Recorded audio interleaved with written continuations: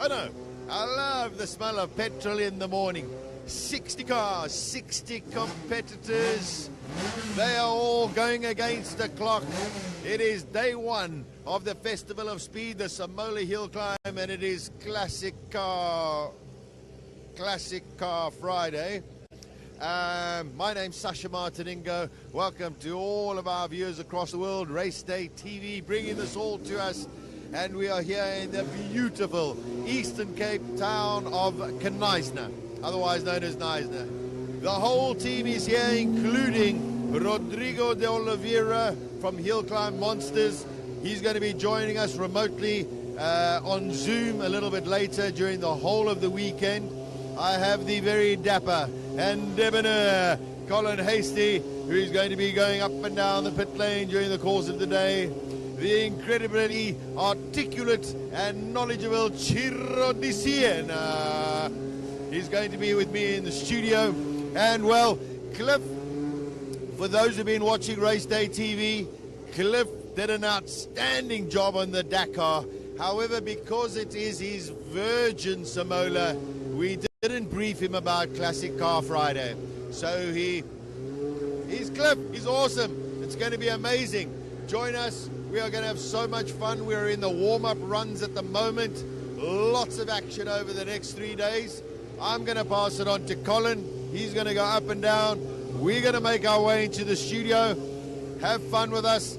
Please share with us. And man, this is all about petrol and power.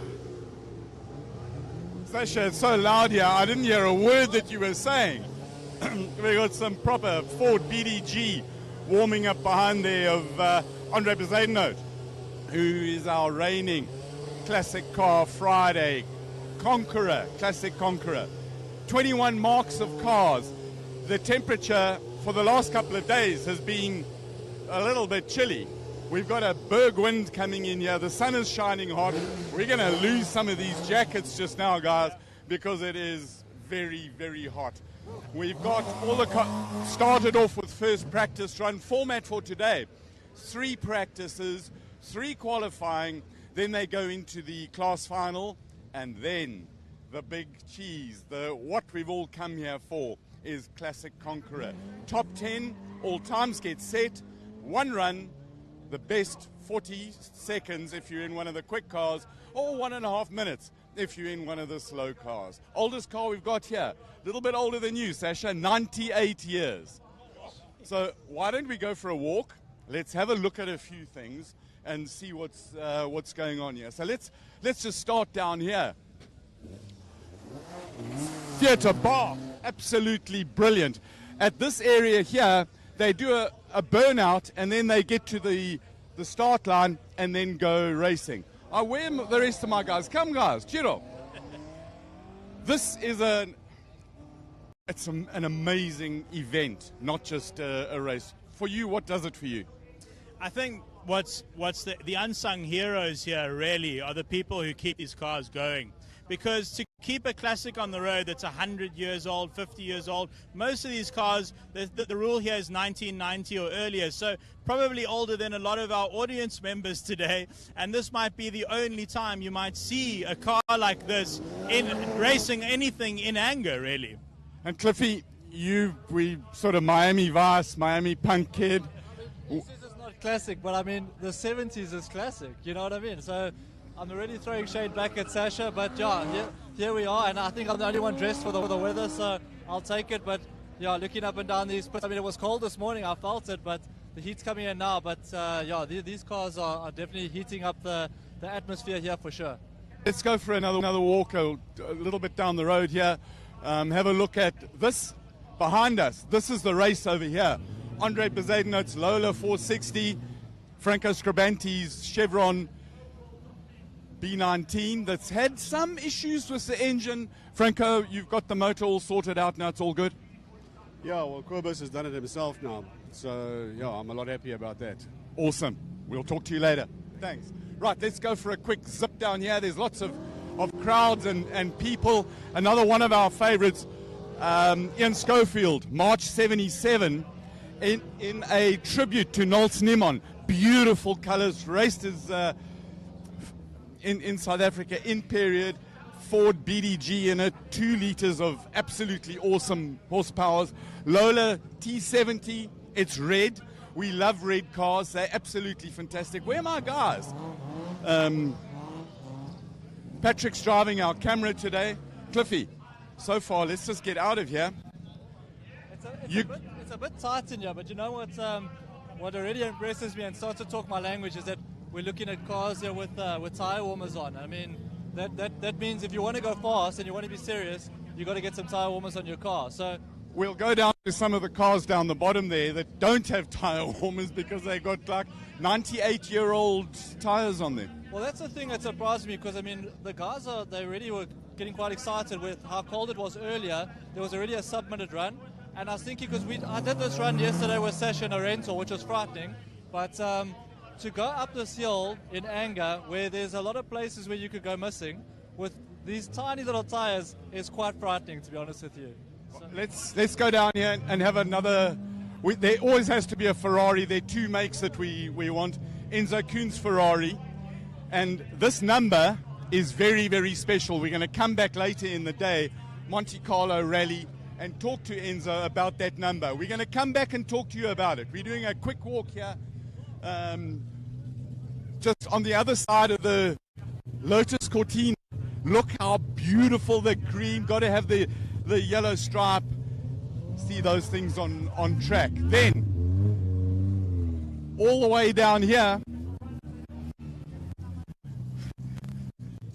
we come to some Porsches. 944s, lots of 944s. There's an old man, Mike O'Sullivan, driving in this car. This George Foucher has driven this car before. He's went up the hill for the first time yesterday just to check it out and see what was going. A tribute to Pat Sonnenschein, the Ford 20M. Beautiful recreation car. And then American Muscle. You like American Muscle? I do. Chiro. So you look at Richard Evans' thing. It's got 6 liters of Chevrolet's finest horsepower there. Yeah, there's no replacement for displacement, as the Americans used to say. So these muscle cars will definitely have some of the largest displacement engines anywhere at Simola this weekend. Yeah, well, let's carry on going. More horsepowers. These are 3-liter Capris. There is a V8, a proper Piranha, and he's right at the back there. It's a proper Piranha. Paige Lindenberg in the Galaxy ship. This thing is, I call it a boat, a ship. It's like an aircraft carrier, it's so big. this thing is proper. This talks my language. This is all like American muscle. This suits my style. But the body roll on this thing going through the corners must be quite a different animal to control. But excited to see how this thing goes. It's got absolute style, and Paige does a good job in it. Look, if you look at her eyes, there's a massive smile in it. And then Grumpy in the Batmobile. Who doesn't love an E9? It is just the only thing that it could have is the big wing on the back. It would be magnificent, Cliff. It would, but I mean, that spoiler on the top of the roof is doing it justice anyway. But yeah, the spoiler on the back and the wing, that's what we're talking about. But yeah, let's see what this thing can put together, because I'm expecting a good lap time out of this one. Giro E9's proper classic car. Yeah, and worth a lot of money these days as well. To see one in racing spec is particularly rare, actually. And given how this has performed in past hill climbs, I think this he definitely has a chance today. And we know Graham is going to give it all the beans and more. There are a couple of cars that I really want to see. Old Dog. For those of you who know racing, Peter K. Eddy in his BM. He's here all the time. Graham Nason prepares it. Absolutely magnificent. And then in the back here, George Smallberger in the Shield cars, but in the back. In the back. Because it's an Alpha, and we love Alphas, so Alphas will always get a mention. It's 70 years of Alpha Giulietta. This is a 70-year-old car, originally came out with a 1300 engine, and it's not Trevor Tuck driving it this weekend. It's Trevorini Taccuini in complete tribute to the Alpha Giulietta. It is These are the colors that Ferrari should have been running in Miami this weekend, Cliff. These are the colors, but I mean, yeah, this looks fantastic. But I want to throw it back at you now because we're excited about Alphas Net, but coming from this era, the stigma about reliability, thoughts on that? I didn't hear you. You broke up. It's so noisy over here, so I know nothing about reliability. We're going to come back and talk to Taquini later about this. But because Alpha, and we will concentrate on Alphas today, because Alpha, simple. Okay, I love it. But Shield Ford Escort, there's 2 of them over here. Mark 1, who doesn't love a Mark 1 with the right wheel spats on it? And then one of the other things, there are many things, one of. The cars, they go up the hill and then they come back via the access roads, and right behind us you can see the cars starting to return back to their pits. Fiat 131 Mirafiori, beautiful thing. Pop Diedrichs actually raced this car back in the day in Group 1 racing. His son is driving it at the moment. Just look at that. It's Bill Trotsky Motors. Who doesn't remember that as Fiat stuff? Let's go have a quick little walk down here, and then we're going to go to the studio just now. Well, not just now, now, at some time in the future. Cars coming back. Always nice to see drivers. We're going to try and get to the top of the hill and see the drivers, the looks in their eyes.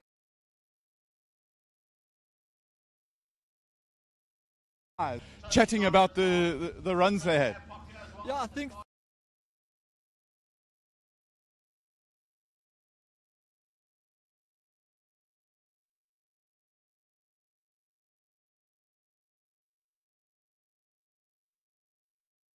of the 3 runs that they're doing. Guys, I think we need to start walking back a little bit this way. First of 3 runs we got them Abbott Porsches coming in there that are also really, really cool. GT40, there's cars for days to drool over, Chiro. Yeah, and one of the most special aspects of Simola is that spectators can get right down here into the pits while the competition is happening. And again, some of the unsung heroes here are the volunteer marshals who help keep law and order down here and keep the pedestrians away from the cars. Well, I need a lot of help with that because, and most of them are dressed in their classic. I mean, have a look at these. It's not only us who dress up. Classic, beautiful white MG Car Club. Big shout out to MG Car Club, guys. Thanks for dressing up. Thanks for having fun. Thanks for your hard work. They do some absolutely brilliant work. Right, we're going back up to the front over here. There will be the odd delay every now and then. Some of the cars go off the road, sadly, and some of them break down. Volkswagen Motorsport are here in true style. Prof, morning. How are you doing? Very well, and you? Excellent. The story of your car, it was at the dealer award ceremony, and then what happened? So at the dealer network, what happened there is they got all the dealers in South Africa, the VW dealers, to write a nice note and signature on the car and some wishing me well to go up the hill. So it's very awesome to stand at the car and read everything. It actually is helping me a lot this morning, actually, because you get your mindset. So I'm standing at the car and reading what everybody's saying, and it's very appreciative. So I thank you. We'll come back and have a look at that. Good luck, have fun. Very clever man from VW Motorsport. And, of course, life without BMW. Where's Chiro? Come here. BMW M3, proper racing car. Yeah, Farouk Dango, an absolute living legend in South Africa on the racing scene as well. This car lives in his museum in Klerksdorp. It used to compete overseas, and he brought it in the early 90s. I think 93 was the first time he raced it in South African Group N, if I'm not mistaken. Yeah, this is raced it in SAT cars, touring cars in South Africa. Chiro, message from the crew in my ear. Please go to the studio so you can talk to us later. Thanks for joining us. Have fun. Have fun. Right, so Cliffy, Miami boy, it's just you and I. So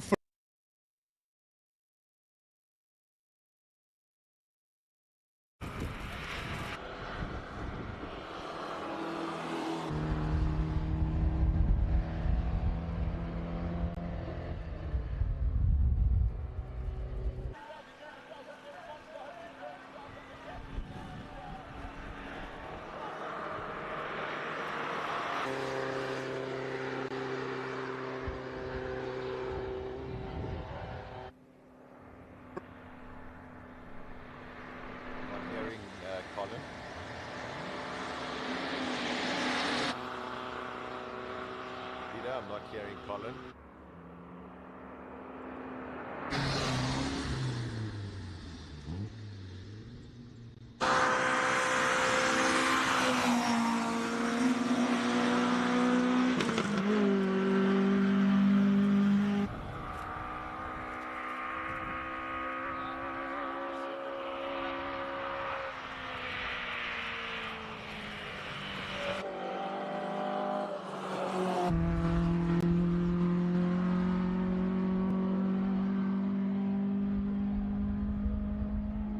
It is a glorious day here in Mines. I must say, I'm going to feel a little bit for Colin a little later because it's going to get very, very warm.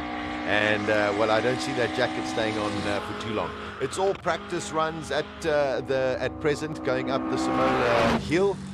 The weather's good, but of course they want to try and get some rubber down. And, of course, as the day progresses, then we will see all of a sudden some serious times as well. So no one worried about times at present. And, well, if you're just joining us, it's fabulous to have you along. Chiro's joining me in the studio, and we have our very, very good friend. Oh, wait, hold on. Speaking of alphas, there is Trevorini Tarquini in that magnificent Giulietta Sprint Veloci. And amazingly, Chiro, 2 days ago, the 1st of May, was this first celebration of 70 years since this car came out. So something very, very special. That's incredible, yeah. I mean, it's a very storied brand, an enormous history in racing, and wonderful to see something like that just going up the hill and being pushed up the hill like that. I mean, you know, for many people, first time probably seeing an Alfa Romeo like that as well. So look at that. He's not hanging about for his first run up the hill.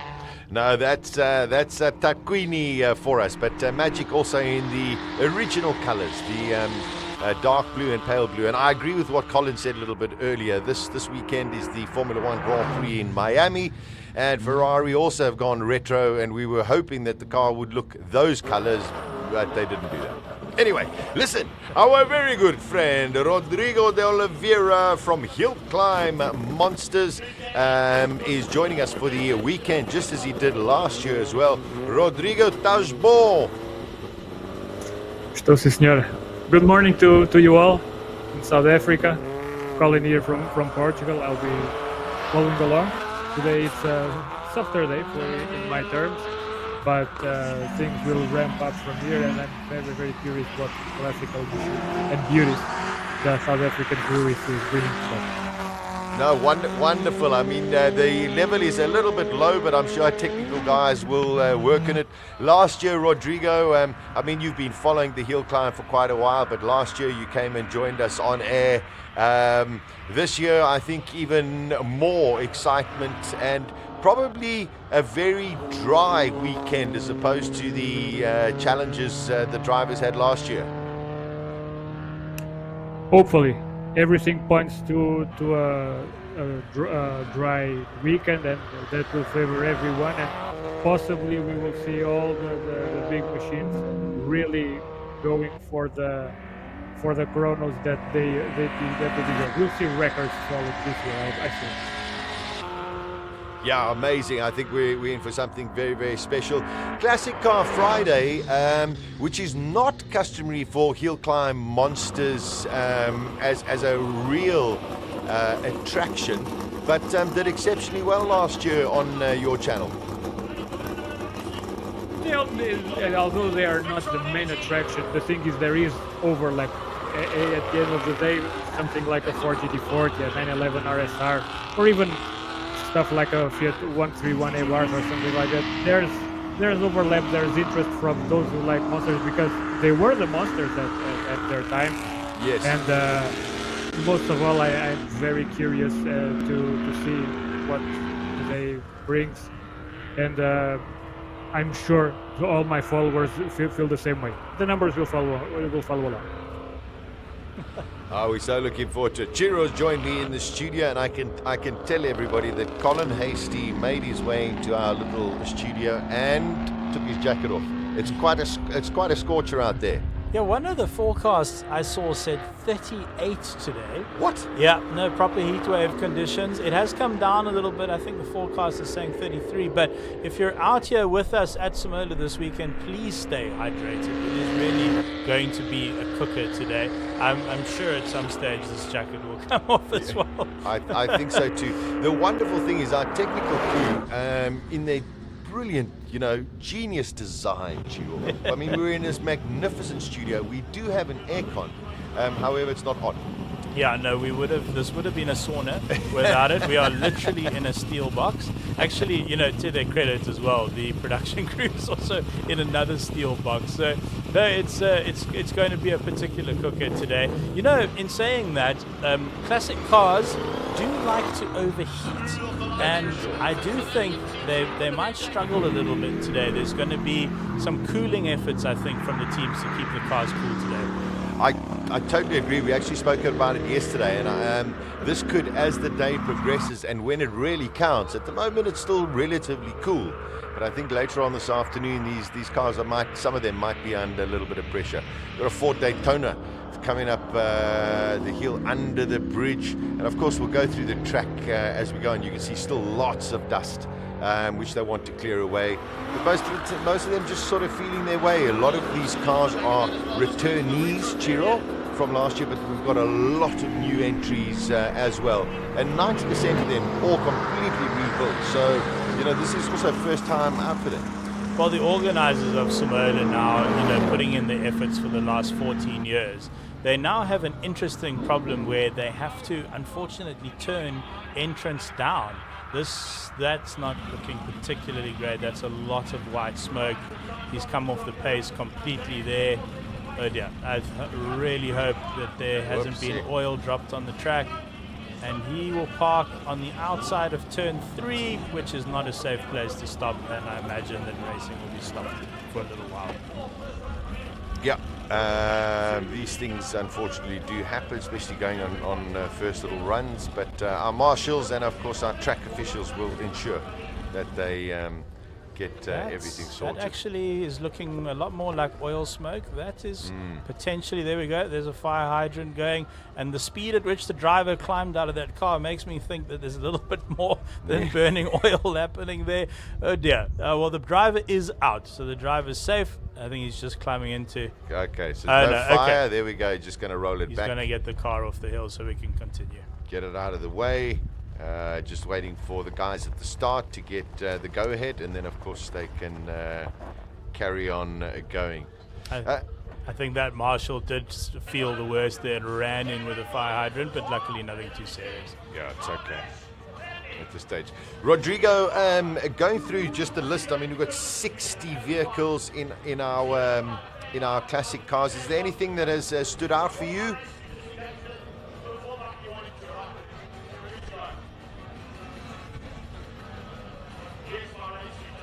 Oh, no Rodrigo there. We'll get to them. We're just on the start line. Just to let you know, we've got one of the magnificent Ford Capris that is going to go and make their way up the hill. Just so if you are unaware of the program for this morning, we have got practice 1, 2, and 3. That's going to take us round about to quarter to 11. And then we have the 3 qualifying rounds. We've got a little bit of, we've got a lunch and lunchtime entertainment. And then, of course, the class final and the top 10 shootout that takes us to round about 3, 4 o'clock. So some of the lunchtime entertainment, just to give you a little bit of a teaser. Number 1, we've got South Africa's number 1 drifter, Jim McFarlane, and his team. They're going to be around here doing a little bit of drifting. However, what we do have this year is a Paka Formula 1 car.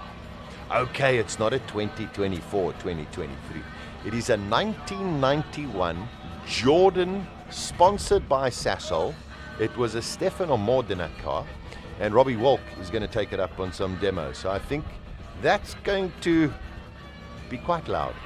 Yeah, one of the only times I think you'll see a real Formula One car driven on South African soil. I mean, we've been lucky that Red Bull Racing has brought out a couple of their V8s. I think some of the early Vettel cars have performed in South Africa, done a little bit of sort of grandstanding for South African audiences. But I don't remember. I mean, Sasha, you are literally F1 Sasha.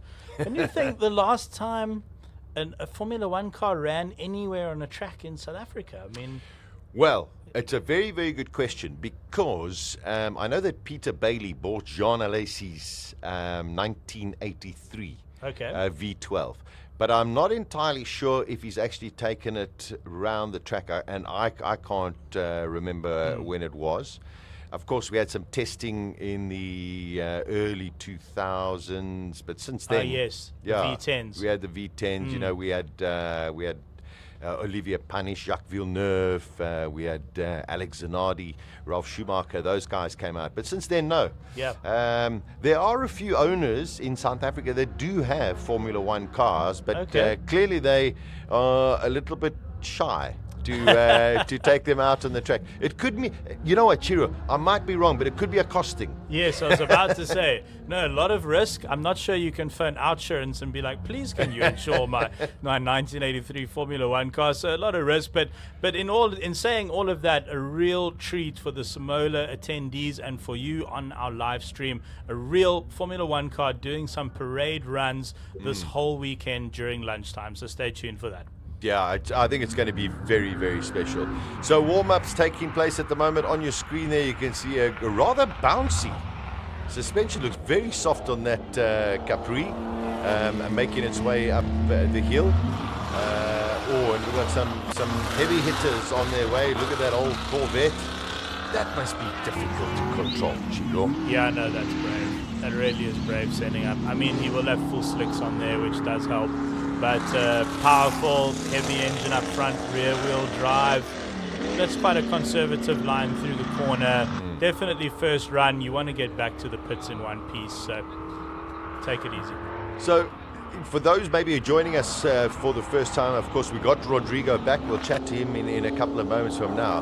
But for those who don't know, Chiro has done the hill climb a number of times and is a winner in his class and still holds the record, if I'm not mistaken, for the electric. Yes, is that correct? Thank you very much, Sasha. I have been lucky to race twice, and I do actually still hold the electric car record from 2021. Yes. Because they did put a much better driver than me in the same car last year, but it rained, so he couldn't get near my time, unfortunately. Well, yeah, 49.2. Tough luck for him. Yeah. There we go. The record still stands with you. It does. So the wonderful thing is we get the insights from Chiro, who knows. I mean, I've driven up the hill, but not at any kind of speed. So Chiro will give us all of his insights. This is a very interesting car. This is a complete rebuild. It comes from the Checkered Flag Museum. You must see how immaculately prepared this car is. It is a special. It's called the 20M. It's a Ford. It is just beautiful. I don't know if I would like to drive it at that kind of speed, but just stunning. A whole bunch of cars. There's the other Porsche at the bottom of your screen, also coming from the Checkered Flag Museum, which is an outstanding car museum up in Gauteng. Unfortunately, by invite only. Ah, okay. Yes. No, that's a pity. Yeah. There is one, I think, called the James Hall Museum as well, which you can just visit. That's quite a good one as well. Of course, there's the Franschhoek Motor Museum. And then for lovers of old cars, the Lawrenceford Wine Estate has become a car mecca as well. So if you are into your classic cars and you're in the Cape, and you're in the Winelands region, definitely check that out. It's become actually one of my favorite car-related places in SA, actually. And for classic car lovers, it's just it really is a nirvana. Rodrigo, while we're watching the practice sessions, and we're talking about museums, are there quite a few classic museums in Portugal? Yes, there are. First of all, I apologize for the problem. Back there, just No everything's problem. solved now. But as I was saying, yes, there is one big museum, which holds it's the Caramulo Museum, which holds and also an hill climb event but just focused on the classic stuff. Just imagine something like Simola, but only with a classic car Friday, and nothing else. But there's a 250 GTO there. Oh goodness! I'll say that. Okay, well, $50 that million just yes, that just says it all. Yeah. No, that is quite special. And unfortunately, we do have this wonderful Ford which has not made it to the finish line. Oh, that's every competitor's, well, one of your nightmares trying to get up the hill. Oh, no, he's got it restarted, and he will get it up and over the hill. Perhaps missing. Yeah, you know what? The engine's been totally rebuilt, so hopefully they can sort out what that issue is. But a very, very special car. And the wonderful thing also about Simola, and I think also Rodrigo, for most hill climbs, that the spectators have this ability to really get up close to the cars, whether they're the classic car Friday like today or the super beasts that we have for the main event. Yes, this is one of the last bastions of motorsport freedom for the fans. I think even on rallying we are starting to see the barriers getting further and further from the action, but on some hill climbs and with proper planning we can still get people really, really close to the action, and there's no experience that can compare to that. Yeah, the pit lane at Simola is one of the most special experiences in motorsport, I feel. I mean, to have that sort of access and proximity to the race cars is really special. And also, with the drivers, they are so willing to share so much about the history of these cars. And I'm talking specifically Classic Car Friday, where the car originated from, who the various owners were, what they've done to it. They are very much labors of love. So it looks like, unfortunately, that 20M Ford has got some kind of mechanical issue. We've got the flatbed that is out there that is going to collect Chris Knezevich driving that. It's a 3-liter 6-cylinder. It's from 1960, and it is actually called a 20M. I'm not overly familiar with it, but I looked at it yesterday and it looked magnificent. Sometimes always just looking magnificent doesn't always work. When you unfortunately get a what is essentially a museum piece out of the museum and try to send it up a hill in anger, there is always the chance that something could go wrong, unfortunately. I was just looking at a picture. You look mighty dapper. Mighty dapper, Chiro. Look, I pulled this bow tie out of the wardrobe. I'm quite proud of it. And then this hat, actually, this has an incredible story, this hat. I'd like to know. I went to Chinatown and bought 20 of them for a staff party, yeah. Okay. That's where this one comes from, yeah. Did you give the rest out? Yeah, no, we all wore the same hats. It was very exciting. It was a great evening. Magnificent. Your hat, though, which we have to see at some point. Is not this one. Oh, the other one. For my biplane. Now, that has an actual story, which I think you need to tell us. It does have a little bit of a story. I'm hoping that Peter can maybe get Rodrigo to come and join us so we can actually see him from his studio and have a little bit of a chat to him. So Rodrigo, all the way in Portugal, in Lisbon. It's amazing that we are going from, our seasons are changing. So theoretically, we should actually be really cold. I mean, like last year, it got cold and very, very wet. And yet today, we're up to about 30 or 34 degrees. And I know that in some parts of Europe, this past week, they've had snow. And they're meant to be in the middle of spring. Oh, dear. Rodrigo, is the weather decent, at least in Lisbon where you are? I'm about to blow your mind, because here in Portugal it's a small country, but up north pretty cold, some places with snow, on the south pretty hot. Listen, it's great. And right now where I am, it's even in the morning it's close to 15-20 degrees, something like that. So it's pre-summer weather right now, and was raining last week, so who knows. It's it's much more unpredictable than Simola, which is rare. Okay. Well, there we go. That's the weather report for today, and we won't talk about that for the rest of the weekend. It is done and dusted. Rodrigo, and now I can actually see you on the screen. It's wonderful to see you. Great to have you on our broadcast for the weekend as well. Last year, your channel did phenomenally well, and hopefully this year, Hill Climb Monsters will get even more traction from Simola. It seems to be becoming quite a bit of a favorite. It's not only becoming, it is a staple of the channel at this point. It all began with Desi Gotzeit's videos, and after that it has all been growing and growing, and right now every time I post the top 10 or top 15 video for the event, it's always surpassing 1 million views. The last year's video posting on 2 million. So, and I'm excluding the individual car videos and all that, so the interest around Simola worldwide, it's really damn huge. Fantastic. We've got another one of the checkered flag Porsche 924s going up the hill.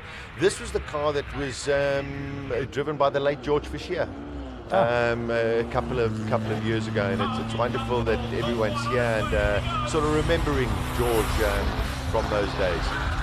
This is one of my favorites, a Fiat 131 Abarth. That is a car. Is the Fiat Abarth brand... oh no, sorry, that is actually a Golf. Is the Fiat Abarth brand pretty big in Portugal? Huge. Both now, but even more in the 70s and 80s. They got very, very popular with... at the time with the World Rally Championship. They won the Rally of Portugal many times with Marco Allen at the wheel with a 131, and it became sort of a symbol of the whole manufacturer. Wonderful. Out on track there, Chiro, the Farouk Dango, the old Sat car. BMW, and whenever you see him, he's just got a smile on his face. He just loves to share. Wonderful man. A real pioneer in South African motorsport, Farouk Dango. His name will be forever associated with 90s motorsport. A successful businessman as well, and I'd love to visit his museum in Klerksdorp. And also we'll see him tomorrow. He's bringing out an R35 GTR, so competing in both King of the Hill and Classic Car Friday.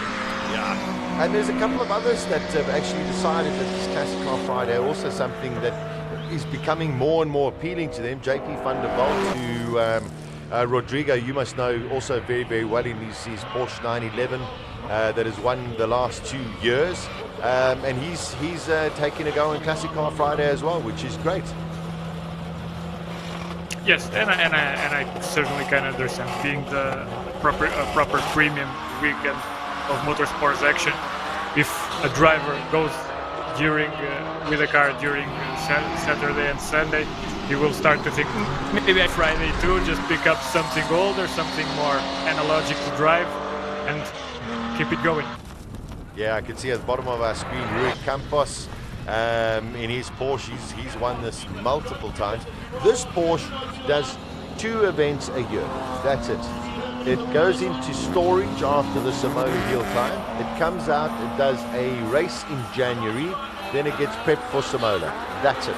That's incredible. And as we were mentioning on the pit walk, really the mechanics and drivers who keep these cars on the road, they have to be commended for their work. It's not easy. You often can't find parts. You're often shopping on eBay trying to find some rare gasket or something to keep the car on the road. It is particularly difficult. That Fiat's in trouble. There we go. That is Eugene in the Fiat Uno, but it's actually got a Fiat Stilo engine, but that didn't sound healthy. There definitely seems to have something broken there. So we'll probably have another little bit of a red flag. If you are just tuning in, these are just warm-up sessions at present. Sure, but I hate to say, but I think that's terminal. Yeah, unfortunately, didn't make it too far up the hill there. Probably something like a head gasket gone. It looked like it was burning quite a lot of oil there. Maybe the rings, perhaps, but that I think I agree with you, Sasha. Unfortunately, I think that weekend might be over. Yeah, it is so frustrating for the engineers, the mechanics, the drivers.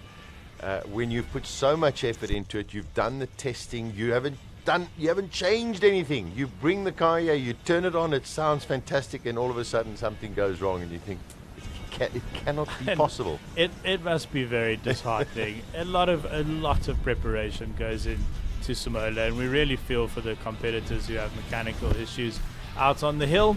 But that is part of classic car motoring. You know, I always call it the joy and the pain of owning classic cars. They bring you enormous joy, but at some stage there will be a headache or two.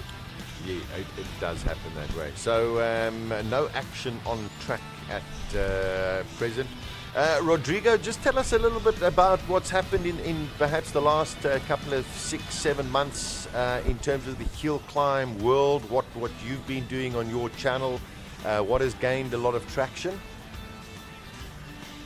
Certainly, I can do that. I think we are going through a massive step of evolution in the hill climb racing world. Technology is getting more and more advanced, and more wild projects are being presented in Europe and even outside Europe. But things have, right now, I sense a big change, because up to some years ago, I would say something like a car with 600-700 horsepower would be huge, and nowadays it's starting to get normal, and each week we see some guy presenting a 1,000 horsepower, 1,000 something horsepower car, and things are getting wilder and wilder. To summarize everything in a shorter way, I will talk just about one single car that was presented and everyone is waiting for its debut here in Europe. There's a BMW i8 that was finished, and they are working on some bureaucracy stuff with FIA to legalize, to make the car, to homologate the car, so to say. Okay. But the layout, it's not one, not two, not three, but 4 engines, one per wheel of a BMW S1000 RR motorbike. So imagine 16 cylinders, 14,000 RPM, 880 horsepower, naturally aspirated, 1,000 kilos. And if you see some pictures on that thing, the electronics are LMP1 grade. Really? This is where things are going to, and I think sooner or later you'll start to see the same kind of stuff there on South Africa, even more given what I've been talking with some of the drivers. I mean, that's incredible. And you've got, one has to always promote progress. I think it is wonderful, and people need to be able to, you know, especially when we get into the weekend. We're not talking about classic cars, but, you know, once you get into the weekend for King of the Hill or whatever, it's, you know, it's open book. Yeah, hill climbing is one of, I think, the last forms of motorsport where, as the old saying goes, you run what you brung. It's unlimited motorsport. I think so many of our favorite motorsports around the world, I wouldn't say the word is ruined, but they've been compromised by overly zealous specs, I think, and regulations. And it's sort of taken the kind of the mystery and the magic out of motorsports in some ways. Sometimes it works. Like in IndyCar, you have spec build and the field is incredibly close. Yeah. But sometimes I think it takes some of the variables out of motoring. For instance, take refueling, which has gone from Formula One. Correct. Just a small change like that, which used to mean different strategies for different teams, etc., etc. But in hill climb, like I say, one of the last forms of motorsport where it's just like throw out the rule book, go up the hill as fast as you can. That's the aim, and I think that's a really wonderful thing. Magic, really magic.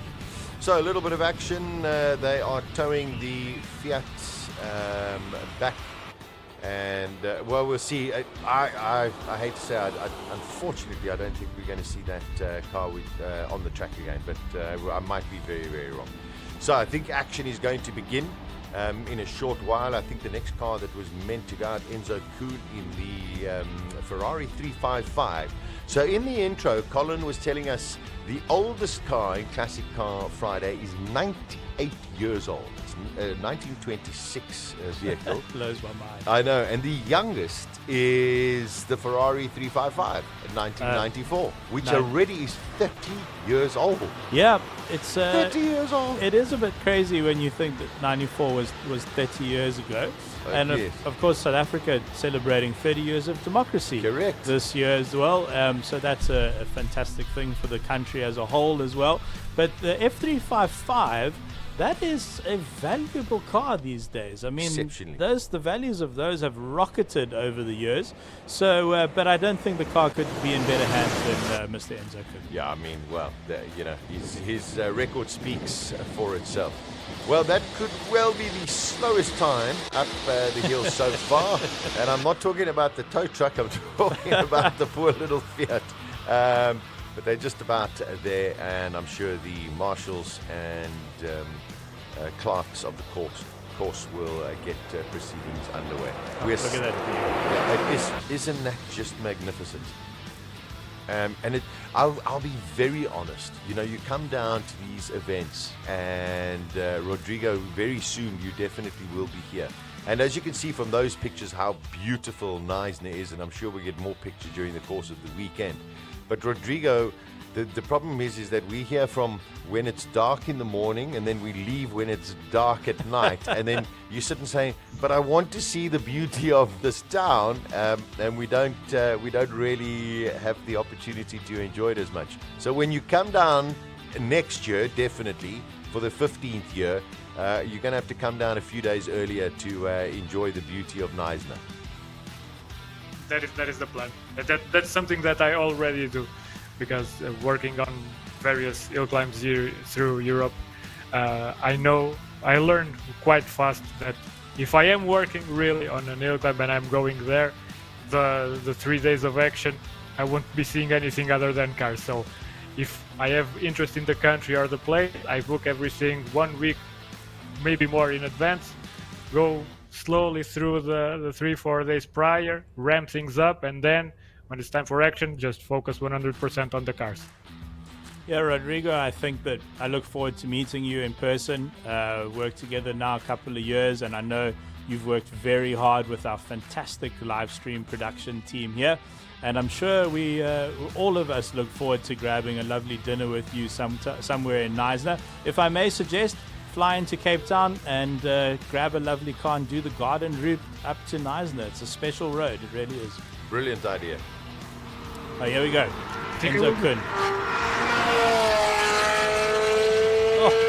Just listen to it. That's a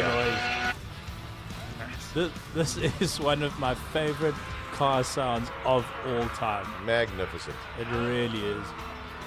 Has he got the roof off there? No. I thought he was going for a nice, wind in his hair. That looks like a Targa top though, because I know you got a cabriolet, you got a coupe. But maybe it's a Spider. A Spider, sorry. You're right, just Spider. Listen to it. Just listen to it. He's not holding back. That'll probably be the run of the session, I would guess. The 355 could be a target too. Yeah, especially in the hands of Enzo Kun. Do you remember when he raced the Lola a couple of years back? He couldn't close the door. That's how tall he is. He had to I don't know if he just held the door. Oh, there it is. I don't know if he just sort of held the door and drove with one hand. I mean, he's got the talent for it. A magnificent racing driver. Car number 7, Anthony Ricks in the Lola. 6.2 litre, 1969. Look how beautiful the lines are. Let's listen to it.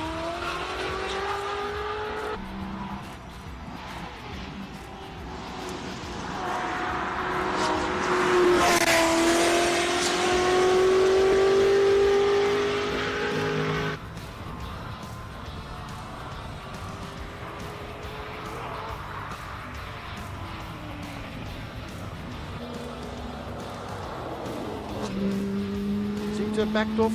Does it feel like he backed off? A little bit there through turn 3. Yeah, maybe just trying to get turns 1 and 2 right, and then maybe next run go for 3 and 4. So just practice sessions at present. This is the hairy part of the circuit. I actually feel turn 3 is worst. because you can't sight the apex, you can't sight the exit, and so into your braking zone. I mean, in that i4 M50, I was braking at 180 k's an hour. Wow. So you stand on the brakes, and then I don't think I ever got that corner right the whole weekend. I don't think I took it properly. It's a terrifying corner, it really is. You just throw the car in blind and hang on, really. Oh, that's a stunning car as well. Magnificent. Sort of outlaw kind of spec with the yellow headlights.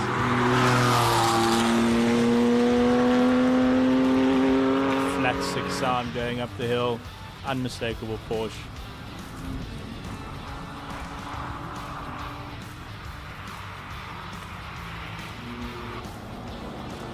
Yeah, Craig Vessel's in the RSR. We're taking it tentatively, but that's a corner you don't want to go too wide on. Yeah, you see from that camera angle, you can see how the corner actually keeps coming in on you. So the best drivers will actually sort of drift the car out just to the outside, but then there's a policeman or a pool noodle, sort of as we call them casually, just on that exit, so you can't actually drift it too wide. You've got to bring it back in. And definitely the braver drivers will be putting in almost a little four-wheel drift there to make the most of that corner and get the most time out of it. Wonderful. Lots of comments coming in on the YouTube channel, raceday.tv. Of course, that's where you can follow us. Yeah, loads of different live streams. Of course, Hill Climb Monsters as well. Rodrigo joining us all the way from Portugal, as he did last year. And just wonderful to have his knowledge and insights as well. We don't have any times at this stage. They are irrelevant, I suppose, only to the competitors themselves, but to us they have no relevance, as these are just practice sessions. We are running a little bit late. We've had an uncustomary amount of sort of mechanical stops in this first session. Yeah, and I wonder if it does have a little bit to do with the heat. I mean, we are now totally isolated from the heat sitting in this box. The aircon is grafting, Yep. thankfully. Otherwise, we would be sitting here in board shorts and a vest, I think, at this point. But no, the heat does cause issues for classic cars. I'm quite lucky to own some older cars, and when it's a really hot day, to be honest, I'll take an Uber. It's not worth it sometimes in a very old car. I was just thinking that what's happening with Colin out there, and if maybe he needs to get one of those ice bars and do the show from one of the ice bars. But I'm sure we'll catch up with him at the end of the session. Not sure what the delay is right now because everything seems to be clear, but that could be the first set of cars that are completed. Yeah, it's possible that a couple of the top runners might just keep their powder dry for this one. There are 3 practice rounds and 3 qualifying, so there's 6 opportunities to get into the class final and then into the shootout. So there's quite a lot of time left in the day. Yeah. Okay, so I can tell you, guys like Andre Bezuidenhout, Charles Arton, Franco Scribante, Josh Dovey, Ian Schofield, Robert Walk haven't gone out at the moment. So let's cross over to Colin. He's in the pits at present, and the heat, I must just tell you, it's very, very cool where we are. Colin, how are you doing? Well, I'm doing better than Ian Schofield's March. He left the line and got a lot of wheel spin in it, kept his foot down, and the back stepped out, and he hit the inside of the wall. Doesn't look too bad here. He had the brakes on. It got all locked up. So we've got a replay of that, and let's show that replay, and you can actually see what happens, and then we'll go and try and talk to them.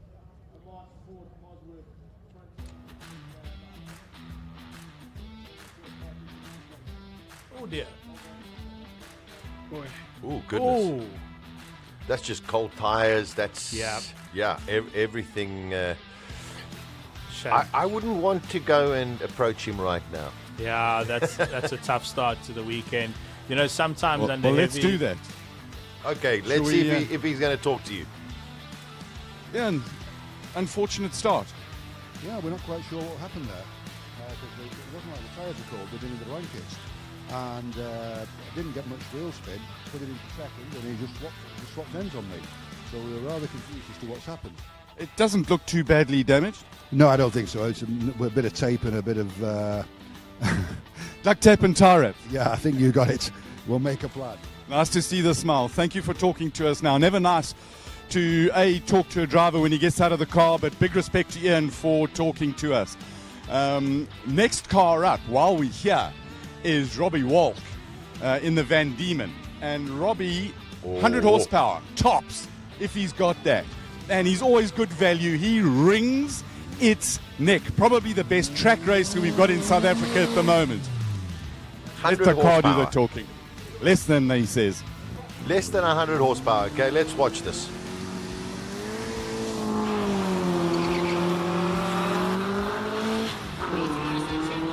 Wonder what that car weighs, because 100 horsepower does.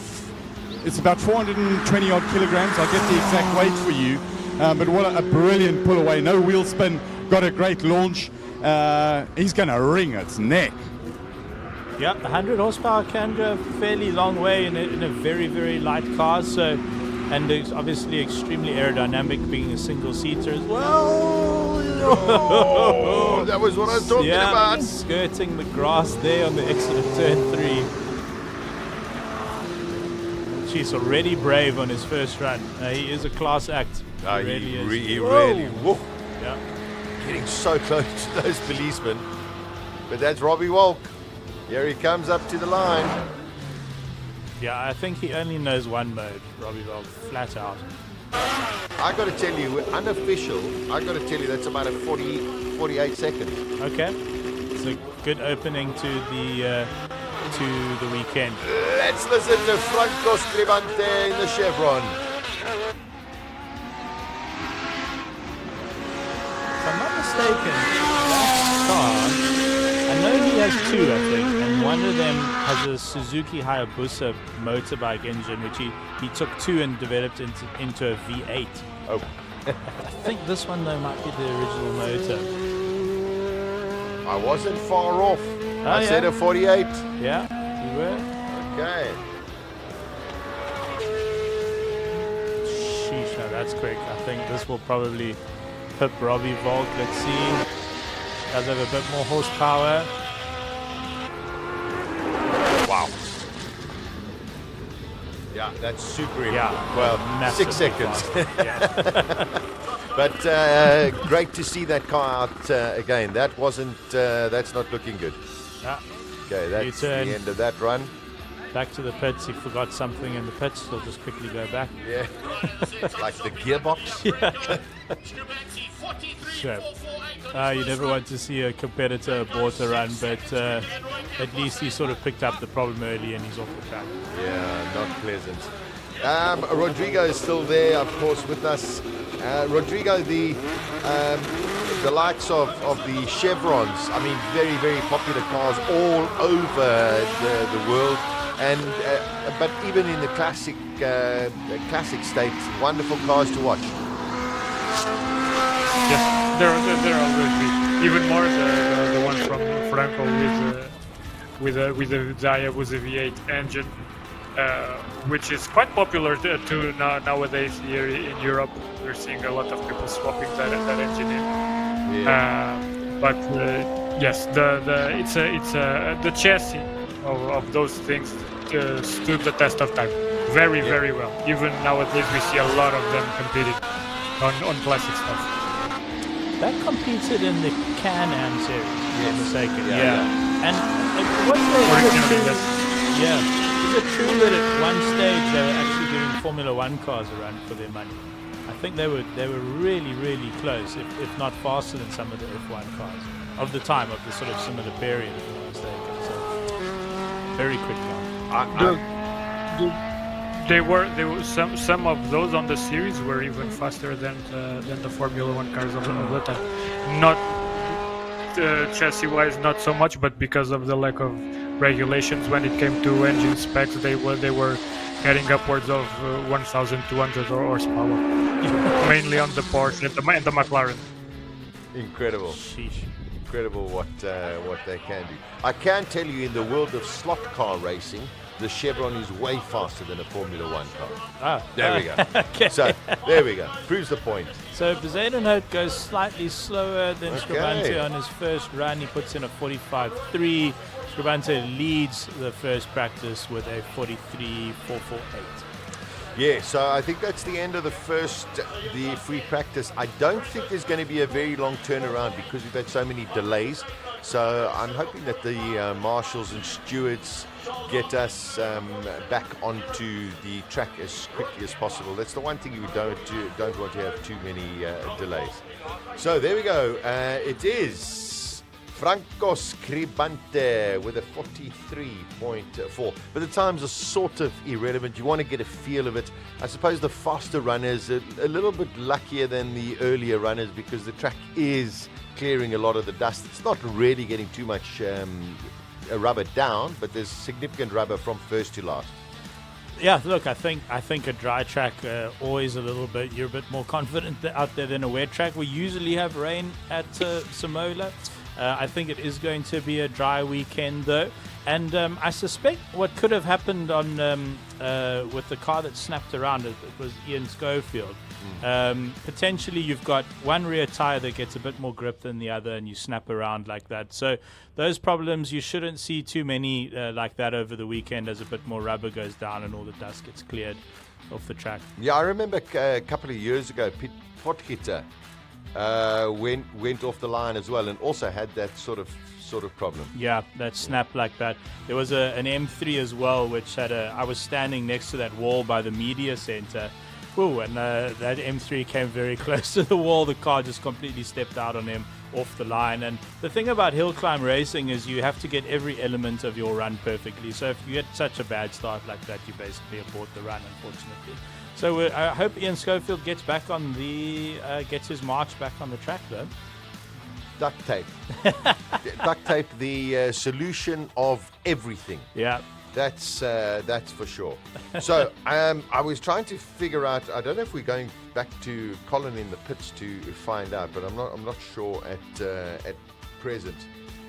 It was fun doing a pit walk with Colin. It's like, you know, when something like escapes and you try and catch it. That's what it felt like with Colin. But he's got such good energy out in the pits. He's great with all the competitors. Yeah, and he knows everybody. So. I was going to say intimately, but that could be a little bit peculiar. Colin, well, we've had the first run. More incidents or sort of breakdowns than normal. Could it be the weather? I'm not sure whether it's the weather, Sasha. I would more put it at first run of the day, and the glitches that are going to come now. Behind me, they're busy working on Ian Schofield's march. It doesn't look too bad in the front. A little bit of the duct tape and tie wraps will sort out the bodywork. That's not too bad. This little framework over here, down there, it's mild steel, a little bit of bending. The guys are spending a little bit more time at the back, and I'm just wondering whether something didn't break here.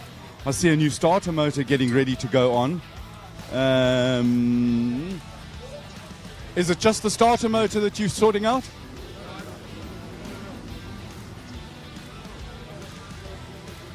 I lost control is it appears that something's locked inside the gearbox. When I went into second, we think it maybe selected 2 gears, which is why it locked up and shot round. Oh, at least now we know. Thank you, yeah? That's what we think it is. Right, so I was a total passenger in that. I just went to second gear. The next thing, it just spat me off. It's nice to know as a driver that it's a mechanical issue and not a driver. Well, I was a complete passenger in the car. I hadn't got a clue what was going on. So it's gearbox strip with that lovely smelling gear oil. Yeah, have a look what's going on inside there. Thanks. Right, so there we have gearbox problem.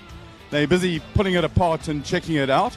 A bit of work on the front here, some tie wraps and duct tape, and then he's back out and running. So they'll do some work on it. Interesting, just looking at the cars and the times. Got to keep my eyes open about who's doing what. And if we go through I just got the results by class here. Patrick Gearing is ahead in class H1, which is the pre-war cars, and they run to a handicap system, and they're supposed to see who can get the closest to the time that is declared, and they'll adjust their time as they go through the weekend. Jean-Ray Bezuidenhout, Andre's son, is leading his class by about an 8-second margin, so he's got that stuff sorted out. Gavin Rook is ahead of Robert Fluke's 57, again 6 seconds. These times don't really mean much now. Some drivers were pushing, some were not.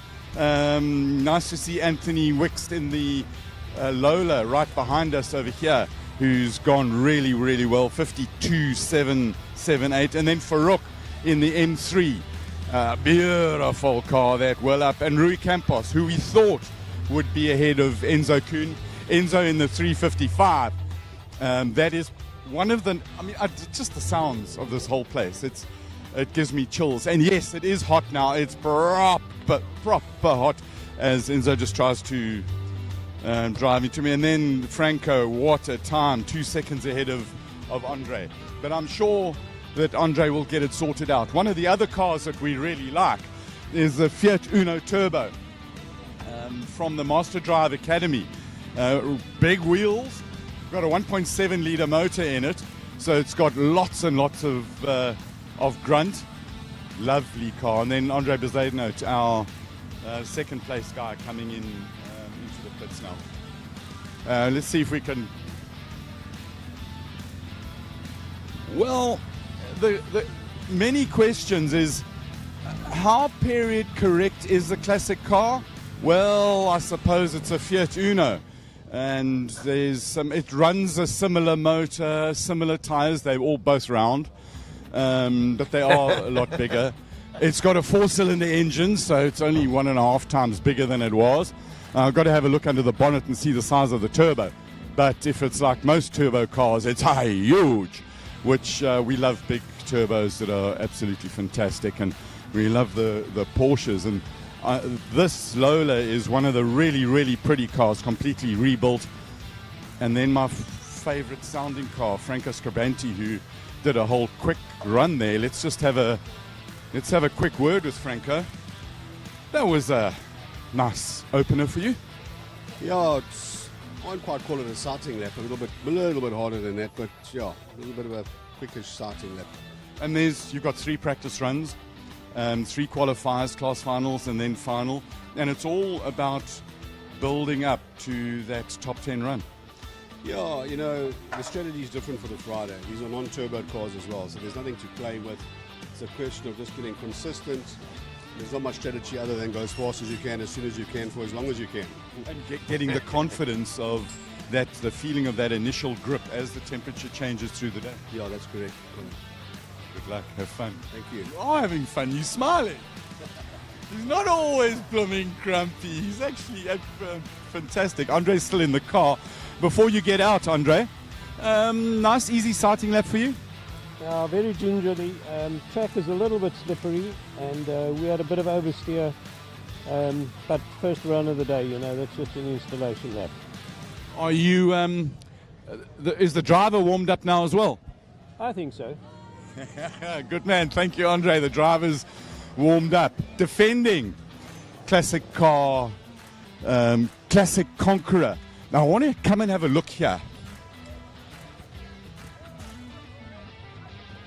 Rodney Green is in Rob Howie's dad's car. Rodney, what's this thing's name again? Spider. Now, Rob Howie's dad had it, and there's a picture of Rob standing next to the car that was recreated some months ago at Swartkorps. Well, the car's run continually since 45 or so, and Rob's dad, Phil Howie, was the founder of the Historic Racing Car Register. And if you look carefully, the Historic Racing Car Register of South Africa's badge is of this car. Absolutely awesome. Wonderful history, isn't it? And gear lever between the legs. Patrick, come and have a look in there. And you've got you got gear lever, and what's this one? Handbrake here. So, yeah, handbrake and gear lever. It gets a bit complicated. You've got to keep your head about you. Oh, we saw you racing at Swartkorps in it, and you had that wonderful little, I mean, it's not got really a bucket seat, but a sort of a hop as you get your bum seated again. I'm not comfortable in it, you know, so yes, I do hop and skip every second lap, I know. I wouldn't be comfortable with a prop shaft running right down there underneath the crown jewels. It has a couple of disadvantages, but I haven't come across those disadvantages quite yet. Awesome. Well done. Have fun. Thank you very much. And let's go down here. A British flag, Lotus 7. This is the Austin 7. No, it's green. It's got to be a Lotus. But an Austin 7. This is the oldest car in the field. 1926. No, it'll be 100 years old in 2 years' time. 98 years old. And it's such fun to see old cars like this. What's it like to drive? Oh, it's great fun. I love it. The aim is just to get to the top 6 times. And we can see the smile on your face. I'm breaking down, but yeah, it's lovely. Awesome. Rev it to the max. Red line there is sitting on 5,000, I see. It's got a proper Smith's. Oh, beautiful stuff. I'm just not allowed to go over 6,000 revs, I've been told. You've been told. Not over 6,000 RPMs for a motor that started off 98 years ago. We've got to talk to Jero. Jero, you back? I'm back. Third time back, and got a lot of work to do on the hill this year. It's so weird. We sit and we talk to some of the drivers in the small light cars, and then we come to this thing which is quite comfortable to rest an elbow on. Yeah, it's not the fastest ride, but it's a great privilege to take this car up the hill, you know. She's 93 years old this year, so yeah, just have to, I guess, can't go too easy on her, otherwise I'm not going to give my time, so... You got to give it stick. That's it, yeah. Have fun, enjoy. Historic cars. Oh. Callum, I'm not very good with recognizing cars. What's this? It's a 1946 single-seater, built in SA, yeah.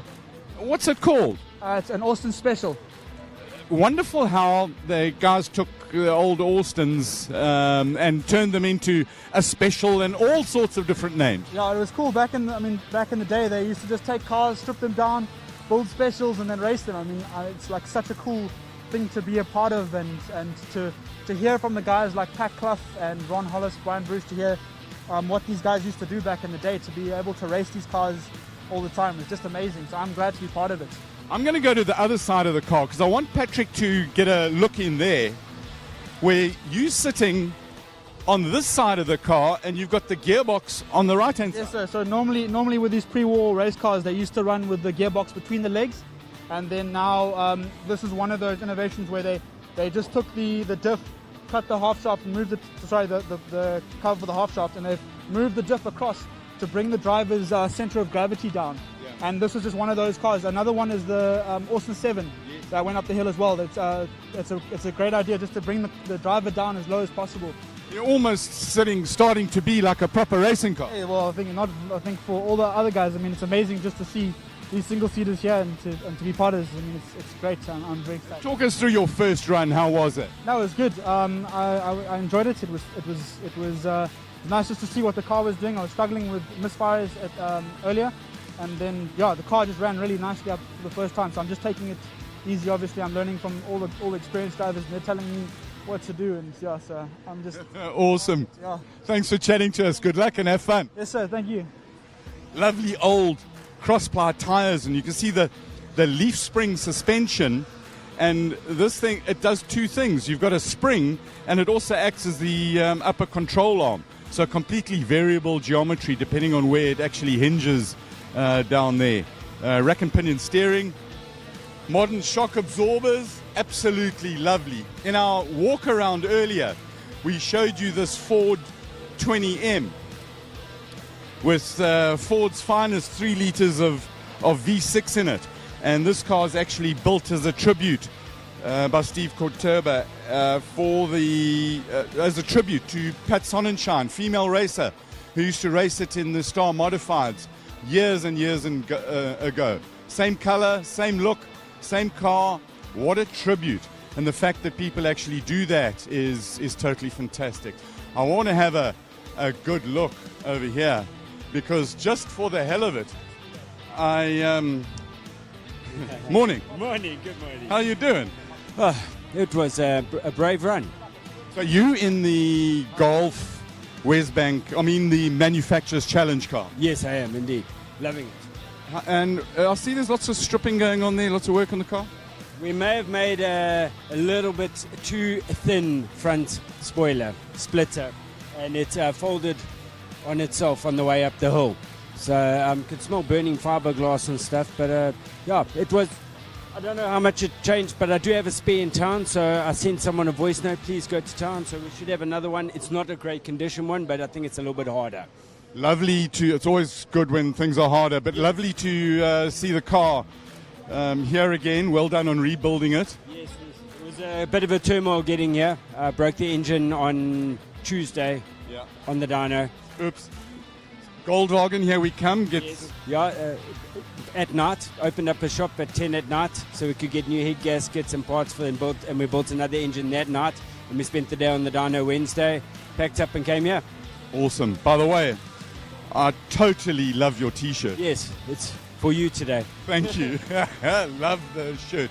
Farouk's car getting some fettling on it. Let's have a quick word with him.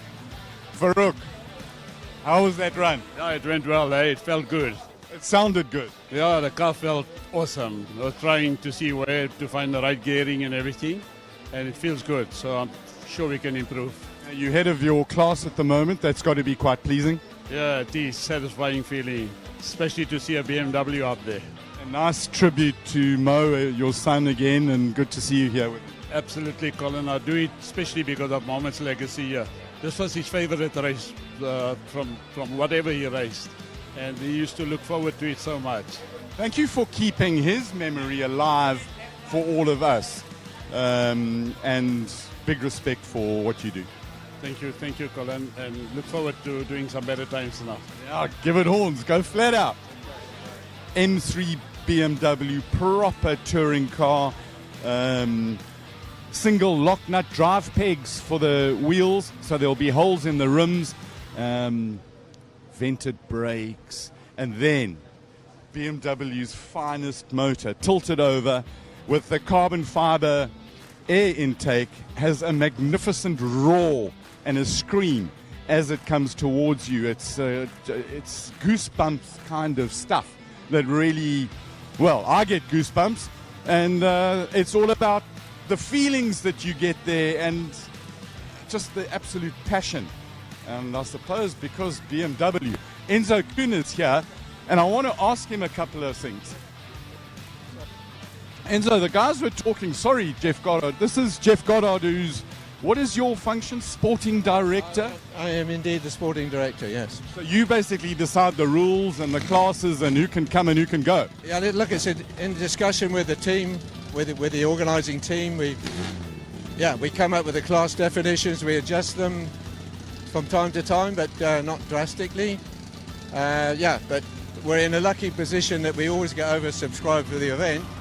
And unfortunately we have to, once we made our decision, certain people can't be in it for that particular year, which is, it's not good, but that's the way we are. Not only a good guy, but a hot rod champion of the world, am I right? In my former days, in my 20s, yes. It must be about 65 years ago, multiple South African champion, and I believe you won 6 out of 6 races in the Group N Championship. That's, I don't think, ever been done. Yes, I believe that was the Inland Championship, and if I'm not mistaken, you also, that same year, that was the year we both shared the championship, the Inland Group N Championship. It was 37 years ago. I know this because my daughter was born that year, and she's 37. Jeff, thanks for chatting to us. Wonderful, thank you. Cheers. I need to talk to Enzo. Enzo Kuhn is driving the Ferrari 355. But we'll hold that for... No, the cars haven't started. Have they started their action? I'm not hearing much. Enzo's run away. So it's a 355. They're quiet cars, so we'll talk. Enzo, come here quickly. The guys wanted to know, is it a spider or a soft top? This thing comes off, what's it called? It's a Targa, so we can take it off. I mean, the weather's good today. I'm considering removing it and be more space for me. Yeah, I think you should, and then your head can stick out the top. Correct. Love that. But I want to talk to you about this Monte Carlo rally. Your daddy, Enzo, proper racing a rally driver. What's the story with that one? 1973 Monte Carlo rally. Yeah, well, I grew up in a motorsport house, as you know. Your whole family, brothers, uncles. Everyone was involved in motorsport, so there was no other way for me to end up also being a rally driver. Dad competed in the Monte Carlo rally in 1973, and he was car number 59, so I remember him taking off the race plate from the actual car, and it's always at home in his trophy room, so I thought I'll put it on the Ferrari today, just to give Dad a thought. He's passed away now, so I'm going to have to carry his name forward. Lovely way to pay tribute to your late father, and thank you for keeping his memory alive with us. No, thank you for having us here today. This is a great celebration of motorsport and all the people that were involved over all the years. I think it's part of why we all come here to see our friends and the family. We've shared so much with everyone here today. You know, as I've been involved in motorsport for 15 years, it's just a big part of your life, you know. Awesome. Thank you very much. So the cars apparently are standing still, but we'll get to them. This Lola is quite very special. But before we talk about the Lola, let's go and talk.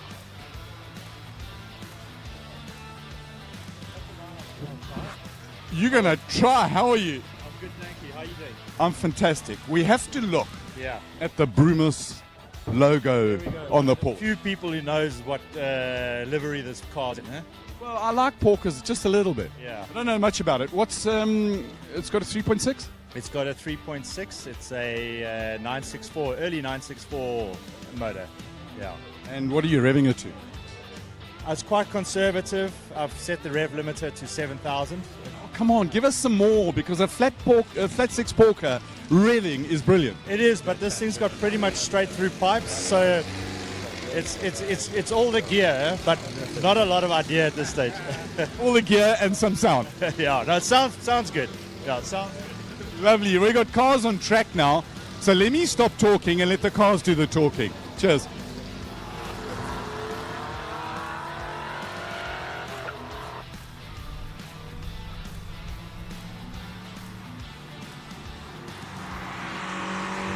Back to the action right here, Simola. It's Classic Car Friday, and of course it is the second free practice run.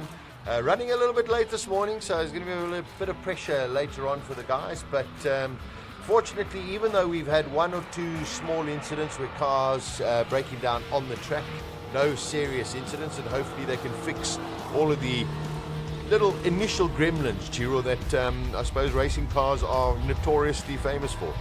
Yeah, when you've got a field running from, 1994 to 1926, I think there are going to occasionally be some hiccups. The only actual, I suppose, if you could define it as a crash that we've seen was Ian Schofield in his March. That was right off the line, in case you missed it. And he explained to us, explained to Colin, that his gearbox might have grabbed two gears at the same time, and at that point he was just a passenger. So the duct tape will come out, they'll make some repairs to the bodywork. Hopefully they can make the repairs to the transmission as well and get the car back out on track. I must be honest, I've never ever heard a racing driver admit that it was ever their own fault. It's always the car. It's amazing how cars just seem to throw us off. No, but it seems as though there definitely was some kind of mechanical issue. This is the oldest car on the track. This is it, 1926. That is the year. It's Lucy Runnels in the Alston 7, 750cc 4-cylinder, with I suppose a little bit of modern engineering somewhere along the line. Rodrigo, we've been listening to Colin and also all of his wonderful chats. In terms of historic cars in Portugal and of course Europe, of course that's where the cars really all began and the world of motoring began. Do Do you see a lot of historic cars around? Depends on the country. Here in Europe, Portugal, not so much. But if you go to UK, the cradle of it all, yeah, there's a big scene. And if you are in London, and if you are a bit lucky, you will see something pre-war, which is always quite astounding. Even for me, I'm not that familiar with those machines, but when you see one, you really go, okay, now I'm being transported back in time. I think the oldest running hill climb in the world is in the UK. I think it's been running since 1901. Longest running motorsport, I think, event in the world. Yes, that's Chesley Walsh. Yeah, I have worked with them for a number of years with an event that was Retro Rides Gathering. We had to move eventually because the event grew in another direction. But yes, it is the oldest, and they take quite a bit of pride in that. And the more curious part is that the whole track, it's pretty much the same. Only the tarmac got better, but other than that, everything stayed the same. Wow, 123 years of history. That's incredible.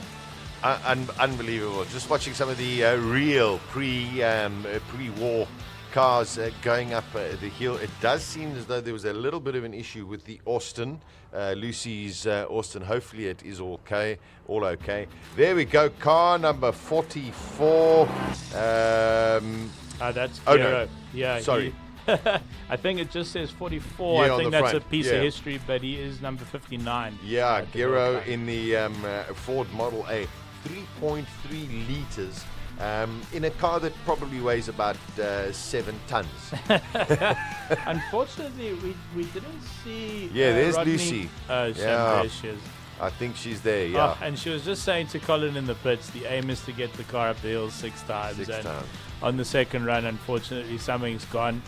But she's fine. That's the most important thing. Yeah. And the car will be towed, or we'll get it off the track and we'll resume the running of practice number 2. We didn't see Rodney Green go out in car number 63, the MG. And Rodney he has quite an interesting story. He has participated in every single Simola hill climb. Incredible. Yeah. 14 of them already. As we look at the screen as well, on the left-hand side, somebody's already taken out one of the policemen.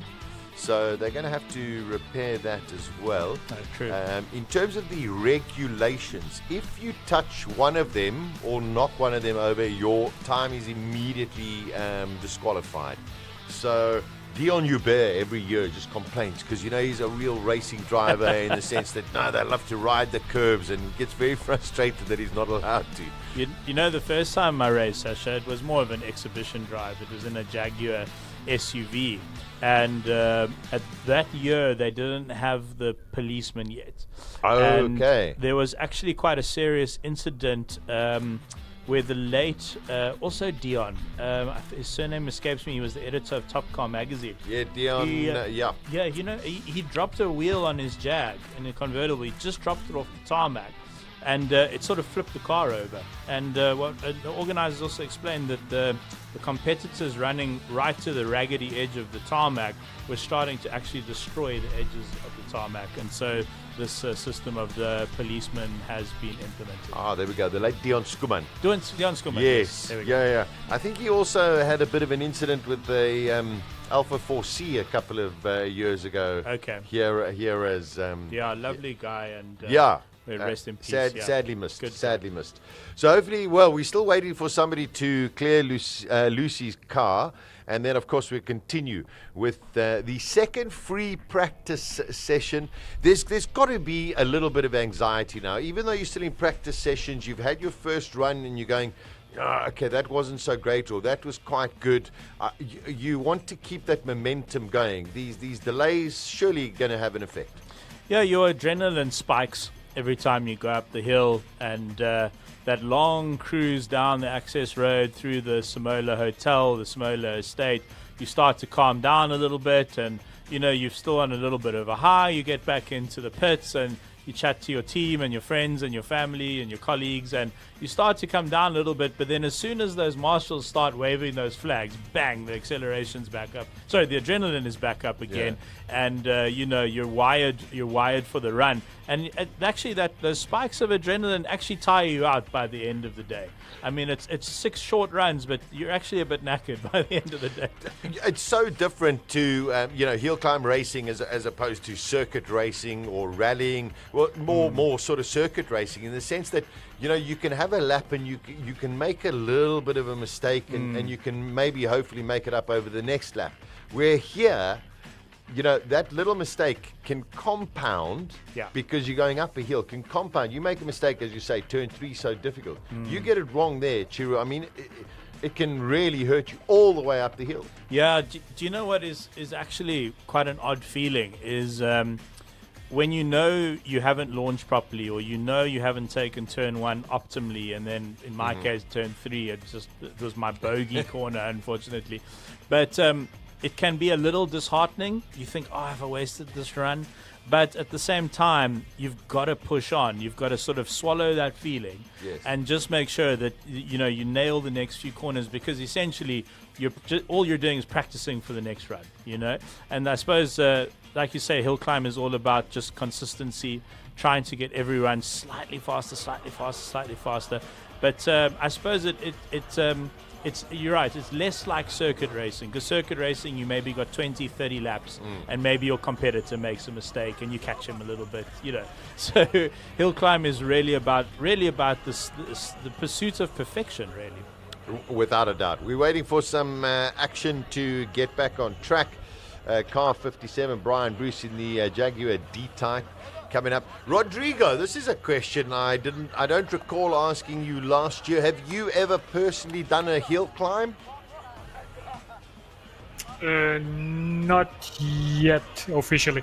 I've ridden on a lot of and driven a lot of hill climb cars until now, but I have tried to separate both my job and the leisure of driving officially a car like that. I know that the moment I do it, I will start veering off way too hard into the competition side. So let's hold it off a little more, and I don't know. I think the plan is 2 years from now, maybe I will arrange something and do a full season of one championship. I was still to reveal. I look forward to that. Well, listen, Chiro drove all the way from Cape Town. You came in a semi-classic car. Well, luckily it's one of my pride and joy. It really is. 2009 C63, and that's the one with the big 6.2 liter V8. Surely that's legitimate to go up the hill. Well, funny enough, I do have. I heard somebody withdrew. There's a spot. Oh, look, I also love commentating, so it's tough to choose between the two. But funnily enough, my little Mazda MX-5 with the pop-ups. Oh, I love that car. That's supercharged. That's a 1990, which means it now qualifies for Classic Car Friday. So maybe next year you'll see me out on the track instead of here in the booth with you. I am thinking about it. Man, I think that is. Oh, and I love that car. It's a sweet little thing. It's a little red monster. It's very, very special. All right, so we're waiting for some action. We've got Rodrigo de Oliveira from Hill Climb Monsters with us the whole weekend, as he was with us last year as well. It seems as though Lucy, in the oldest car, the 1926 Austin 7, just came to a halt just near the top of the hill. More gremlins this year than I can recall over the whole of the weekend last year. Maybe, various little maybe just too much extra work, Rodrigo, being done on the cars as opposed to just leave them the way that they are. No, I just think these are classics. They are dusting off the cobwebs, I think, for now. So we'll have to give it a bit of time. They have to get warmed up. Some of them have to cool down. The opposite, but through the day, I think we'll see things going a bit more smoothly. I think that's the goal for now, because, as you have said before, maybe we are running a bit late. But this is classic Friday, and in the end, people will enjoy it. And at the very top, they are taking it very seriously. But the most of the field, they are here to enjoy. Probably the one or two times they take the cars out and can race it sort of fast. Just taking a bit of care always. Yeah, it is a lot of fun, I think, getting the car out the garage, working on it a little bit, getting it prepared for the weekend. Probably, as far as hobbies go, probably one of the more exciting hobbies that you can choose to look after a classic car and then race it at Classic Car Friday. Yeah. But as Rodrigo says, at the top of the field, it's really competitive. It looks like Scribante is the man to beat. And there was that debate we were having just now with Colin, Sasha, where the Fiat Uno has a modern engine. And the Chevron B26 of Scribante has an incredibly unique engine. It's two motorbike engines, two four-cylinder engines mated together to form a V8. So it's not the original motor in that Chevron. And it does raise an interesting question. Is it still a classic? What do you think, Rodrigo? Little correction just on the V8 with two Hayabusa motors. It's not two engines mated together proper. It's two engine Hayabusa heads mated together, and the block it's custom made for everything. Okay, all right. But about it being as legal as a classic car, it's hard to say because a lot of, I don't know the rule book by heart, but when it comes to some cars like the Lolas and the Chevrons, they always sold the chassis separately from the engines, even as back as 70s and 80s. So at the time they were using the FVs and some of the older American stuff, and even Rover V8 engines, and that was always legal. Maybe that maintains those chassis as being sold separately. Maybe they maintain that status, and they can still, as long as the engine maintains the same number of cylinders and sort of and approximately the same displacement, they may be legal. I think there's some workaround down there, but not totally sure. Here in Europe, that's how it works. It is a very interesting debate. Is a car period because it came out with carburetors and now it's got fuel injection? But I think, as Rodrigo says, I think we can't just stop progress. I think that's what museums are for. A museum must have a totally period perfect example of the car. And I think when we come to here, some of these cars running on old drum brakes, might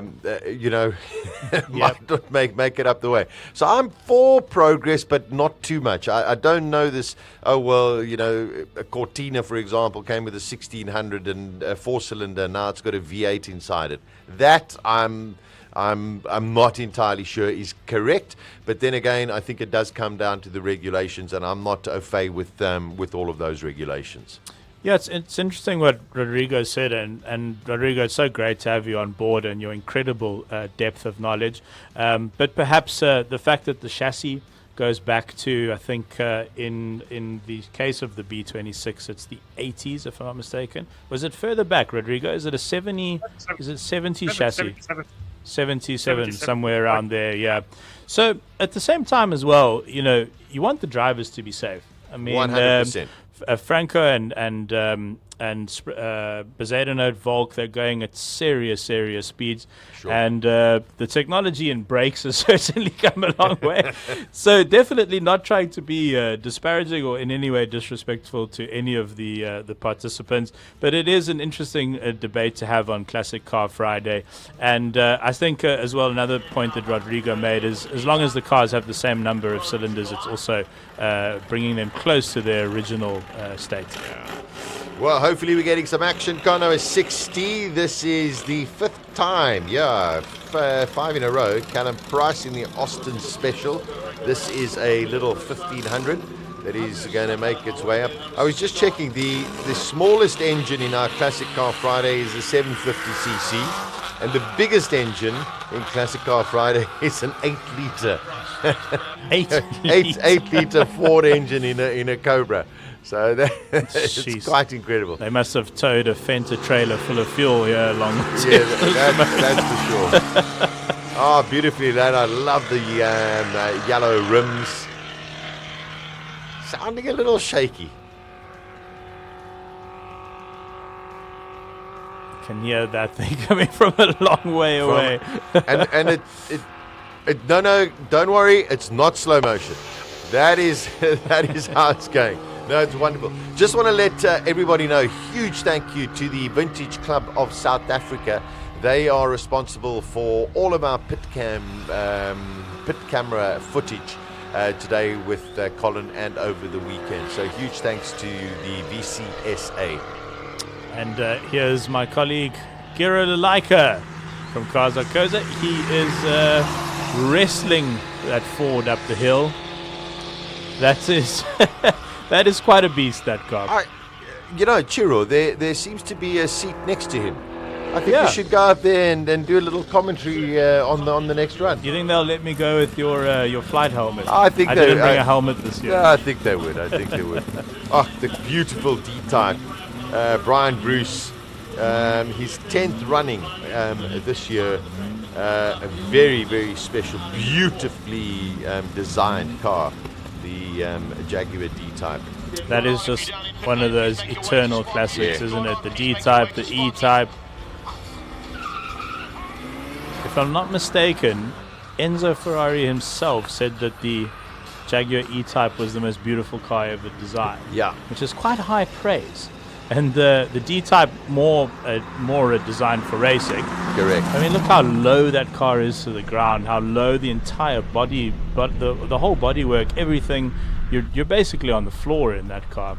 Very, very special car, and I mean that is a great example. But if ever you're down in the Western Cape in the Franschhoek area and you go to the Franschhoek Motor Museum, there's one of the finest examples of a D-Type in the world, I think, at that museum. Very, very special.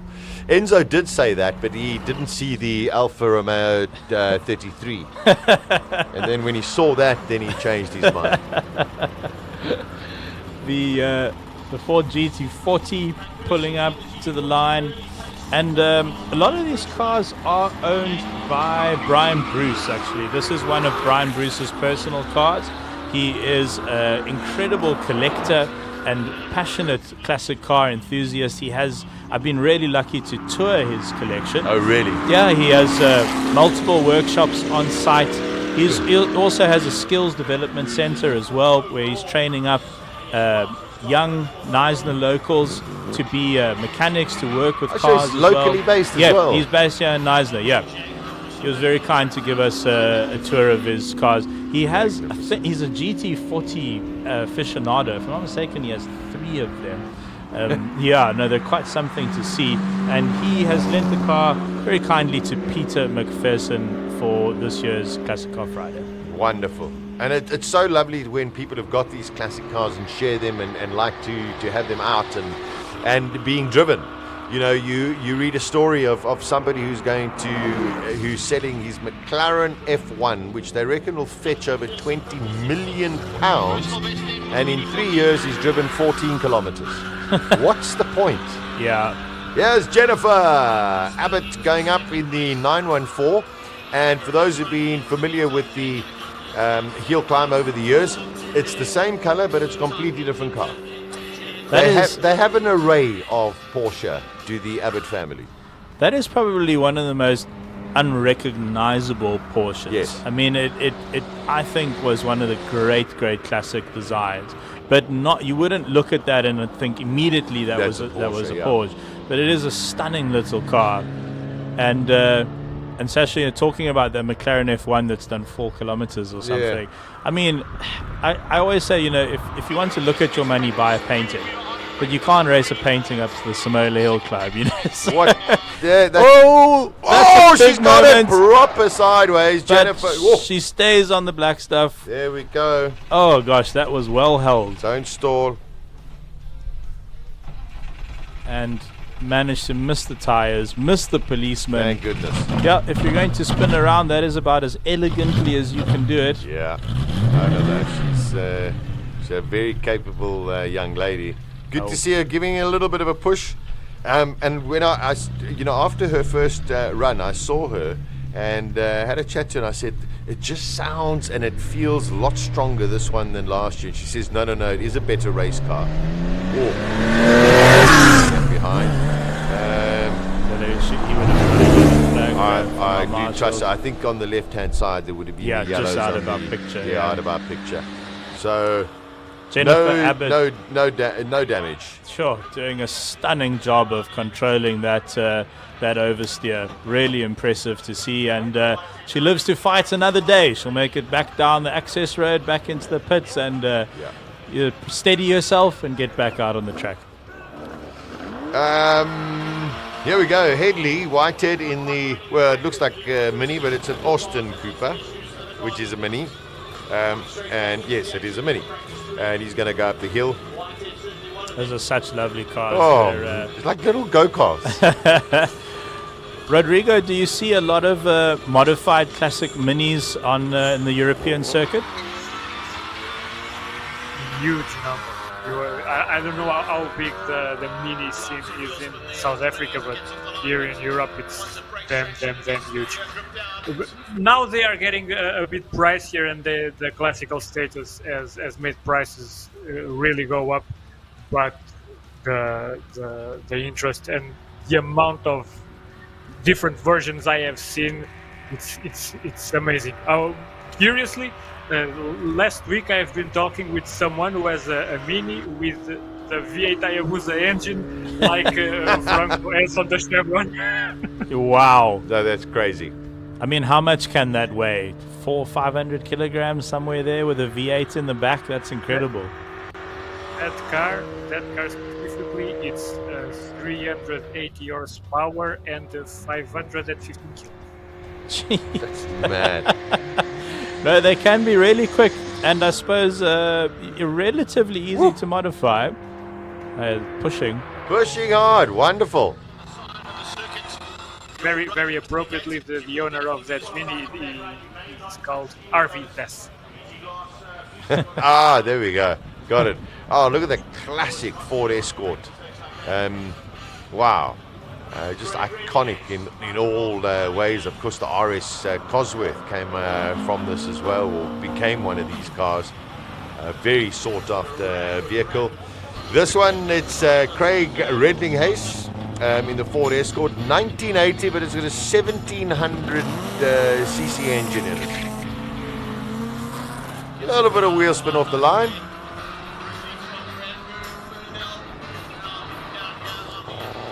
Seems we are actually having a much smoother session here in qualifying too. Yes. Which is good, because unfortunately we're running a little bit behind time, but I know that the organizers and the clerk of the court, Sparky, will be working to catch up. Yeah. Of course, a lot of people don't realize that, we get a lot of viewers from the Northern Hemisphere. And don't forget, we are now going into autumn, winter, so all of a sudden the sun goes down, so we are limited in terms of daylight hours. So, by 5:30 p.m., all of a sudden it's pretty dark. Oh, that Escort is going. Oh, I love it. Yeah, the topography of Neisner is incredible. I mean, there's just hills everywhere, and the track is in a valley. In the morning, your first run, the track's cold. Yes. It's really cold, actually. You do have to be a little bit careful, especially if you don't have tire warmers as well. But today, that is not a problem. Today, it's the opposite problem. It's probably about 33 degrees out there. Well, I'm sure Colin knows more about it than we do at this stage. I think he's feeling it. Did you notice the tweeds jacket went, yes, Sasha? Disappeared very early. No, that went in the bin.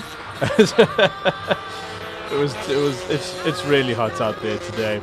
Yeah. And we think about the competitors as well in their Nomex race suits. Sure. That's hot. It's very, very warm today. And also amazingly about Neisner, at the top of this hill, if you had to carry on driving, you get into I mean, as you can see, there's a tremendous amount of greenery. Woo, pushing that 944. And as you go further, you get into what they call the Neisner Forest. And amazingly, there is still a lone female elephant. Just one. Just one in the area. Yeah. Heavily protected. Heavily protected. Yeah. Yes. Quite amazing. Elephants did used to roam here. Yes. A lot more prevalent before people settled. Quite amazing. Okay, we are in practice 2.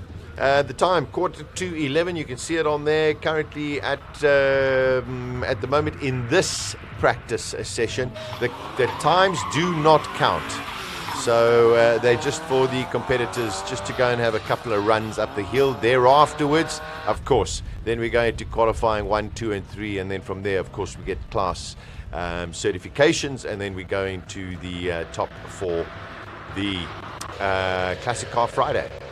So just for clarity, top of the timing board right now, you'll see BEZ, which is also Bezuidenhout. It is Andre Bezuidenhout's son, yes. Yandre, in the Porsche 944 Turbo. So you will see BEZ twice on the notice board with 2 very different times, with Andre in the Lola, the single-seat race car. Yeah, magic.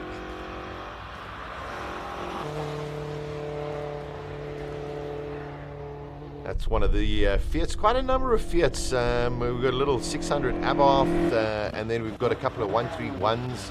So there we go, there's one of the Abarths. That's a true classic, isn't it? Very true classic. I mean, you can't even close the boot lid.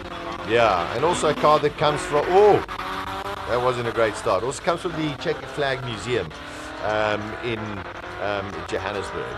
How do you get an invite to this museum? I really want to find out. I know a guy. Oh, there we go. I know a guy. We'll talk after the Yeah, I know a broadcast. guy. I know a guy. Rodrigo, there's another one to tick off your list when you come down. Yes. Have you guys ever driven one of those little 500 Abarths, the old ones? Yes, I have. I mean, it's just fantastic. Absolutely bonkers. They sure are. I know a couple of guys who have pretty damn big car collection, Ferraris and Porsches and stuff, and they both have one of those, and they prefer to drive it most of the time. I see them around with that thing, and they love it to death. And it's curious, I know quite a few cases of that. Oh, no, so they're there's very, something to them. Yeah, they're very, very special cars. I used to have a 1957 Fiat 500, not Abarth, but just a normal one. Oh, lovely. And I mean, used to go out, and you could be amongst Porsches and Lambos and Ferraris, and more people would pay attention to the little 500 than anything else. Beautiful little car. I wish I still had it. Oh, this car is beautifully prepared. Yeah, for GT. We could actually feel that car leaving the line. Never mind, hear it. Whoa. Big V8 in there. Another one of the Fiat 131s. That's the 2-litre going up. What car did you learn how to drive on, Chiro? You're not going to believe this. A Toyota Condor. The 7-seater. Oh my word, the 7-seater. Yeah. Are you that young? It was our family car. And the one day, my dad just said to me, I think you should drive home from school. And I did have my learners. Yeah. And I just jumped in and I drove us all home. And that was it. And then luckily, my dad handed me down an E30 320i. Okay. And unfortunately, some years later, he actually wrote it off. He was fine. But, normally it's sons writing off their dad's cars, not the other way around. Wow.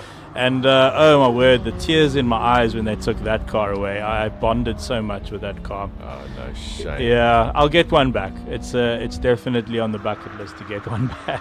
Yeah. I don't mind not having a Toyota Condor. That's fine. Rodrigo, what car did you learn to drive on?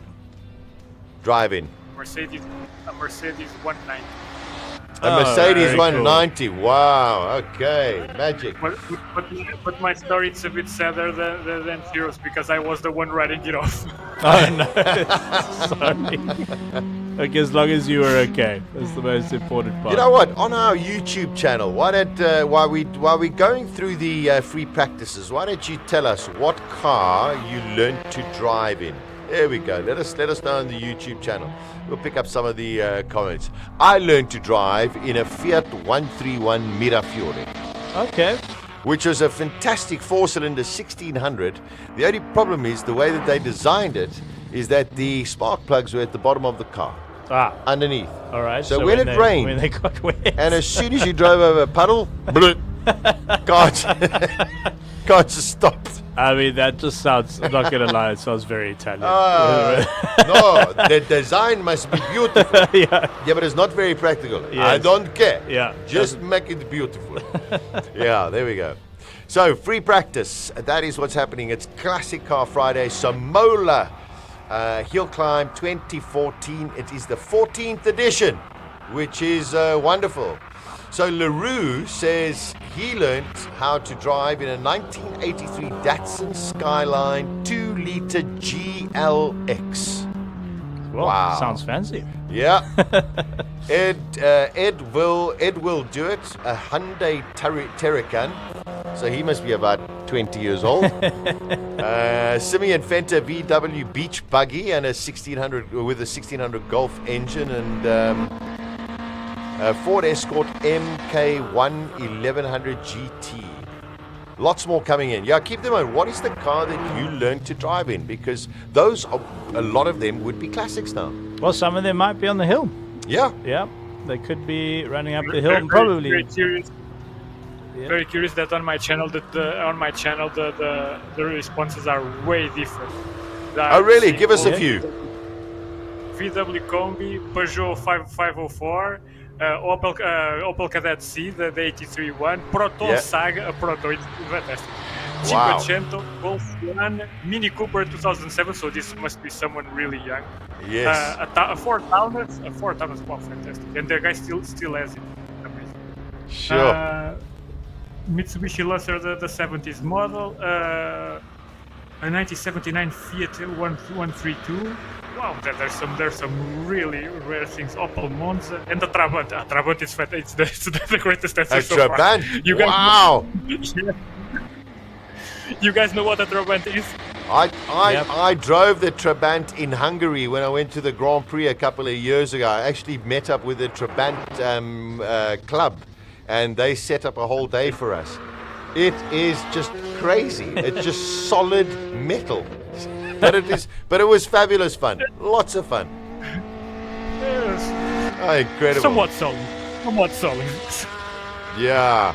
Also, lots coming through here. Opel Record 2.2, 1979 VW Combi, 2004 Opel Corsa, Ford Fiesta, Toyota 86.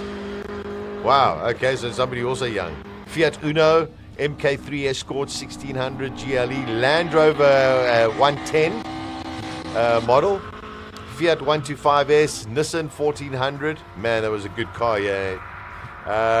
Ford Cortina and a 1600 Ford Fiesta. More Escorts. Wow, magic. I think I have the winner on my channel. There's some guy that learned to drive on a Lancer Fulvio. Oh, okay. Well, you know what? Then that person's exceptionally lucky. I thought the Trabant would be the winner. That beautiful. Yeah, pretty close to the top, but the Fulvio, goddamn. That beautiful blue Alpha making its way over the finish line. Oh, pretty car that. It does make me cry, Chiro. I used to have one of those. Can you believe it? A 55 Giulietta Sprint. Here comes the old dog. I think it's Graham Nathan.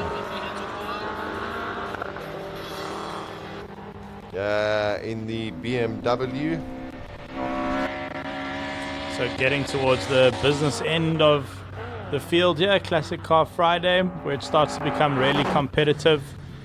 You've got probably the two names I think vying for the title this year will be Andre Bezzanonotes in the Lola and Franco Scribante in the B26 Chevron. Yes. They are going to be going neck and neck. But then there afterwards, Well, I mean, listen, there's a long way to go. Long way to go. Anything can happen in the world of motor racing. That's for sure. Yeah, one of our classic BMWs making up the, I think, 2002, if I'm not mistaken. Ah, beautiful car. I got to drive one of those at BMW Classic in Germany that had 8,000 Ks on it. Is that all? Yeah, Wow. it was a real museum piece. Goodness. A lot of responsibility driving a car like that. I mean, of course. You know, you knock something like, I don't know, a modern Toyota Corolla or something, you can get a bumper from anywhere. But, you know, in these 70s, 80s cars, they're pretty much irreplaceable. Yeah. But a real honor as well to drive something like that. All right, we can hear some of the beasts out of our commentary booth. I mean, I love the fact that our engineering and technical team are outstanding. We have air conditioning. We have a brilliant, brilliant studio. It is much more soundproof than last year, which is rather disappointing. I mean, thanks, guys, but we want to hear the noise, man. The E9 BMW of Graham Nathan doing a massive burnout in the pits. Real crowd-pleasing car, that, and very, very quick. And for those who don't know Graham Nathan, just to let you know, he is 6'4", and probably 110 kilos. He's a really, really big man. And it's huge lockup, huge lockup. Spins it round. Oh, I tell you, he got very lucky there. Massive lockup going into the bridge. And, there's a big stony drainage that you can actually see it in your picture Yeah, now. coming down, on yeah. the left. And, if you catch that, there's a huge chance of damage to the suspension. Is he going to pull it out of there? Well done. He looks like he might live to fight another day. Look at those tire marks that he's left on the track. That was a big moment. That was mad. Hopefully our team can get... is this the replay? Oh, no, that's him coming up to the end. Pretty quickly there. Yes, no, well, that's Graham. It's either your foot is on or foot is off. But I was just in the corner of my eye, just watching, and I just saw that huge lockup. And then I thought, nah, it's going to be quite tough. Fortunately, he's okay. Probably needs a new set of tires. I'm sure we get a replay towards the end of the session. I really do think, as a form of motorsport, that hill climb racing is pretty brave, because it's actually closer to rallying than it is to circuit racing. Because circuit racing, especially on modern circuits, you have enormous runoffs and gravel traps. And, it has to be a pretty serious... Oh, here we go. Here's the replay. Replay brought to us by Shield. Look at that. Just locks it up. No, he was too late on the brakes. Way too late on the brakes, and then caught the back onto the gravel, lost all of the traction. And I tell you, got very lucky. Got exceptionally lucky. Yeah. A little bit more speed into there, and that car would have gone up that bankment. So thankfully he's okay. Rodrigo, on some of the European hill climb circuits, do they have a bit of runoff? I mean, is that a feature in Europe, or is it closer to a rally stage? Depends on the country, but overall it's closer to a rally stage. Up to the point where you have the Italian hill climbs, which are even more hardcore than some rally stages. It's kind of crazy.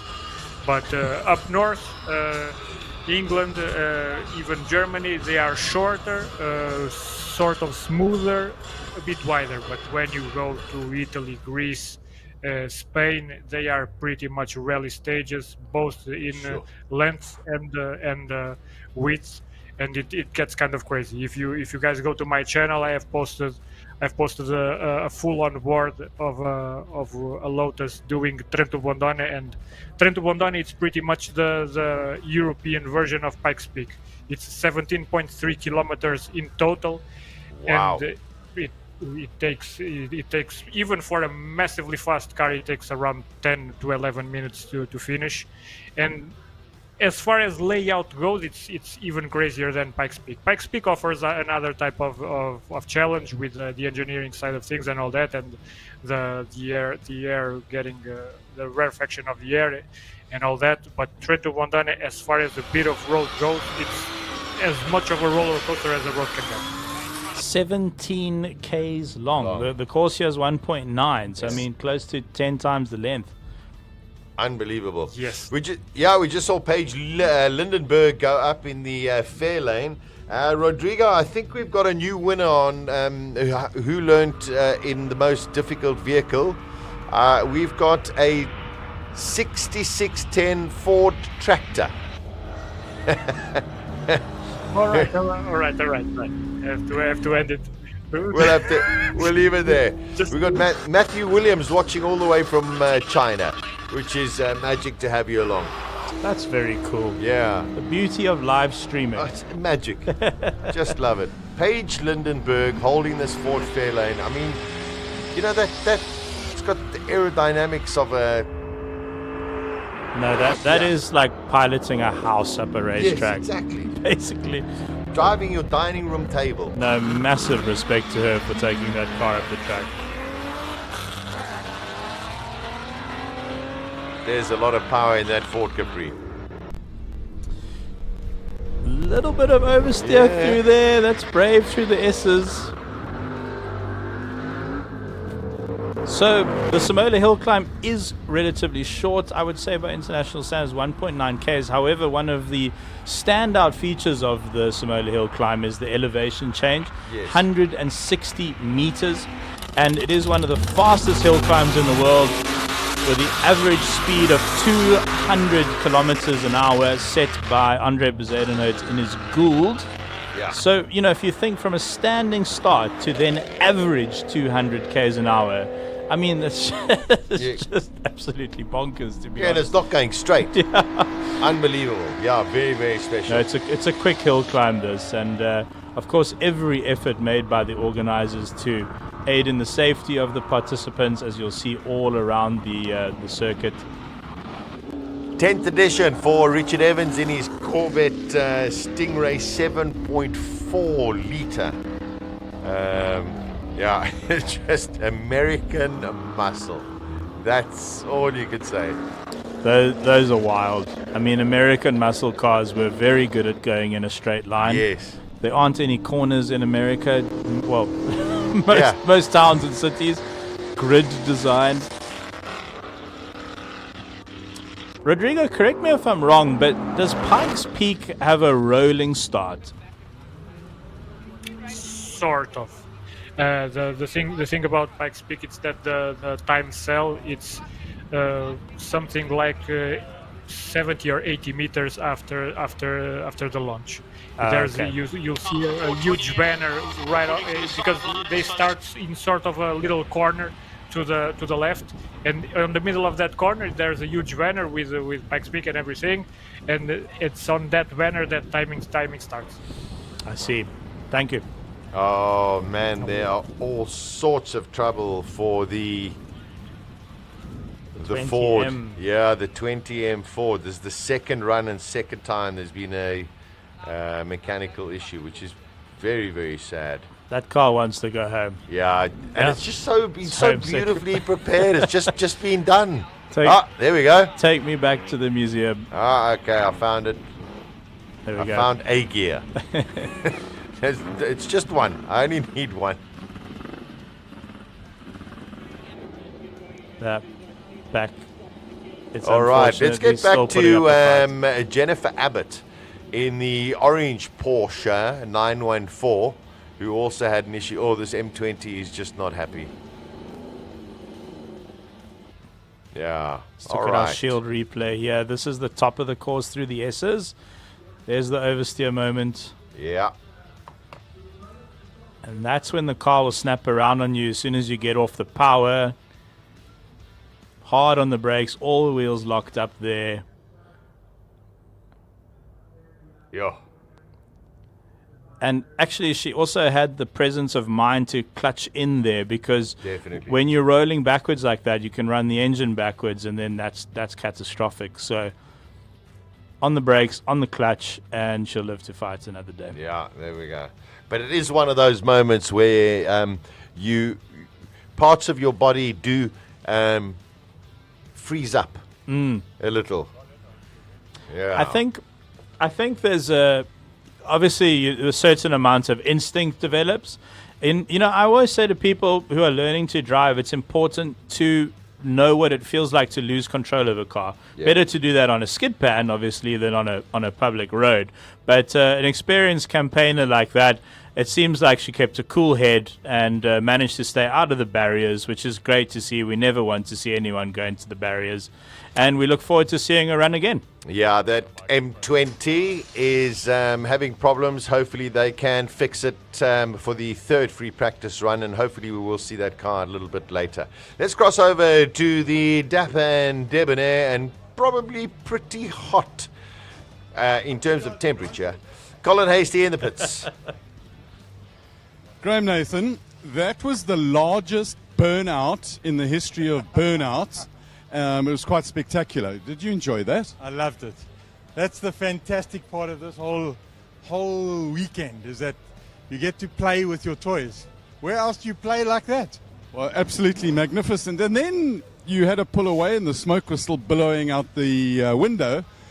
And then did the car run out of grip, or did you run out of talent? You open the window, otherwise I couldn't see where I was going. No, I've got a little bit of a misfire, and going in under the bridge, when I got back on it, there's a problem with the throttle transition, and it cut out, and then there was nothing to help. So I thought, better I stop this thing before I bin it, and I got very close to binning it anyway. So, yeah. So should we call that driver's reason number 345? -1. Well, it's better than driver's reason 1, which is running out of talent. Graham, you always are an entertainer. If you have a good look here, there's no brown spots? No, because it's all caught in your underwear. Exactly. Notice the real shit. Well done, Graham. You are the entertainer. Anytime. Thank you. Pleasure. Proper entertainer. Let the cars do the rest of the talking. We're back underway.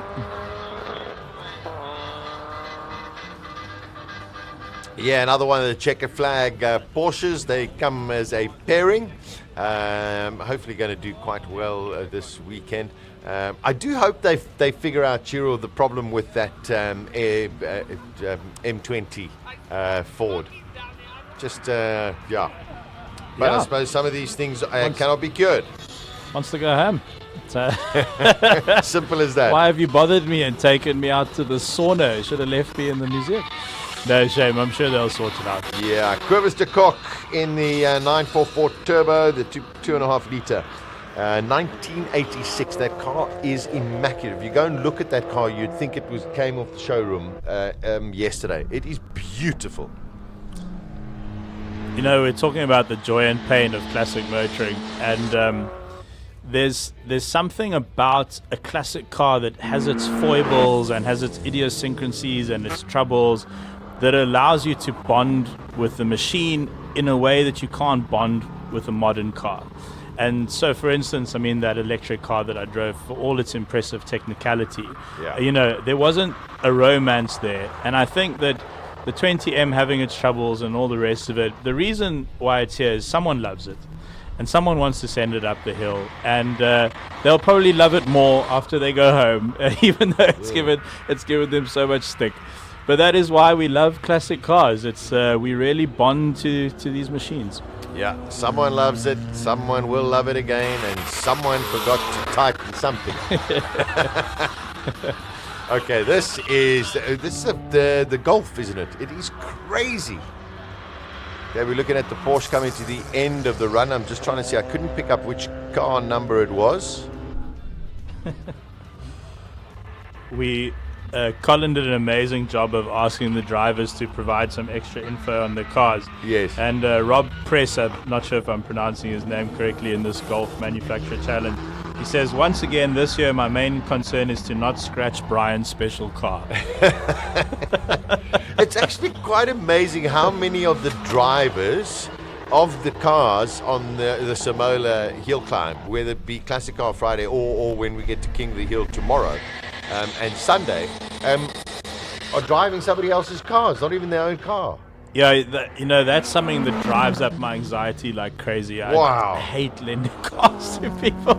Sure. Especially not to my dad. That didn't go well. Yes, no, Yeah. we've learned from that mistake.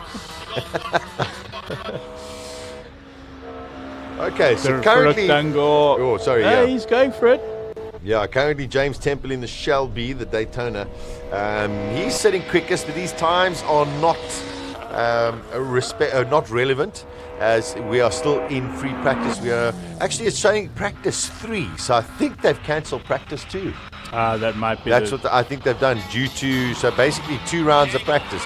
Rui Campos. That's quick. So I think there has been a change to the running order. There will be 2 practice sessions, and then after this we are going to get into qualifying round, because we are already running late. Lots of smoke. Yo, there's a lot of smoke there. In the Gulf. Oh, hopefully he hasn't dropped oil, because that's a difficult thing to sort out. That's a mess. He's made it to the top. Yeah, that could also been body work, rubbing on a tire. Okay, doesn't seem to have affected anybody so far.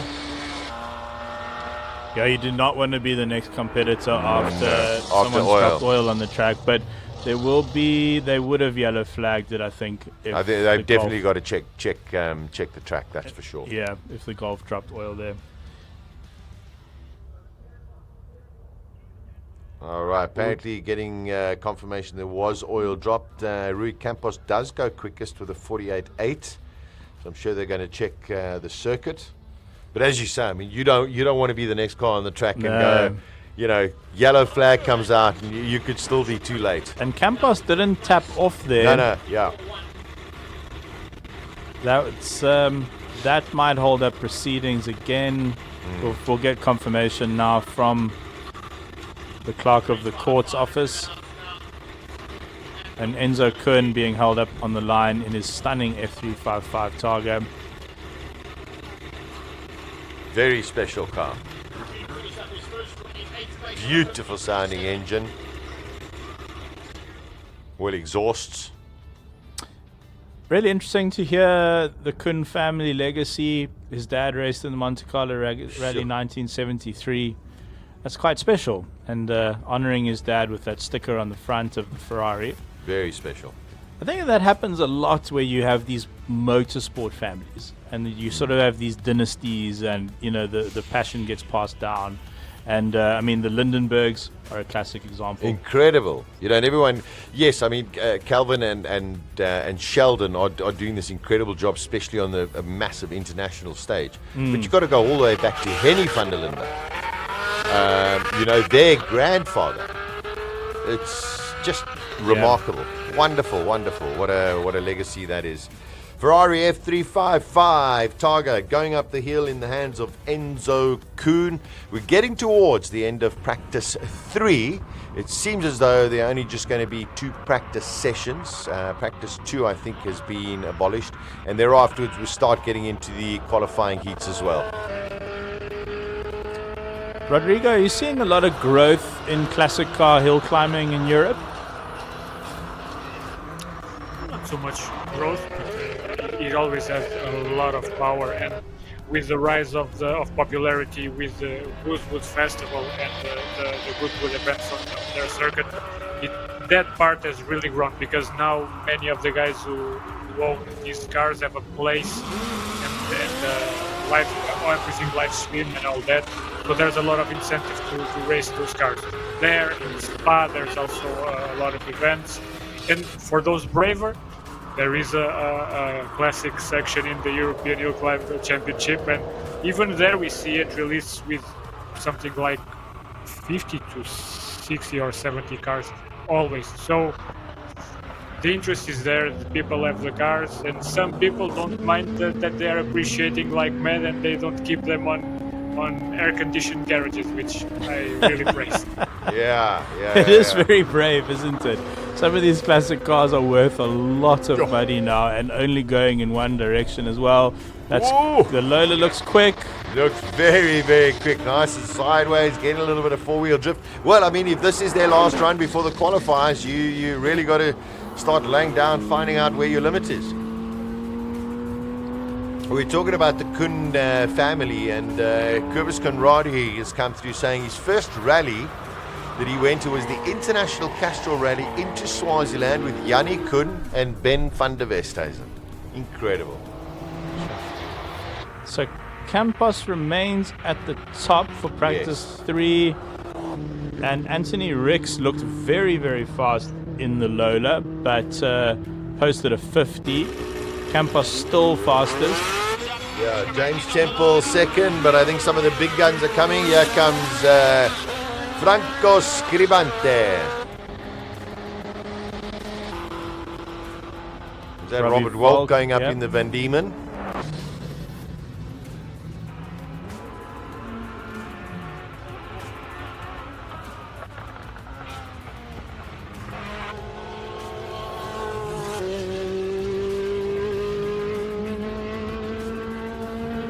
This is just practice, but Franco looks like he's getting the beads up the hill. He's not hanging around.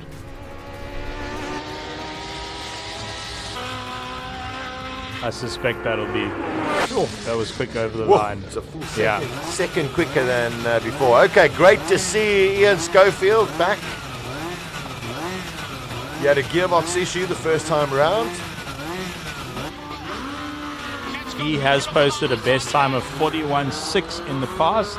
Okay. Last year, 2023. So he does have opportunity. Well, he does have the car underneath him to go fastest, but he might just keep a little bit in the bag just for the qualifying rounds. So Scribante 42.7, and that was quicker than his first run as well. We've got Ian Schofield with his probably only run before the qualifiers. Here comes Andre Bezuidenhout.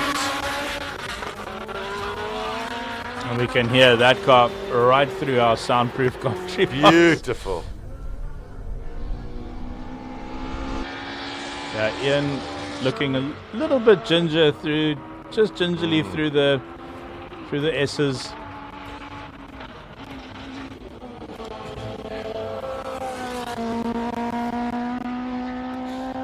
Andre Bezuidenhout, of course, 6 times winner of King of the Hill in his Gould. But there's been some big news there. Yes, there has. With the Gould. Very big news with Andre Bezuidenhout's Gould. We'll talk about that a little bit later during the course of the day. Just trying to see Scribante. Still fastest. So Schofield, not bad for just one run. Yeah. Regardless of the time, he had that little bit of a moment, a little bit of a scare. Also just checking that everything mechanically is sound. So, yeah, Ian Schofield, that's old Knowles Niemann's car. Well, they did pretty much open heart surgery on that car in the pits after that accident. He had that to get into the transmission and probably get a few cogs out of there. It sounded like his transmission did seize, which caused that accident. So probably just make sure that everything's working, basically. So he posted 47. I think that brings us to the end of our run, Sasha. Rodrigo, I think what so. do you think? Yeah. It looks like it is, with the delays, Rodrigo, only two runs for all of the guys.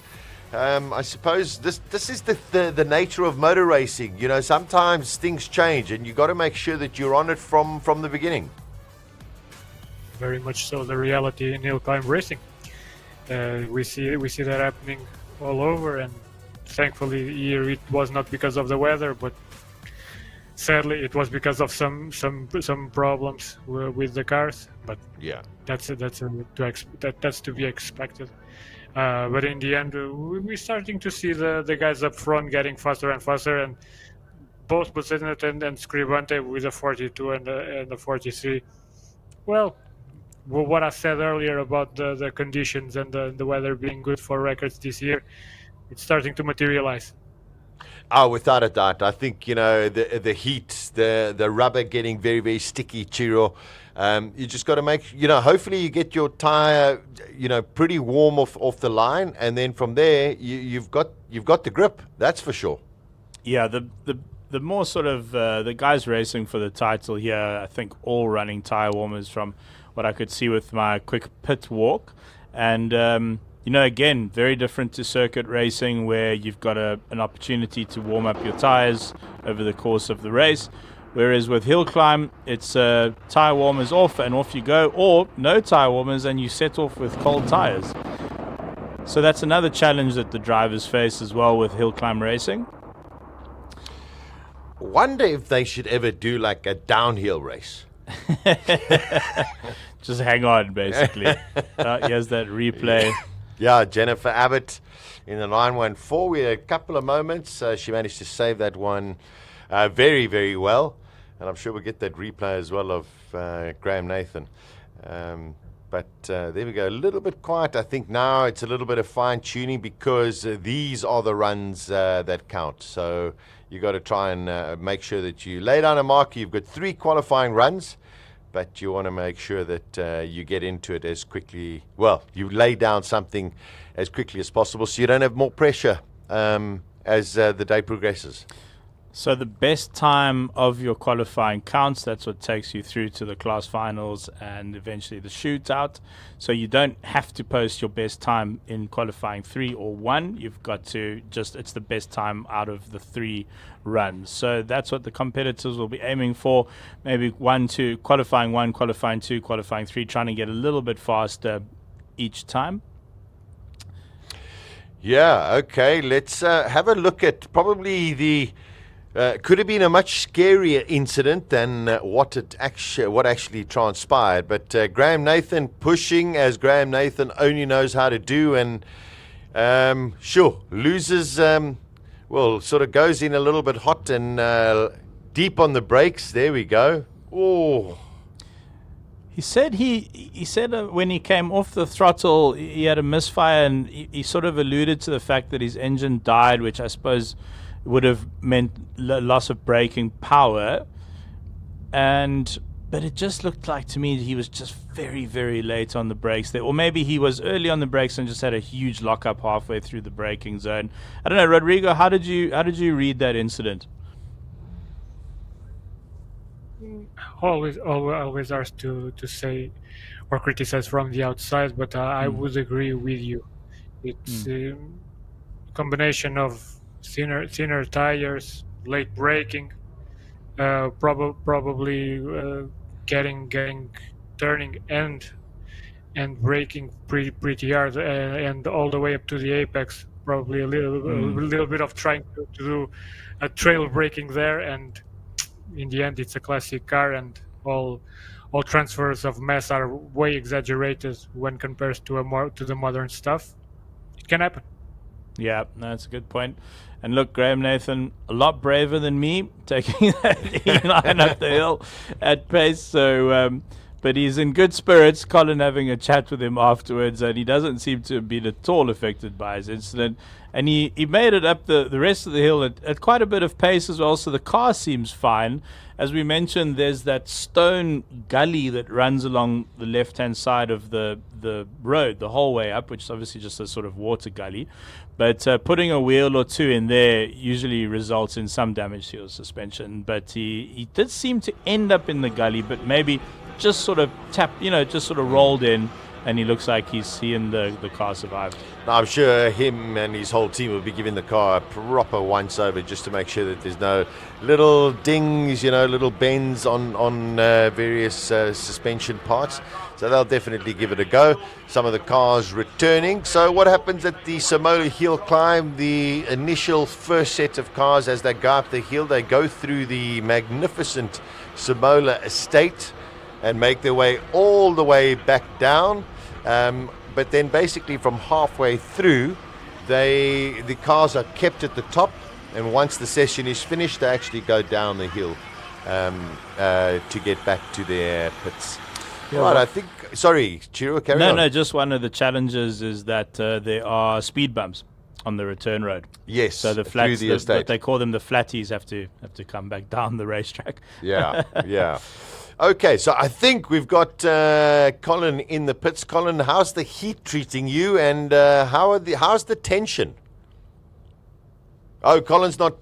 Colin's doing other things at present. He went shopping for deodorant, I think. Yeah, or sun cream. Yeah, both. Yeah. The pit lane at the Simola Hill Climb, full, oversubscribed yet again. We've got some very interesting cars this year on Classic Car Friday, and of course very, very interesting cars that are going to be on display and firing up the hill tomorrow and Sunday on King of the Hill. Sold out crowd, which is also second wonderful. Year in a row. Huge congratulations to the organizers. I mean, you know, if you're watching from overseas and you're not familiar with the town of Knysna, it's a pretty small town. Sure. And when the hill climb comes to town, it takes over. And the logistical exercise of making this happen it really is second to none. I think in South Africa at the moment, I mean, it is the biggest motorsport event in South Africa, but the logistics of not actually having a racetrack and turning a road into a racetrack is very, very challenging, because when this is all done, they have to take absolutely everything you see on your screens down and turn it back into a public road. So no, it's a huge effort, it really is, and Ian Shrosby and Chick Ramsey, the visionaries behind it, but of course a huge team contributing to each and every Simola Hill climb. Without a doubt, and well done to everybody. So there's the 20M. It has made it back. Okay, it was much easier this time because it had to just go down the hill. Yes, gravity. But hopefully they can get that car ready and find out what the little gremlin is, because on both runs it has had, unfortunately, an unsuccessful run up towards the top. You do want to see every car make it to the top. Unfortunately, I think the only other car we lost in that round was the oldest car in the field, the Austin from 1926. Unfortunately, the pilot there just had to park it off to the side of the track. But other than that, things do seem to be getting a little bit smoother. Oh, and the Fiat. I think the Fiat Uno of Eugene Herbert. I don't think that went out, actually. Yeah. Now that I think about it. Did it go out in the second round? I'm not sure. I didn't see it go out in the second round. Yeah. And hopefully Lucy fixes that Austin 7 and has a go. I mean, her goal is to get up the hill 6 times. And that's all they want to do. And that's the beautiful thing about this as well. You know, their cars here, they spend the whole year, Rodrigo, working on their cars, and they're not coming here to win the top of the timesheets, but they might be just coming here to improve on the time that they set the previous year or the previous years. It is a test to both machine and driver.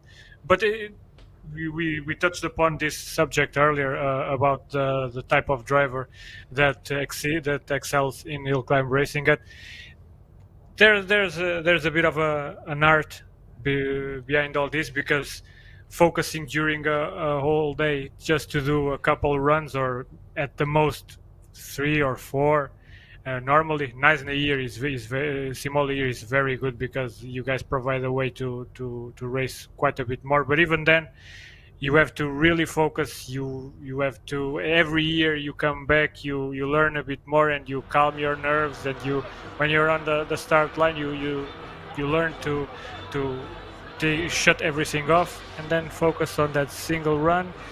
And well, sometimes things don't go our way, but even then the challenge never dies. So I think everyone will keep getting back, because that's the magic of hill climb racing. That's without a doubt. Let's go to our pit man. We've got Colin Hasty, who's there, and then of course we'll start getting ready for the qualifying rounds. Colin, what's happening? Oh, there's a whole lot of heat going on here. We're managing to survive. Thank you for getting me to stand in the shade, which is quite great. Top of the run, the fastest cars, the fight between Franco Scribanti and Andre Bezuidenhout. Franco on a 42.7 and Andre on a 43.7, and then Ian Schofield on a 47. So they found a bit of an issue in the gearbox. Their biggest, and it was a select a fork thing that I'm told. The biggest problem they had was that one of the rocks that he drove into broke off the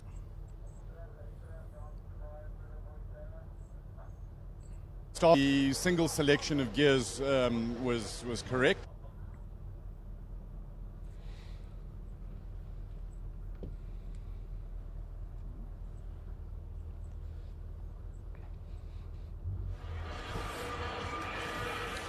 I think we lost Colin there. Yeah, I Top think. 10. I think Colin. Oh, here he is. He's back. So I'm hoping that you all got that. 3 qualifying runs again, going into class final and the top 10 shootout. I had James Temple with me just now, who ended up leading his class again, but he's got the bonnet opening and he's looking a little bit very interested. James, you don't look entirely happy. How's it, Colin? Well, how are you? Yeah, we happy but not happy. So there's a few changes, but I think the circuit, if you want to call it that, is a little bit dirty still. So I don't think it's quite as quick. But we're going to make some changes and a few clicks here and there and see what we can do. Just we don't want to try to chase the setup too much, but also we don't want to wait because it's a one-day event today, so we don't have time, And the temperature is really climbing. That also plays havoc with the handling. Yeah, it does. For us, it suits us, to be honest, with this type of historic kind of race tyre. It is important to get the temperature up. But then again, there's a fine line on these between too hot and too cold, so it's a balance. So that's why the setup is mainly around tyre temp and trying to get it faster near the end of the run. But we'll see. Circuit might come to us. Let's see. Good luck. Have fun. Thanks, Of course, running cross-ply tyres on the historic car of the Cobra. This one looks, Paige Lindenberg's car's got radial. So we're going to see Paige right over here. Let's have a chat to her. Paige, sorry to interrupt. Are you well? I'm good. How are you? Fantastic, thanks. You've had 2 runs. Yes. Battleship, Boat, Galaxy. Which one is it now? Fairlane. Battleship, Boat. It was definitely a boat this morning. That first one was really slippery. You saw how delayed we were. There were so many incidents. So this morning was really slippery. This last run now was much better. Our times are not far off where we finished last year. So it seems to be a bit faster than last year. So it's looking good. And Graham Nason went ahead of you and did that most ridiculous burnout ever. The smoke all came into your car. It's not so nice, is it? Oh, no, it was terrible. My eyes were burning, but at least he went off a bit, so it gave me time to just get the smoke out my car and regroup, and then I got a fresh run, so it was good. Earlier we were talking about when you've got a big delay in it. You get to the front of the queue and you've psyched yourself in, and then you've got a delay. How does that play with your mind? Yeah, look, I think it's just to keep focused. There's so many distractions here, and I think once your helmet goes on, at least for me, once my helmet goes on, everything sort of blacks out, and I just focus on what's ahead of me and cancel out all the noise. So for me, it was okay. It wasn't too bad. It was actually nice to have that little break, because leading up, these cars are so difficult. You got to make sure you don't run the clutch. You got to make sure you don't overheat. So this little stretch here can be a bit stressful with these cars. So it was actually a nice little break to just center yourself and get going again. But I'm lucky. I think when my helmet goes on, I know that it's race mode and I focus. Going into your own little bubble. Yeah, I have to. With everything going on around you, you got to focus. You got 3 runs, then hopefully class finals and top 10 shootout if you quick enough. Yeah, it's looking good. I mean, we really had a good start today if we look at the times from last year. So I'm hoping we'll make class finals and going to try really hard for the top 10, but you never know. Just got to keep it on the black stuff and try and improve our times every run, but not be silly and, look after the cars. Awesome. Thanks a lot for chatting to us. Good luck. Thank you. Have a good day. Always good to chat with Paige. I wanted to get hold of George Smallberger, but I think he's off having a beer somewhere and just being chilled out. Trevorini Takini. You didn't have such a good first run. First one was alright. Second one was a bit squirrely and got a small fuel pressure issue. So she's all old stuff in it. So just trying to get it all working again. But she's going okay. You said that you were here more for entertainment and to be part of it than to go and win it. Yeah, look, the hill climb for us is a special event. We've had so many years of good good running with the other alphas, and we try and mix it up a bit. I think the crowd want to see different cars. The fans come here to see variety. And, we try and just mix it up. So we've brought a really, really old girl with us this year. And, just in the spirit of the celebrations for the 70th anniversary of Julieta. And it's just great, to drive on a really, really old Alfa Romeo, with a wooden steering wheel. A lovely thin wooden rim. I mean, I'm struggling to hold on to the wheel going up the hill. It's sort of trying to get away from me. But it's just such a special experience to be in a car like that. The car is sort of 25 years older than me almost. So it's just great to be here and to see the fans. And they love the car, which is great. So Nice to see how serious you take driver personal safety. Proper fireproof underwear, racing boots, proper overall, good helmet. It's important even in these slow-ish cars. The cars aren't slow when they hit something. So if you hit a wall in a car like this, it hurts just as badly as in a road car. And safety is a critical item. And, people have to take it more seriously, especially in a sport like this. People our age now, we can't afford to die behind the wheel of a race car. So I would advocate it. Hunts devices, proper belts, proper seats, proper suit, fireproof stuff. You only live once, so don't die in a race car. When you say proper seat belts, you're talking about a 6-point.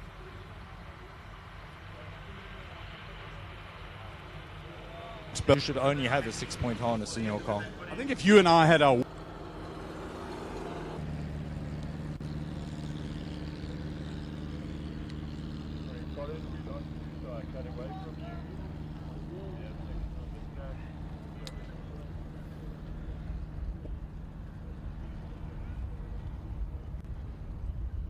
Okay, well, here we go. We're going into qualifying one. First car out there. Unfortunately, a little bit of comms communication with Colin, but I'm sure we'll get back to him a little bit later. 3 runs, Chiro.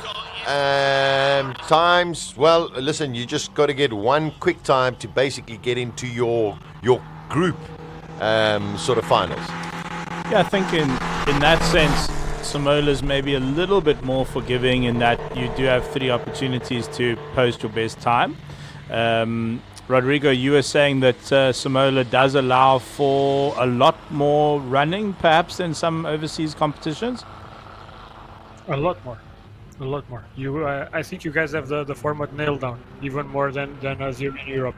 We are way more cutthroat because of the huge entry lists. For example, this last weekend, it was the first race of the 2024 European European Championship in Austria, and in total there were during all weekend there were only 5 runs, 3 on Saturday and 2 on Sunday. And 3 on Saturday we were all a bit lucky because we were expecting only 2. So 4 runs in total. Imagine the difference to Simola. Wow. So that's it. So 4 runs, and you've got to. That's the winner is decided in that number of runs, basically. No, the winner is decided on the 2 runs in Sunday. It's 2 practice runs in Saturday and 2 race runs in Sunday normally. Wow. Because, for example, in Austria there were something like 260 or 270 cars entering. Wow! So it gets logistically it's quite insane. That's a lot of cars. Unfortunately, just looking at the first run there for Patrick Gearing in the Riley, there it is. Something is broken down there. Is the car stuck in gear? No, there we go. It is in neutral. They can push the car off the track. That's very, very unfortunate. That car's been here, I think, for its 3rd year, and it's been incredibly reliable up until now. Commentator's curse. Here's your mate, Chiro. Yes, Giro. Sometimes mistaken for me. Our names are quite similar. Yeah, I'm telling you, one of us should be in that car next to him. Taking some photos. Look, next year we'll put Rodrigo in there. What do you think, Rodrigo? Yeah, but there you see, look, he's got an umbrella. This is what I love. Yeah, there we go. Just put in a proper harness. I'll go and sit in there. And a helmet. I mean, isn't that just a picture? Wonderful. So the slight delay is Patrick Gearing's Riley, unfortunately, is had a little bit of a stop, and so we are just waiting, and then of course the next cars will go up. 3 runs of qualifying, and then of course it is the class shootout and then the top 10. You know, Guerra didn't think this umbrella thing through, because I mean that just adds unnecessary weight. Yeah, you know? too much weight. It's just no point. No point to that. Yeah, I didn't think about that.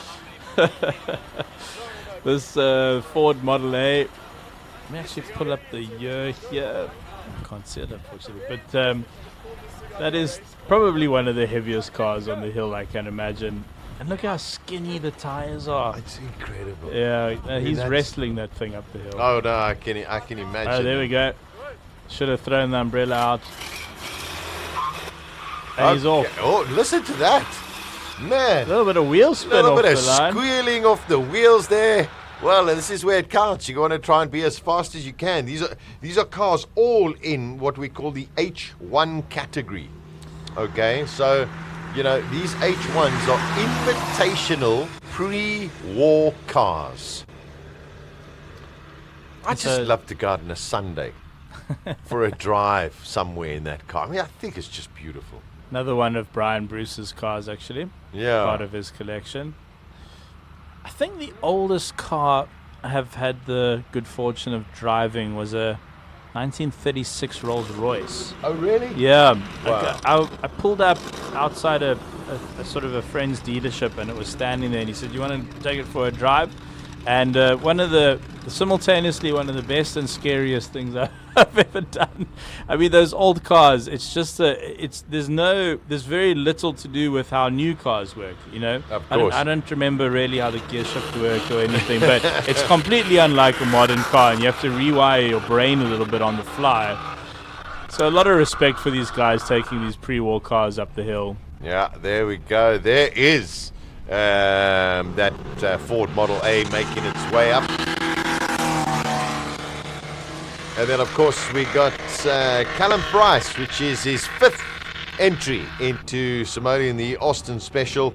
He's also making his way. It's all of a sudden there's like a different form of energy coming from the drivers. It just feels everyone's like going, okay, time to put our foot down.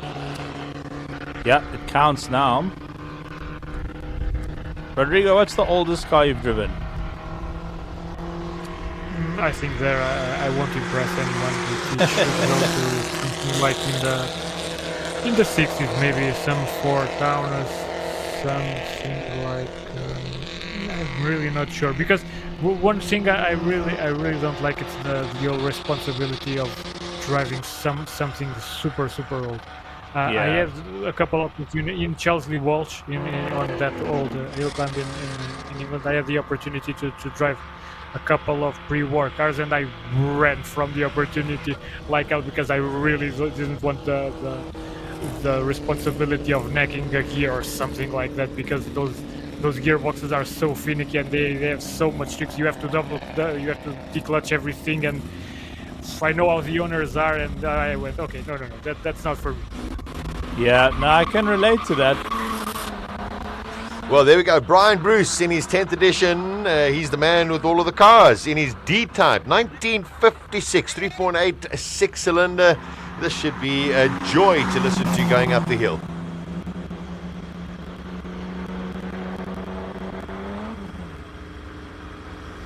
We have something running very slowly at the top, just before the S's. That'll probably be yellow flagged. Yeah, it's going to be a problem for Brian's time if he does get caught up in that yellow flag, which I think he will. The thing is, the S's are blind, so you'll need to get a warning. You'll need to tap off here. He's going to very suddenly come upon a green Austin. Yeah. That's now stopped. Yeah, I think Brian knew about it.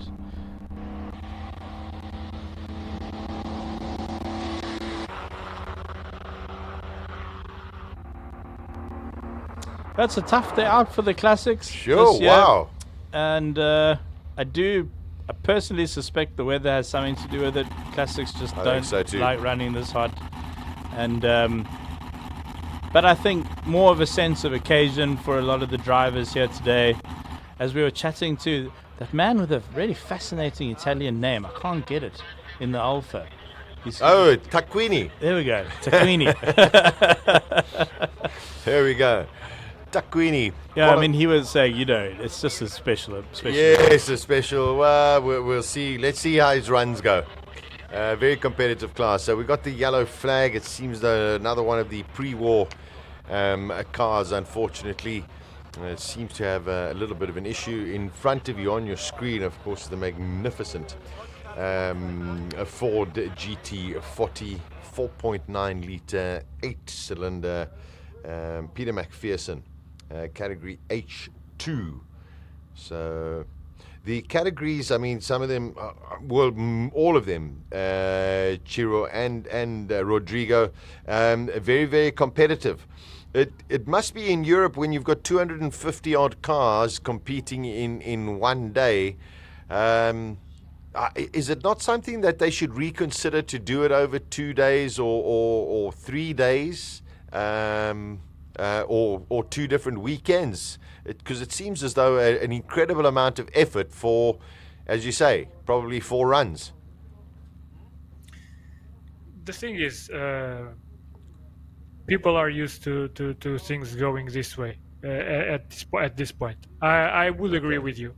Something to work around the huge nightmare of logistics that these races have become would be welcome, but at the same time, a lot of these guys are running these races for something like 20-30 years and telling them, okay, now we are limiting a race for something like 70 or 80 entries only, so everyone can run more and all that.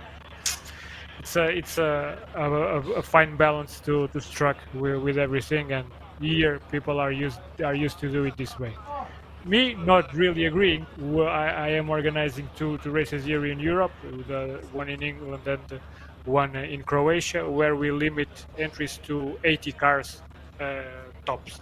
So we can have something like 6 runs during, or 6 or more runs during all weekend. And both races were very successful with drivers because of that. But then again, I am building something totally new, when we have the luxury of imposing the rules straight ahead because there's no ground laid before. For the races with a curriculum of over 40 or 50 years, they really don't have that luxury. So I think it'll stay this way. Okay, yeah. So you're now on the organizing side of hill climbs as well, Rodrigo? Yeah, that was always the goal, one of the goals, because at the end of the day, I really love making the videos and showing the cars, but even better than that would be to have some control of the races, where the cars race, and being the one inviting the cars and knowing what I know and how I think a race should be enjoyed and what are the cars that people want to see. Being behind everything and really having another level of control helps a lot. So the race we have in England, it's not exactly a hill climb per se, it's a mix between a hill climb and a time attack event, because it's run on a track, but we run it with sort of a hill climb layout and with a standing start. The other one, it's a full-on hill climb on a fantastic location. Pretty similar location to Simola in some ways, but on both we don't have any FIA connection, so the freedom we have to get in crazy machinery there and everything. It's much larger, and hopefully all will go well. And are you finding that you're having to turn cars away? Sometimes. Sometimes very. I really don't like to do it, but at the end we have to, because I have a brand that is recognizable through the monsters, the monster cars and all that. It becomes, the competition becomes getting the cars that fit the motto the best. So when we are exceeding the number of with the limit number, I have to start going and see, okay, which are the lesser cars, so to say, and start cutting there and leaving just the very top. All right, wonderful. Sorry, Rodrigo. Okay, we are back live action, which is happening at Simola. This is the first qualifying run for Classic Car Friday. We are into one of the Ford GTs.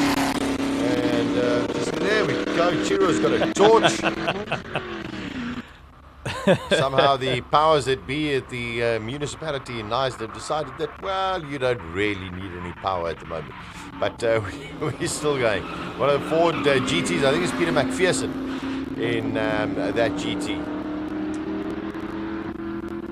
Jaguar D-Type has already gone out. So this is Alexander Krahe in the Jaguar MK2. Also a very valuable car these days as well. Quite brave to take it up the hill. But it is lovely. Well, that GT40 was moving over the finish line. We don't have the live timing at the moment. Ah, here we go. The Porsche 914 is back out.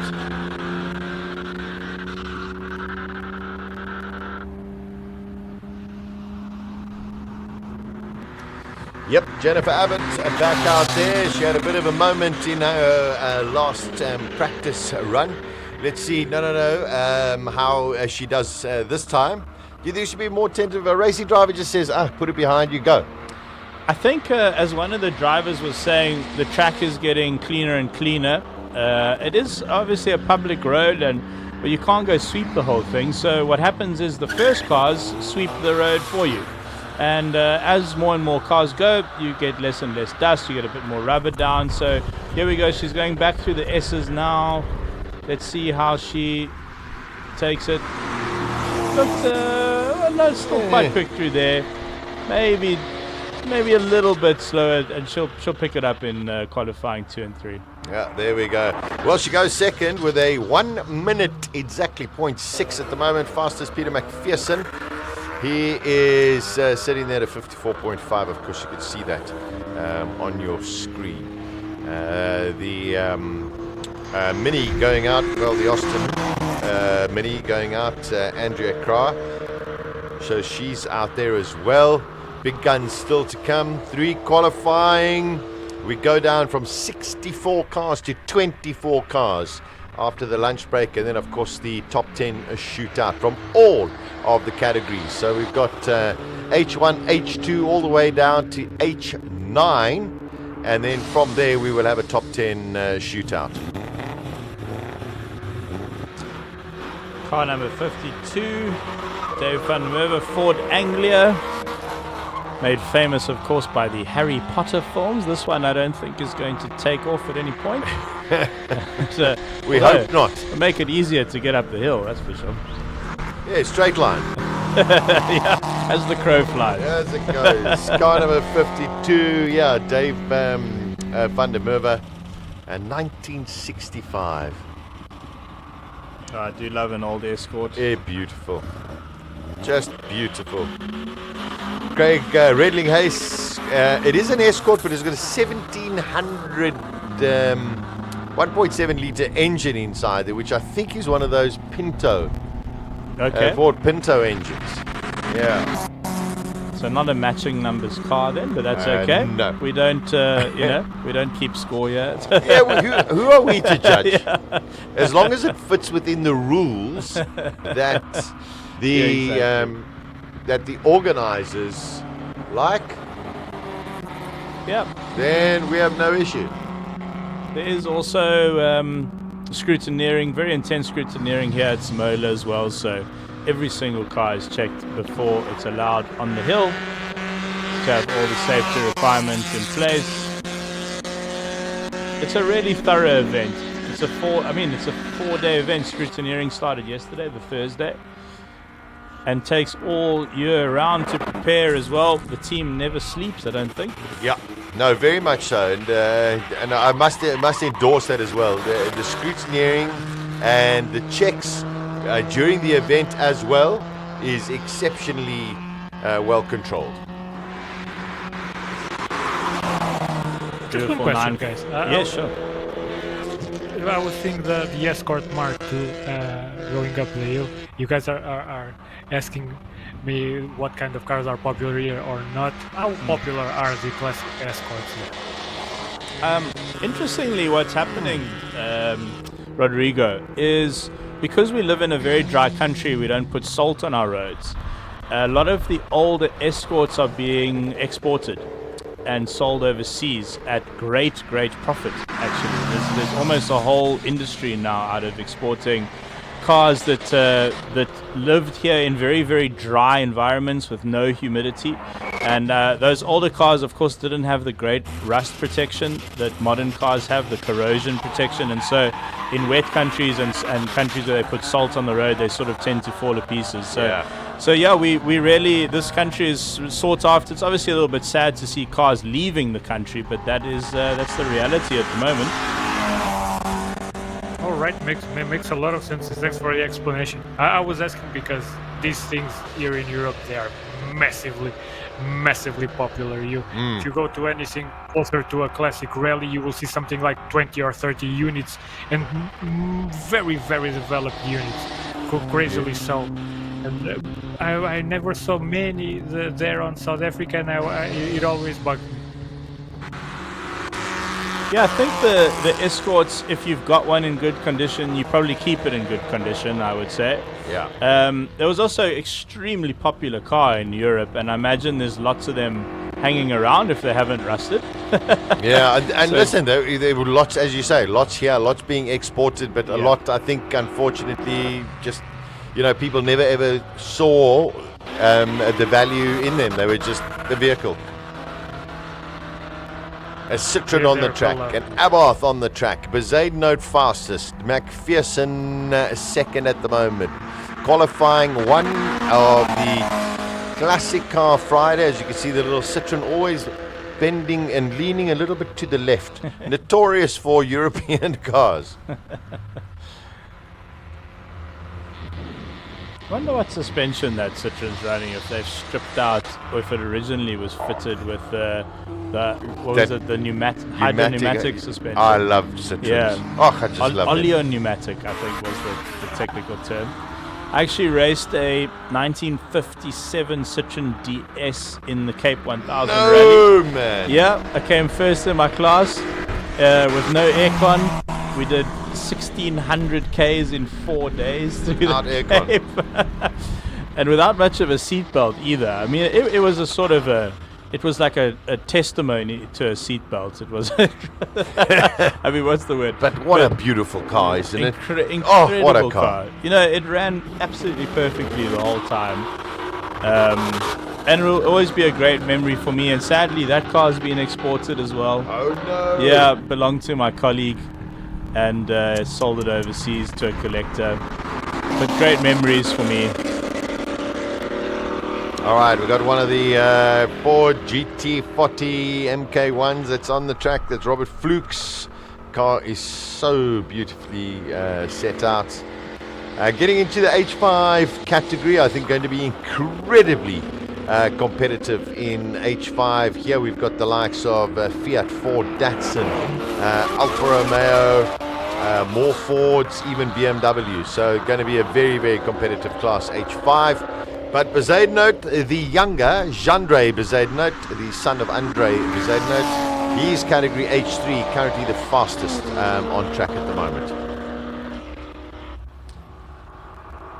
That's not bad going in that 944. I mean, they were quick in their day, not by modern standards, but he can obviously pedal, the young Bezuidenhout. Of course, he's got mentored by his dad, of course, who's definitely no slouch up the hill. He's the current record holder, 6 times winner as well. So another one of those families where the racing dynasty gets passed down. So on the bottom of your screen, JP van der Walt, who King of the Hill over the weekend is class winner for the last 3 years, and now he's in a Ford with the Pinto engine as well. Of course, it is an Escort.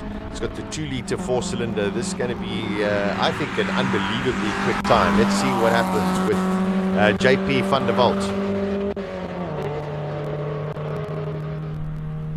Datsun GX Coupe out on track as well. Ian Kilburn, 1400 4-cylinder.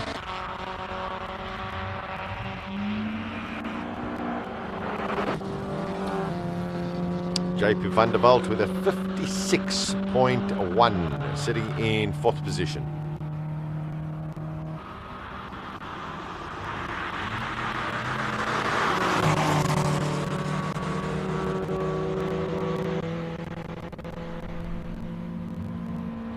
About to see another old Ford coming out, the Cortina, or is it already I think it's on the track? Yeah, I think it's on the track.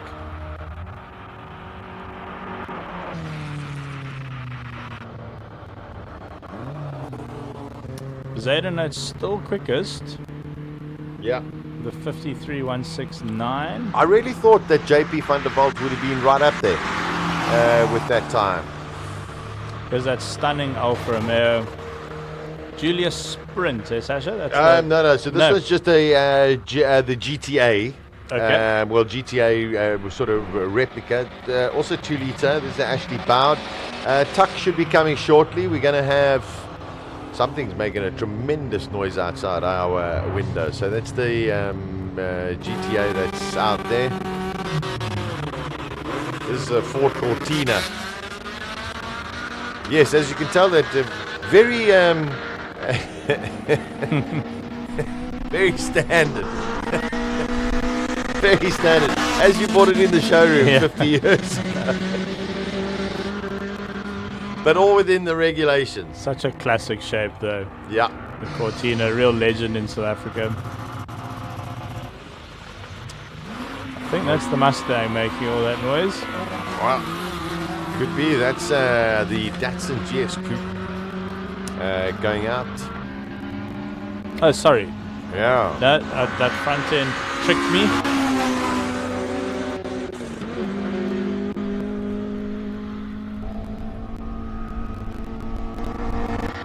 Cortina giving it a full go. So nobody thus far beating the 53.1. Gavin Rook quite up there, very close. Okay, so this is Peter K. Eddy, I think. Yep. Yeah. W2002. 2002.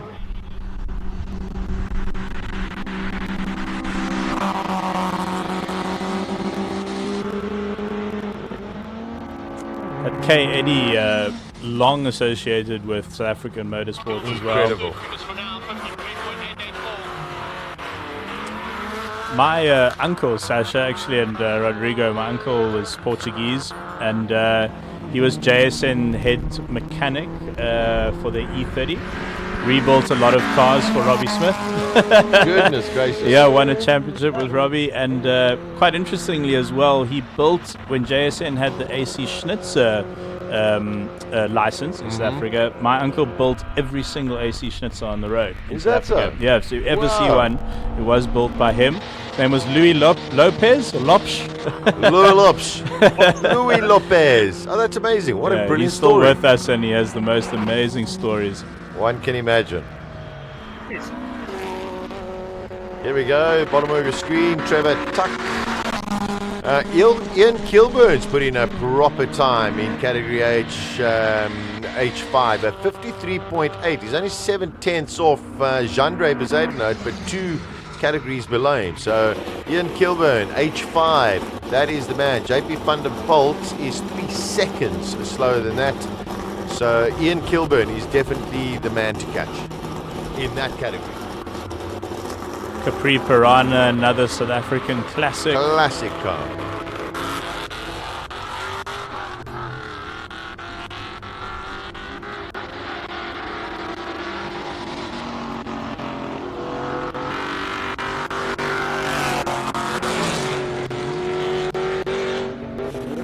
And this car has achieved a podium in Classic Car Friday. Yeah. So he is very competitive. And here's Graham Nathan again. Looks like he did another burnout. Yeah, smoke all over the place.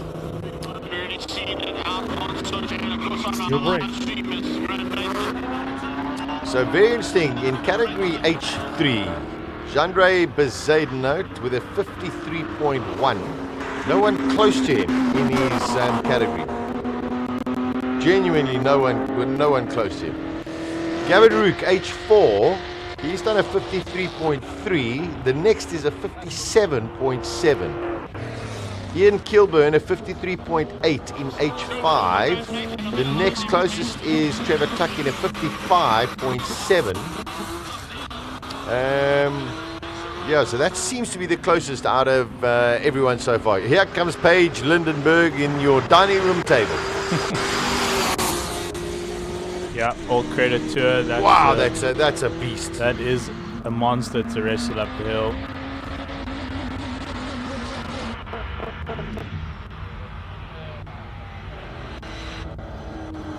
And Graham Nathan very slowly over the finish line there. Something went. Maybe too many burnouts. Daytona Coupe, absolutely stunning car. Beautiful car.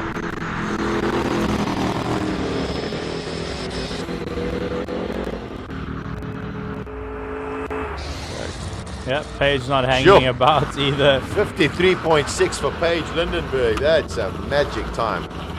That is really impressive. I mean, she's 0.4 of a second off of Bezuidenhout in the 944. Yeah. No, that's really impressive.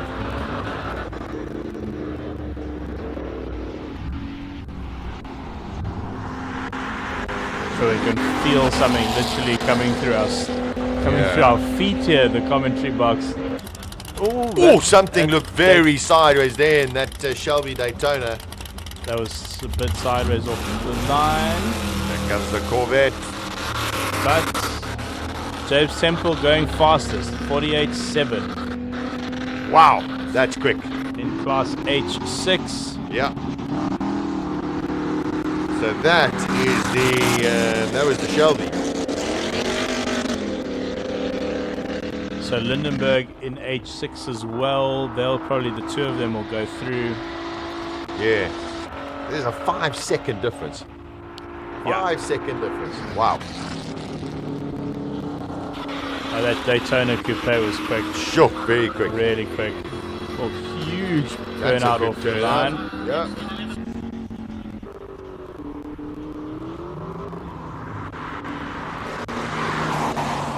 See what this 1969 Corvette Stingray can do in the hands of Richard Evans. Slowing down a bit there. Not full, didn't look like full beans. No, it doesn't look like. I think, somebody making a lot of noise off the line. Just nursing it over the line, I think there. What's quite interesting about the finish line here is it sort of crests.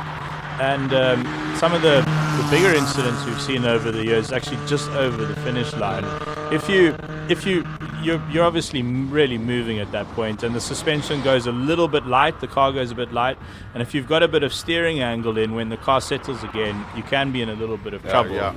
So the finish line at Simola is actually one of the trickiest parts of the course.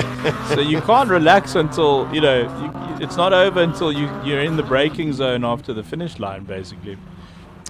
The twins coming out on the track, Clive Weston and Mike O'Sullivan in the Porsche 924s.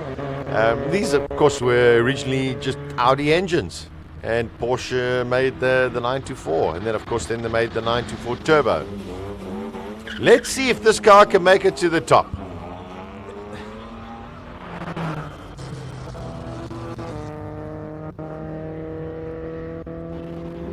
The 944, if I'm not mistaken, is the 924.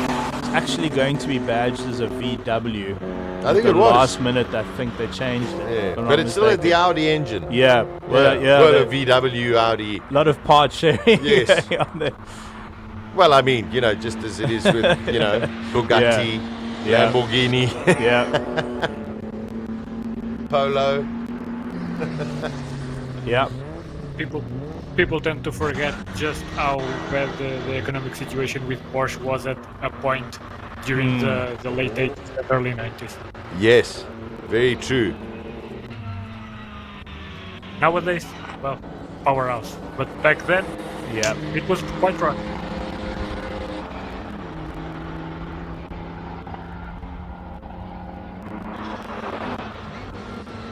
That was the 20M, Sasha? It was the 20M, yes. There, So it's done it. Here we go. Yes!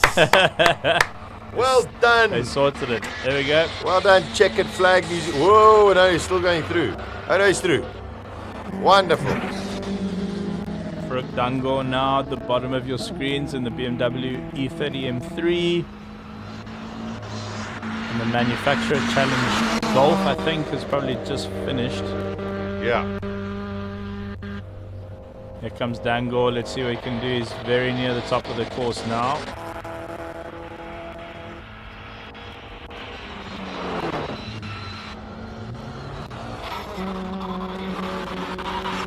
Dangor goes second fastest for the session, although he is in a different class. Yeah.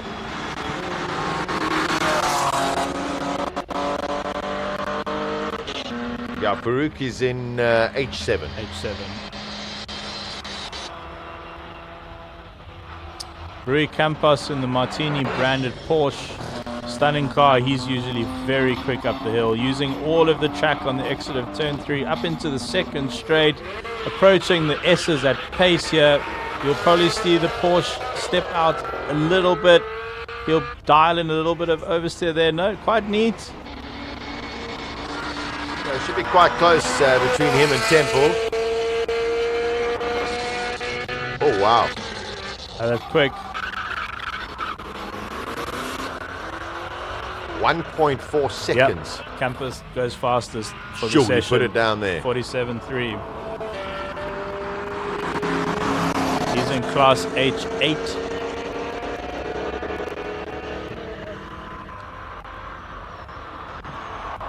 Enzo Kuhn usually about 4 seconds slower than Rui Campos in the same class. So let's see what Enzo can do.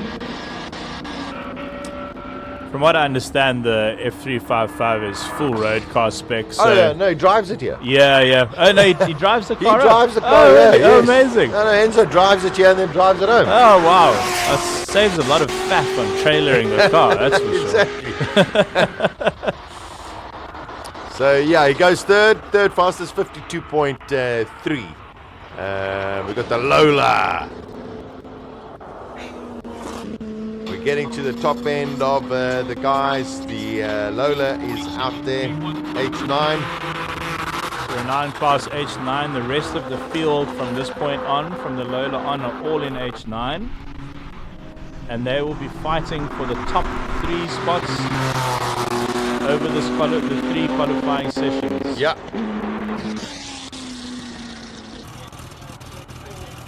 There's Robbie Walk in the Van Diemen.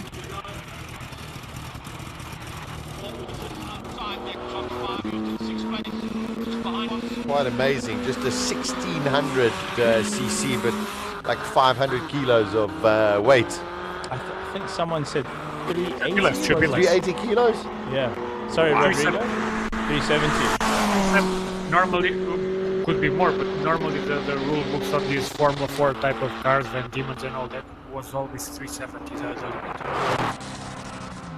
Driver almost weighs more than the car. Yeah, you just you just pick it up by one hand, put it in the boot. Whoa, got a little bit wide there, but that's yeah, Robbie Walk.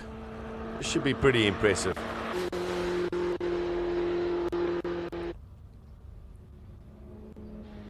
Sure, got almost a 4-wheel drift there through the S's. Super talented kid. You. Wow. That. 48.3, but I mean it's a second off Campos. Yeah. But I mean completely different vehicles. It's just crazy. All right, what are? Oh, okay. So some of the drivers have decided not to go out. It seems for their first qualifying run. Could be saving tires for the qualifying 2 and 3. Looks like some different kind of track action. I think I actually spotted that Lumina in town. I think it's some Jim. fuel. and it had the wildest cam I think I've ever heard on a car. It was one of the roughest idles I've ever heard, sitting in a Shell petrol station just getting some fuel. Ah, okay, the cars are coming out. Here we go. Here they come. Scribante wants something, wasn't happy about something on his way out. Curvis just helping getting the car to the front. We've been lucky to film Scribante's workshop for the Cars That Cozy YouTube channel. Yeah. And I mean, he is living, I think, every child's boyhood dream. Goodness gracious, yeah. Just building the greatest cars and keeping them on the road. And I mean, tomorrow he'll bring the Sheriff out. Yes, and if you've never seen the Sheriff, believe you me. Okay, let's see what Franco Scribante can do going up the hill. Let's listen to this.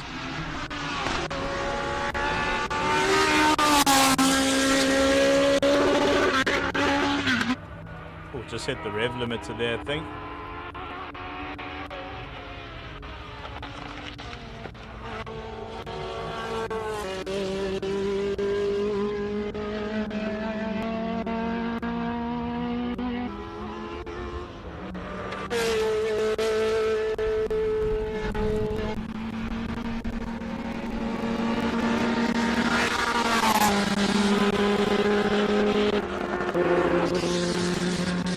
Over the line.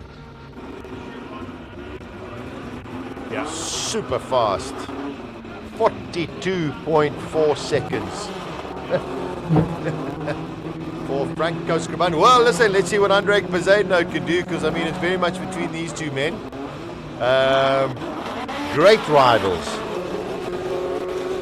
You know what's so interesting about the setup of Simola is these two great rivals, which we've enjoyed over the years.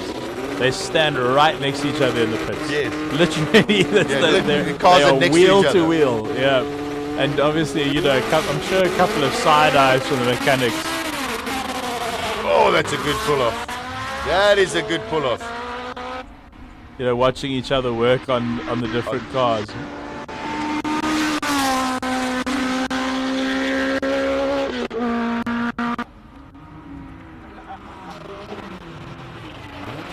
Jens Schofield getting ready in the classic Noel Schneemann Benson Hedges car.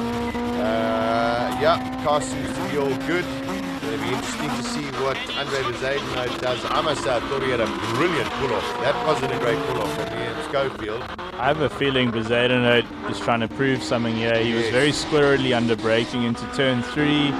Looked quick through the S's. Let me just tell you, that is 6/100ths of a second. Oh, that's close. 6/100ths of a second between Scribante and Poseidon. Yeah. Wow. I had a feeling he was going for it there.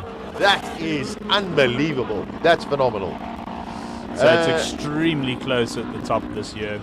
Shit, that is super. 0.6 of a second. Here we go. We got Ian Schofield.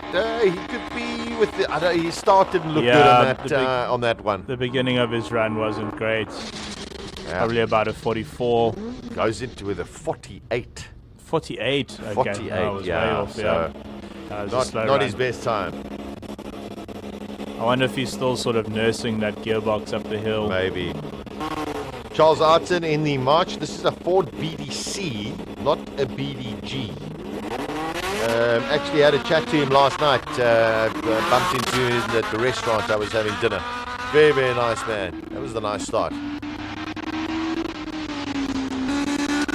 All the way from 1979. Incredible.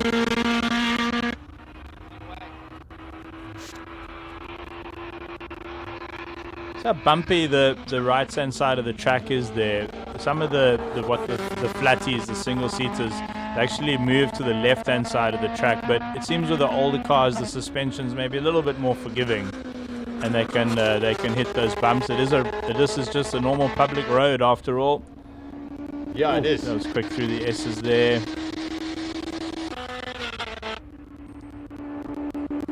That's a good time. Charles Arton goes into third position, 45.3. All right, and I think is that it? I think they went slightly out of order there. Bezuidenhout sort of ran in about fourth to last. I haven't seen Josh Dovey go out. So 42.4 runs a 42.5.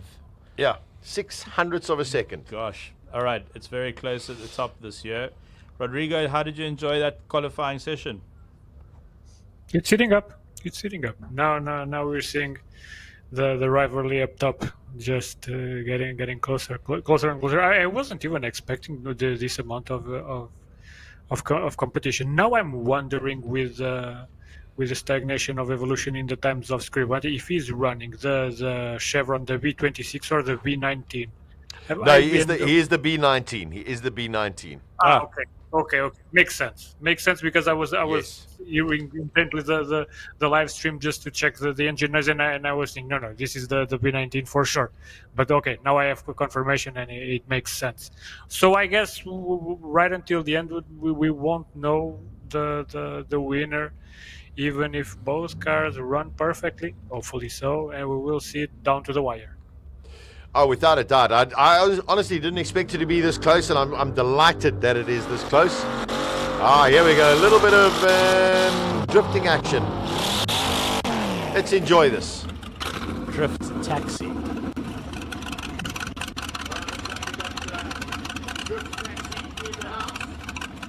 Big smiles. Wonder if she'll be smiling that widely by the time she's finished. Well, I think she's got an open face helmet because if something goes wrong, you don't want to have a closed face helmet. I've been in a drift car with a guy called James Dean, who's a multiple champion Irish guy, very, very tall actually. Yes. And we just went around this track until the tires blew, basically at the back. And one of the most exciting experiences I've ever had, actually.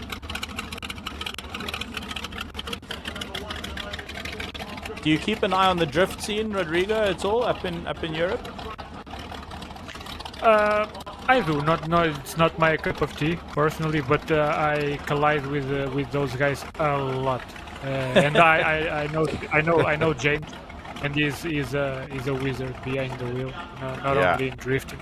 You went with him in the Silvia or in the RX-7? No, so he was in South Africa for, I think, a promotional tour, and they supplied him with a car down here, which to my memory was something like a Toyota Sora, but obviously with an impressive drivetrain. I think the chassis was a Toyota Sora.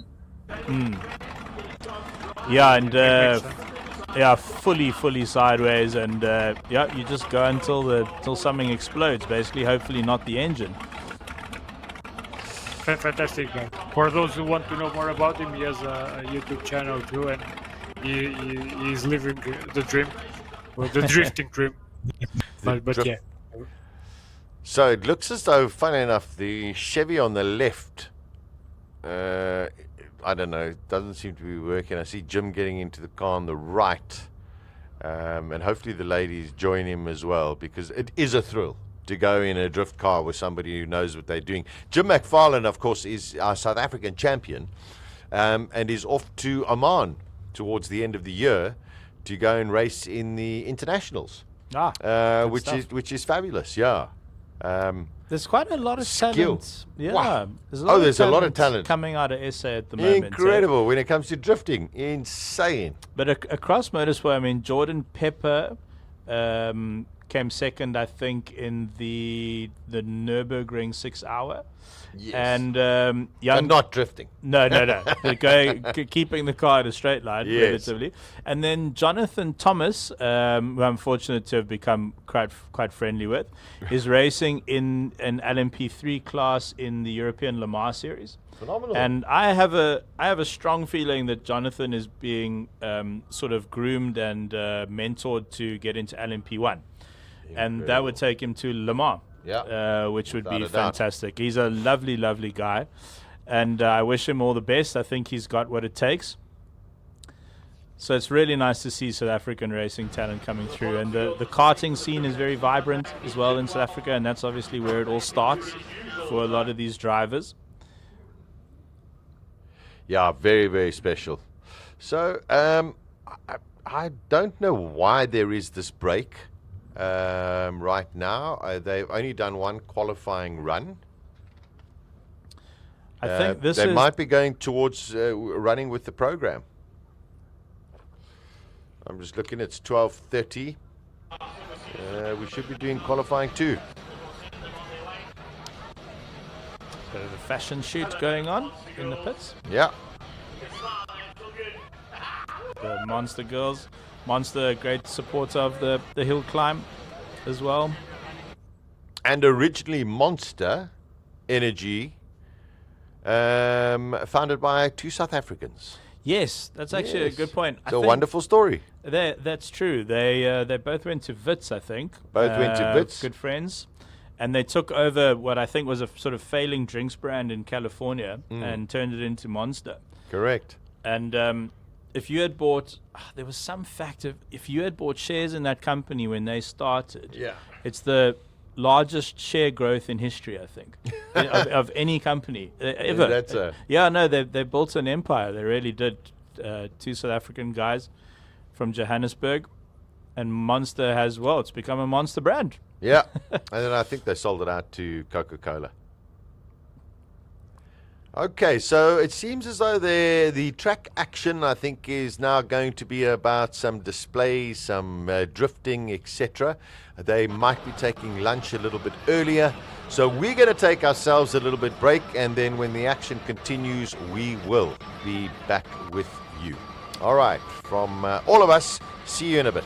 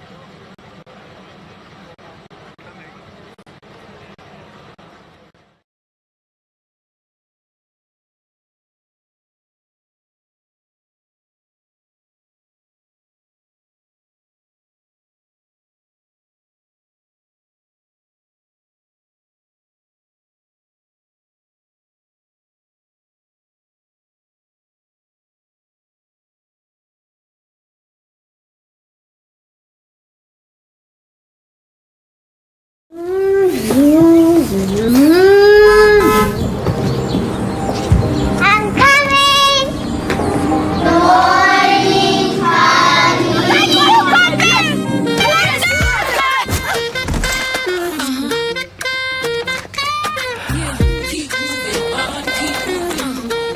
Next up, Kanisile Mokhale. Ladies and gentlemen. Yes! Everybody turn to page 6. Kanye, we love it. You're going ahead. Congratulations.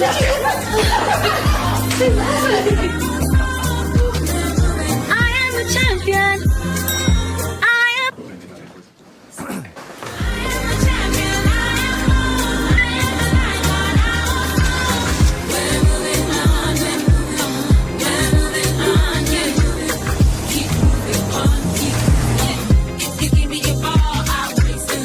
If you give me a room, I'll shake it. Keep moving on, keep moving. Keep moving on, keep moving on. I am bold. I am an icon. I won't fold, yeah!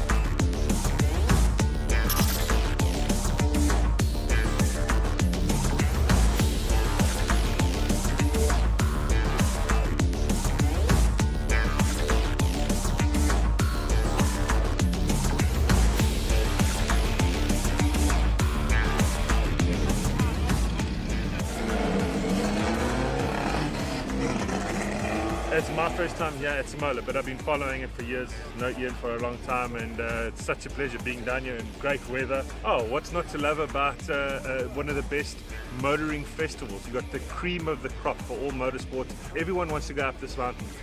For me, it's one of the most prestigious motoring events in the country.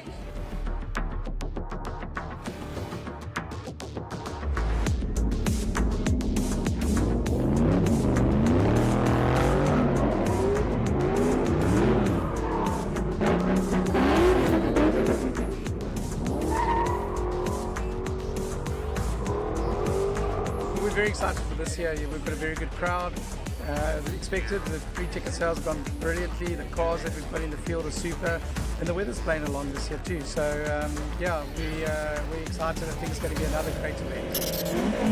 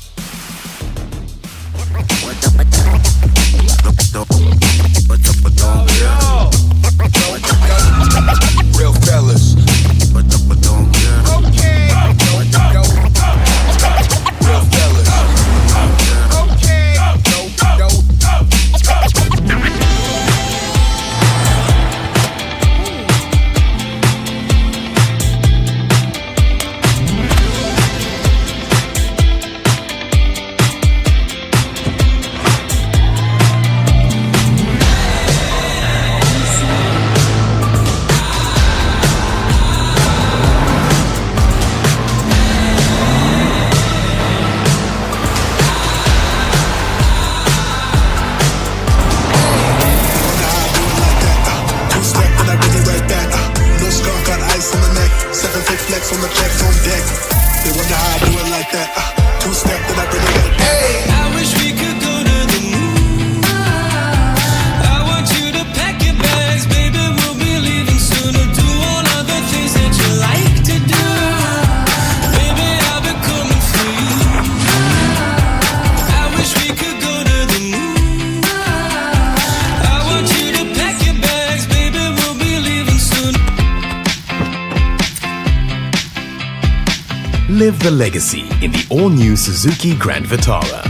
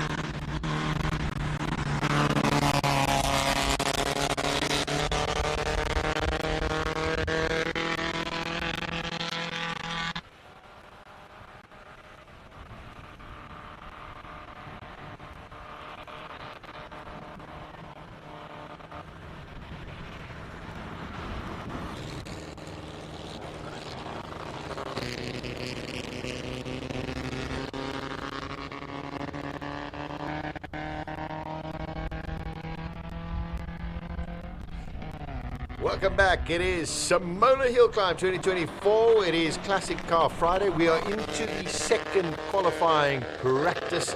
We've got the full team here. Colin Hasty will be doing the pit lane work with us in the scorching heat. I must just tell you, it is up to about 28 degrees already. Here in Neisner, one of the cars going very slowly, getting caught by another one. And of course, we've got Rodrigo de Oliveira, who's joining us from Hill Climb Monsters, live from Portugal. And sitting next to me, the very astute and knowledgeable Ciro Di Siena from cars.co.za. Lots of action today. Oh, there we go. Lots of action today. What a nice hat that is, Ciro. Thank you. Hey, yes, there I we am go. Italian, but you know, the French do good hats. No, they do. So I thought I'd bring this one out. I must be honest, if ever you've seen the movie The Rescuers, probably before your time, I think I look like that, I don't know, the bird that flew with the goggles. Anyway. No, you're really, I must commend you on your headdress, Sasha. That is quite spectacular. Very period correct. Period correct, because it is Classic Car Friday. It's amazing. We're into Classic qualifying 2 for all of the cars. From here, we go down from 64 cars to 24 cars, and then, of course, we were going to the finals. Back to the track. These are the pre-war cars. Rodrigo, great to have you along for the day. I hope things are going well on your side. Are you enjoying the action so far? So far, yeah, very much so. The Classic Car Friday is always a great appetizer for the bulk of the action and what my followers are expecting. But to introduce everything and see these classic machines going as to head, I think this is where we're at. Got Brian Bruce, who's out there on track in the magnificent D-Type Jaguar. We go through all of the classes, 65 entries. We have had one mishap, I think, from this morning, and that was the Fiat of Eugene Herbert. Unfortunately, his car expired on his first run. But besides that, a few more sort of mechanical issues, Ciro, than last year, which could well be down to the weather. Yeah, from memory, we did have a bit more retirements this year, I think, on Classic Car Friday. I mean, a lot of these cars have been pulled out of museums to come and race up the track. A lot of them don't run probably most of the rest of the year, I would guess.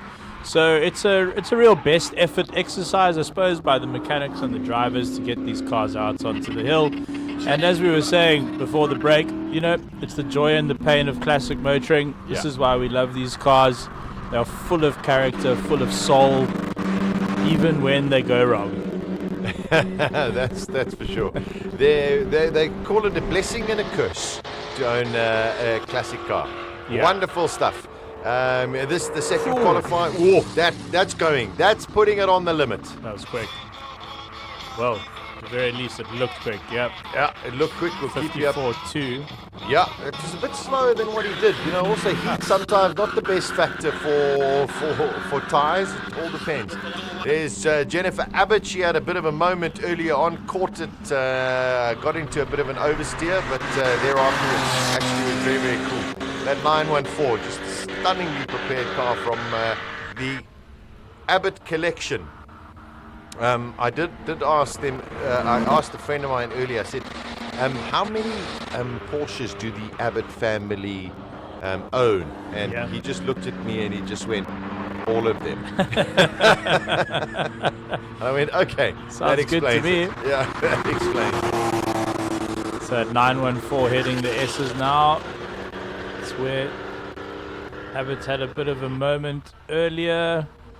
And all neat and tidy through there.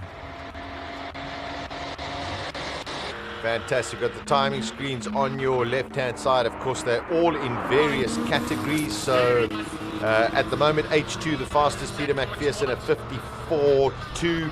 Jennifer Abbott also in a H2 of 58. And her previous best was a 1 minute. So she's gone 2 seconds quicker. Magic stuff.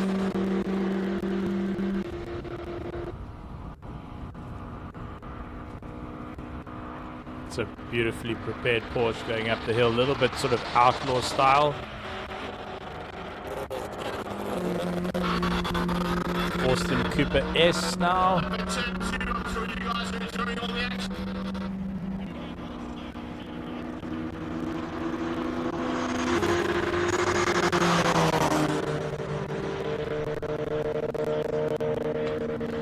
Ooh.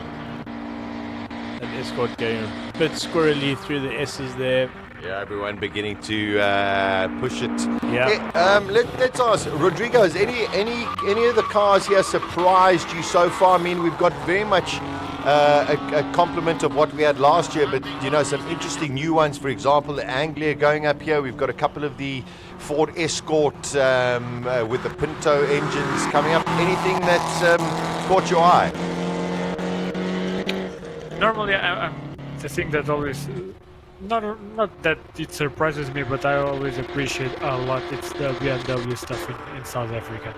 How unique it is, and how many unique models you got for your market. And even when it came to racing, you guys even made it more unique models. You had 7 series, you had E30s, you had 5 series, and I always appreciate one like the one we have today running when one is present, because it's, as much as I think I know about BMWs, South Africa always throws me a curveball. Well, I mean, I was actually just talking to the CEO of BMW just during that break, and not for today, but from tomorrow, they brought the hydrogen BMW car here, which I think is going to be a great talking point. There's also the electric i5 M60 coming, and you talk about the good old days of racing in South Africa, the 5 Series, the E30s, Rodrigo. Tomorrow piloting that i5 will be Dion Hubert, who was a huge name in the South African racing scene in the 90s. He piloted the 325 ISs, the Evo 1s and the Evo 2s that those days used to fight Mike Briggs in the Superbus. Yeah. And amazing, I mean, Dion Hubert is such an accomplished racing driver with the power of that BMW tomorrow. I'm telling you, don't discount him. No, don't discount him. It's going to be quick. Okay, we are into the H6 categories. H3 categories at the moment. Here come the Fiat 131s, the Abarth Racing, and the just normal. We got the Kurt Wesson Abarth, which is going to come up in a short while. This is the Francis Cousins, the 131 Abarth Rally.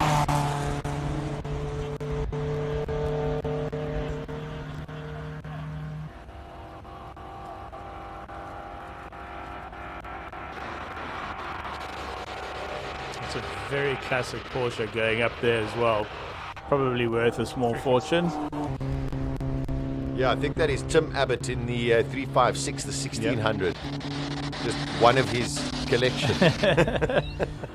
Wonder how he chooses which one to bring out. Something fell off that Citroen. Oh. Wow, that looked... I think it was the left mirror. Fell off that Citroen.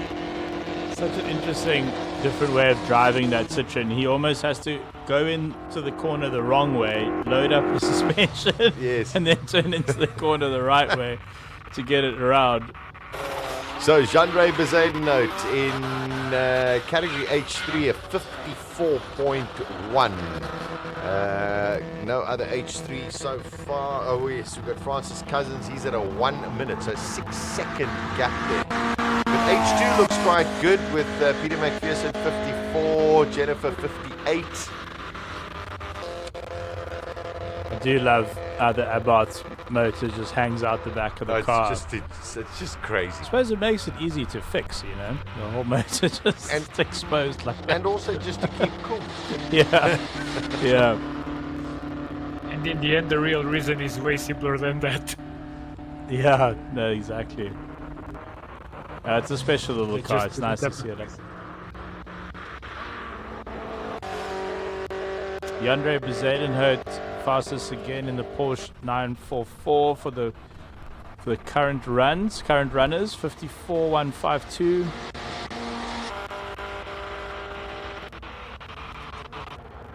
So he leads class. That is leaning on that Fiat. Sure. And I mean, you know this track very, very well, Chiro. There's some hairy moments. It's not nearly as... I would never ever say it's easy. It is a very difficult climb. Yeah, it's technical. Oof, that's a lot of lean do there. That's brave. I think that it throws a variety of corners your way in a short space of time. You sort of get a bit of a tunnel vision. The road starts to become very narrow, and you just focus everything you've got on getting to the top and going as fast as possible, and also trying to make sure you and the car go home in one piece as well. No, the adrenaline's insane. It really is. It really is. That magnificent GT40 replica. Now we got the Porsche 911 1973 version 6-cylinder 3.2. Gavin Rook, category H4. Let's see what he goes. There on the left-hand side, you can see your tires.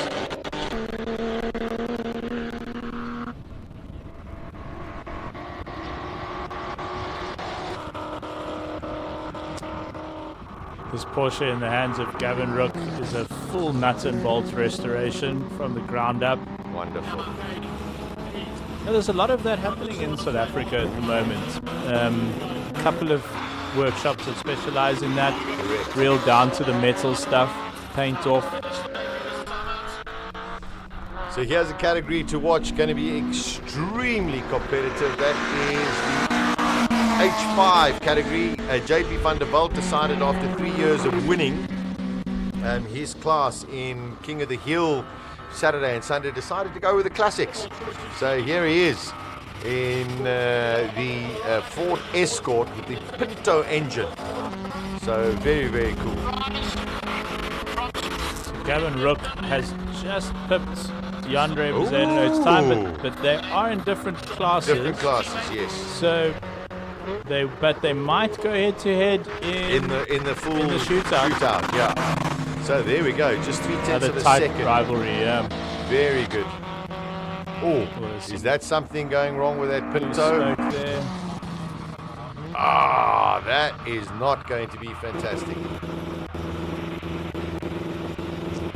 Number 38, Sean 55.5 for JP van der Walt, but I hope there's nothing wrong with that engine because that's by far his fastest time. That was about 3 seconds faster than his previous run.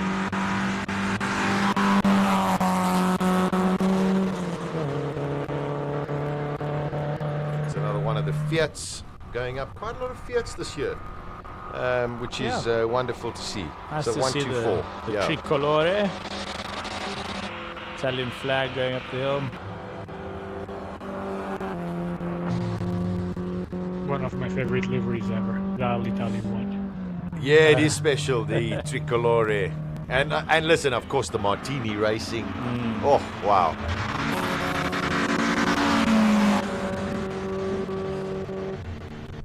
Alpha GTA going up in the hands of Ashley Bowd.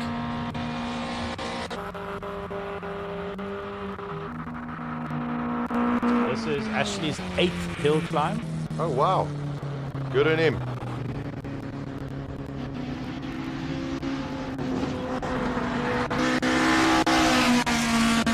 Bit of a barn find car, this is the GTA as well. Found it in a container. No. Yeah, in Joostenburg Vlakte. Abandoned. So rescued and put back on the road. Wonderful. A lot of passion goes into these cars.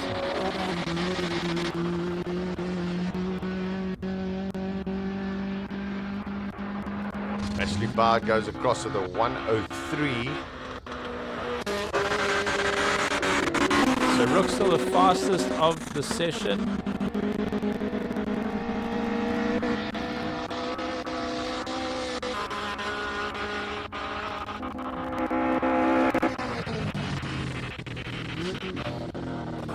Oliver Broom has just gone fastest in category H5 with a 54.9.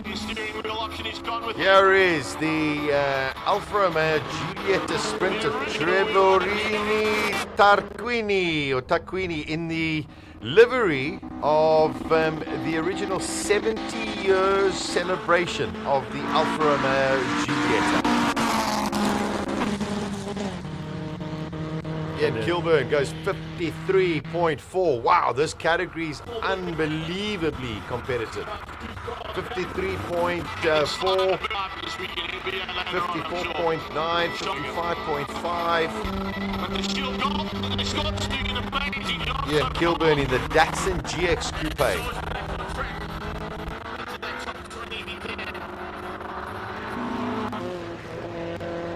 Oh, that Alpha just looks lovely going on. It really does. Oh, wow, he's going broad, giving it full beams, is Trevor Tuck.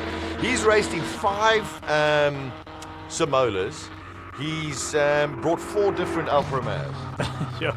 Just, yeah, which is really, really wonderful. Kilburn at 53.4. Trevor Tuck at 56.0. Slower than he did in the last one. So that is getting very, very hot.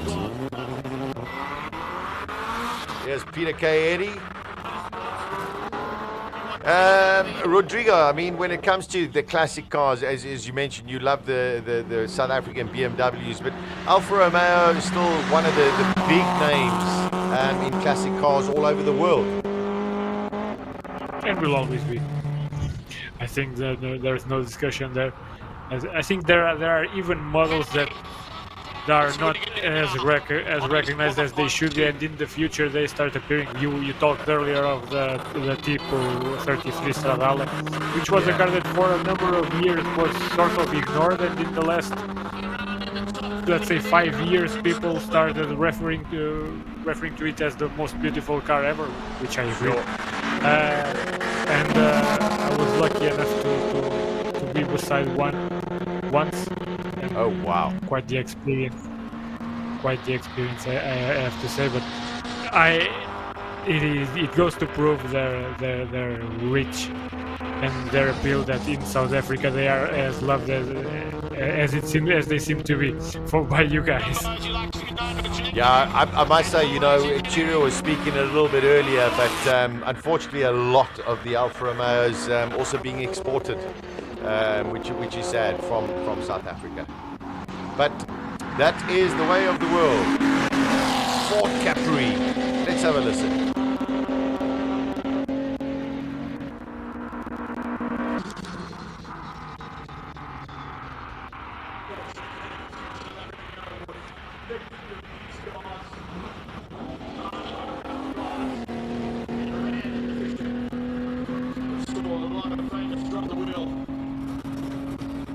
Porsche 944 now, with Cobus de Kock behind the wheel.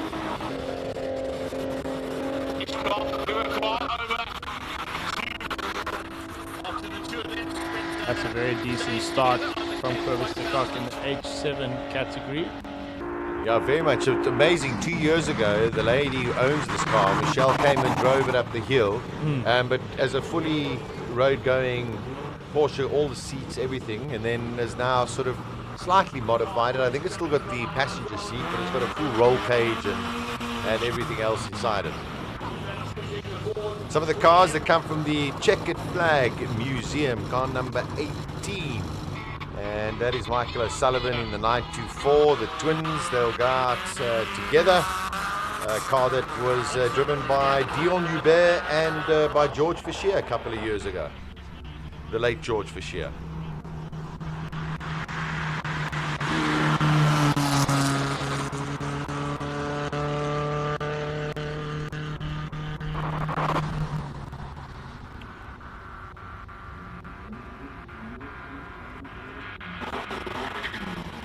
Here's the 20M back for another shout. 2 not so good, but 2, it has made it to the top. Totally rebuilt. It just shows you what the mechanics can pull off in the pits with, you know, probably limited tools, not the ideal working situation. Can't really get under the car as you'd like to in a proper workshop, and yeah, picking up a little bit of dirt there on the outside of turn 1. Faster than it looks, that 20M. Yeah.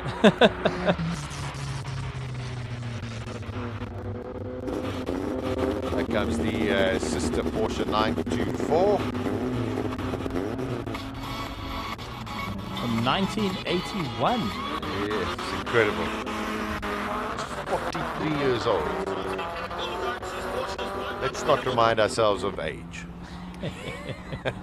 There goes the 420M or whatever they had issues with. They seem to have fixed it, and it's going. Wow. Yeah, being driven hard as well. It's good to see. 59.0. That's a decent time. I would have never expected that.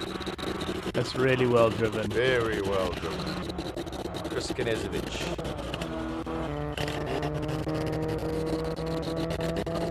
Volkswagen Golf, 90 kilowatts, but I doubt it weighs very much. Rodrigo, the VW brand, especially the Golf, must also be huge in Europe.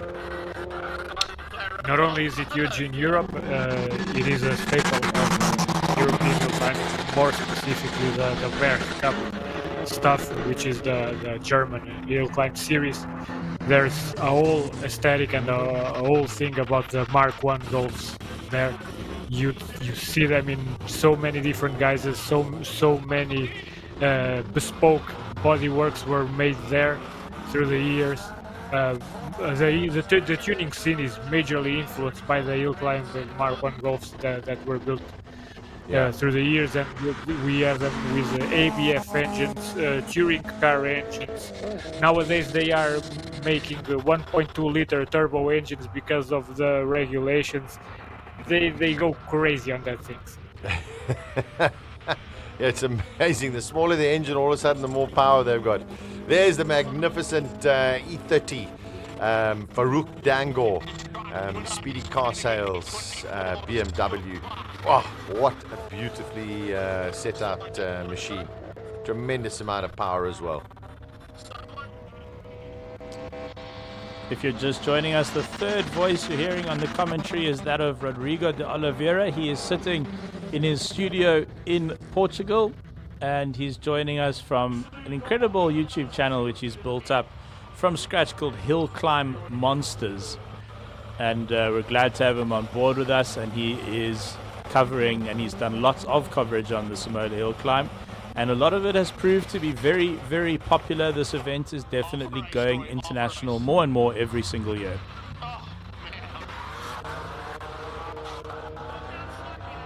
Much appreciated those words. No, it's great to see what you're doing there, Rodrigo. It really is, and it's also nice to see that some of our South African cars are making it over there, like Peter Zeely competing in Europe.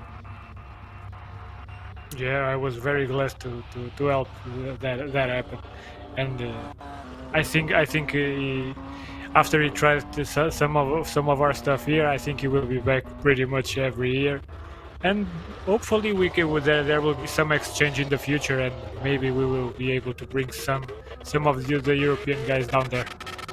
That would be great. That would be great. Come on, let's just pay our attention. Listen to the sounds of this Porsche 911 RSR and the Ferrari 355 in the hands of Enzo Kuhn. Campos goes fastest. 47.2. He has been quick the entire day, Rui Campos. Very quick.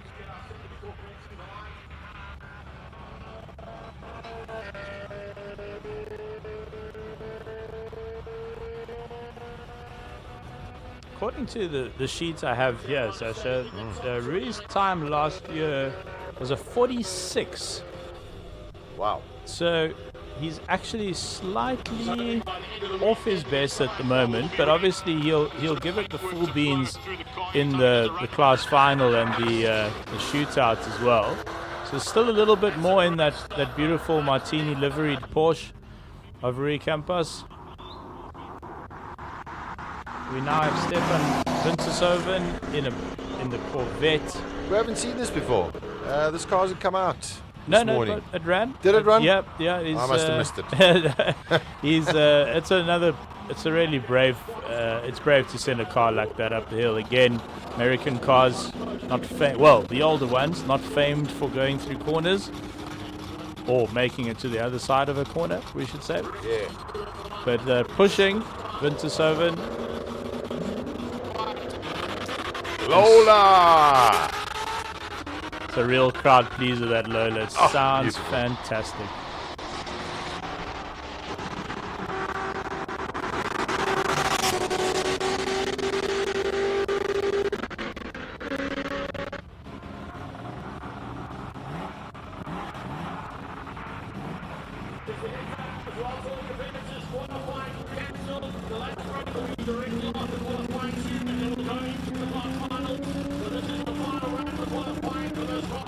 Craig Bessels coming up in the Porsche RSR iRock version. Super light. Moment of oversteer there, going into S's In for the Lola. Lola.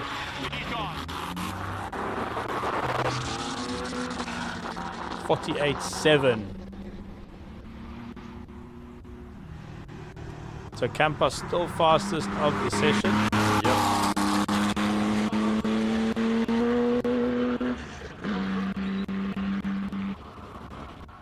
Now we get to some of the single seaters. Robert Walk in the Van Diemen. A little 1 liter.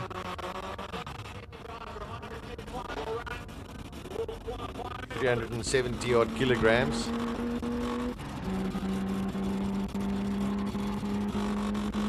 Have you ever driven a single seater, Sasha? I have driven a few. It's and it's something, yeah. it's unbelievably foreign when you've never driven them before. So it takes quite a lot of adjustment. Yeah. Especially going into a corner, as you think, no, that's my normal line.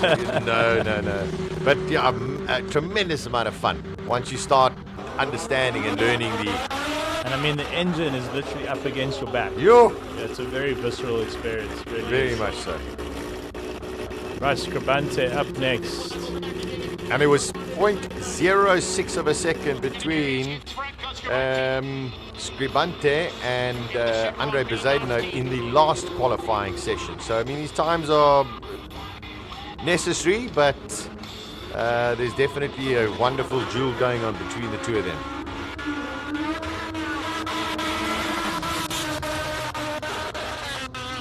They built the revs for that takeoff. Yeah.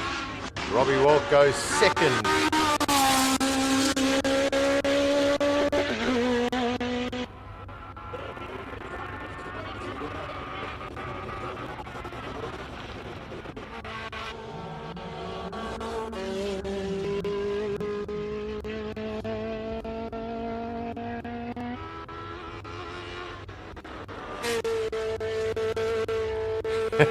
I love the marshals waving him on to go faster and faster, and you're going, what happens if they do it with a flag in their hand? Whoa, that is fast. 42.1. He was pushing them. Yo, super fast from Franco Scribante.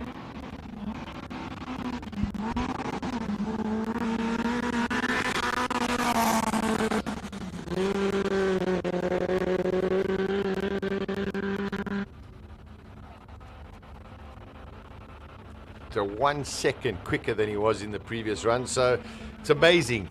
Is it one of those where you want to chase, or do you want to set the time first?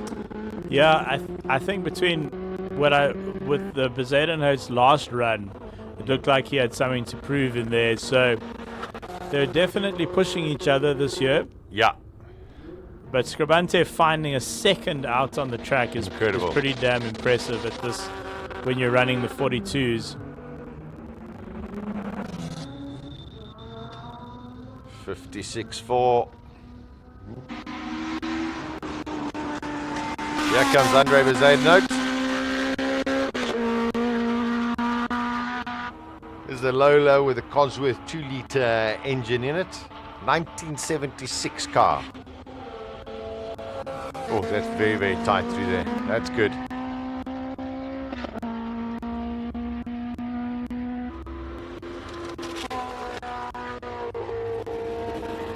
So Scribante, a 3 times winner of Classic Car Friday, Classic Car Conqueror, and he'll be looking to make it 4 this weekend. Yeah. He's also won King of the Hill as well, of course, so he's won in both competitions.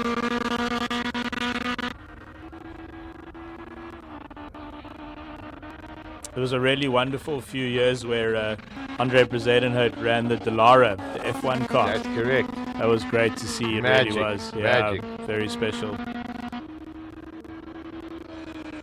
Yeah, Bez half a second, 4/10 down on Scribante. So he also picked up time as well, but the two of them really pushing each other.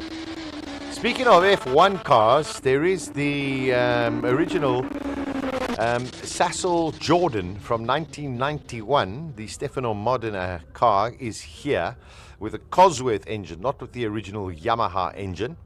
And that is going to be doing a couple of runs in the hands of Robert Walk just as a demonstration during the course of the weekend. That is the end of qualifying 2 times, getting closer and closer. You want to be number 1 in the top 3 in your group in order to get into the top 24. And then, of course, we go for the final. Couple of categories, Rodrigo, that are much more competitive than others, as one would expect. Yes, and not only do we expect it, it's expectable to be those at the very top, to be the ones where everyone is pushing harder and harder. And Scribante has a title to defend, but they do not have a title to chase.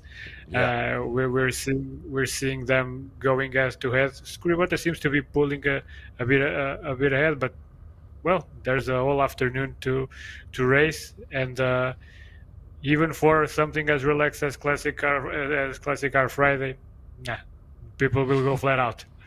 Yeah, that's for sure. Just to let you know, Andre Bezuidenhout, even though he put in a 42.4, is 42.5 on the screen, that time has been deleted.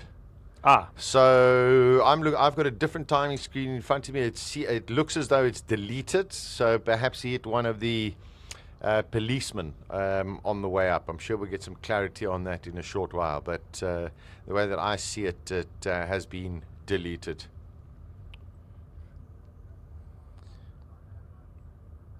Still. So Scribante then leading the qualifying at the moment. There'll be one more qualifying session. And then we get into the class finals and the shootout. Scribante is in the stunning orange Chevron B19, and his key rival, Andre Bezuidenhout, in the Lola, the single-seater. So those will be the 2 men to watch at the top of the field. But there are rivalries all the way down pit lane this year. Rui Campos, definitely one to watch as well. Yeah. He's been quick all weekend in Class H8. Yeah, no, 100%. And also H7, you've got the likes of Farouk Dangor. Those are guys you've got to watch out.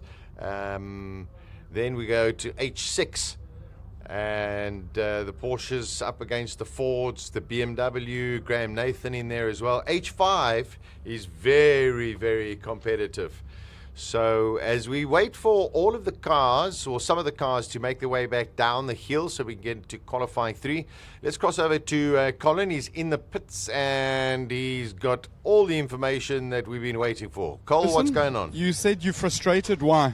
Well, you know, first of all, we had a few breakdowns today, and of course the program has now been cancelled. It's like we've got, 2 instead of 3 qualies, and now we've got, which is unfortunate because it's. Graham Nathan didn't run that session. It's freezing. When you say problems with the car, what sort of problems have you been having?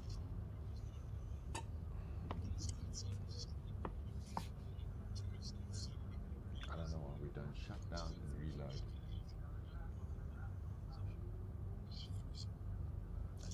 The qualifying times, we've got 2 qualies, and looks like you're top of the class so far. I am, fortunately. That must make you very happy. Yeah, super. Car all sorted. It's looking quite magnificent. The car's been lovely. It was misfiring last year, so I was very surprised to actually win my class.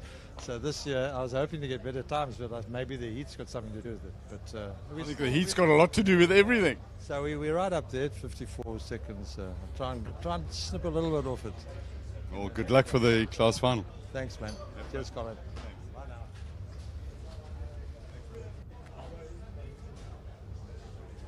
Enormous respect to Colin for sweating it out there. Jesus, hot.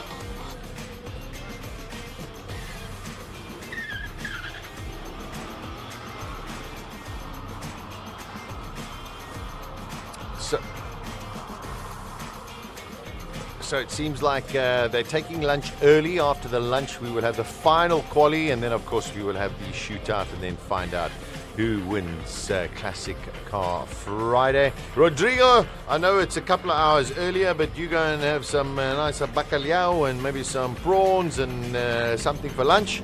And, of course, we'll catch up with you a little bit later. Thank you, and I sure am.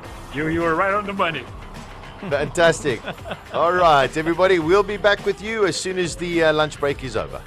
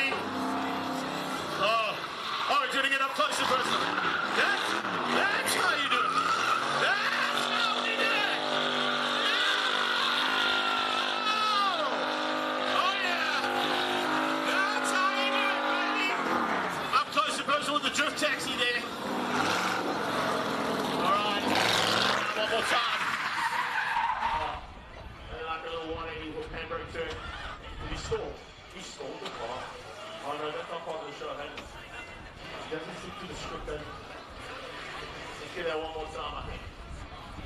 First one was good. The second one's going to be even better. And that was the drift taxi. These actual drift cars behind me. Let's see who comes.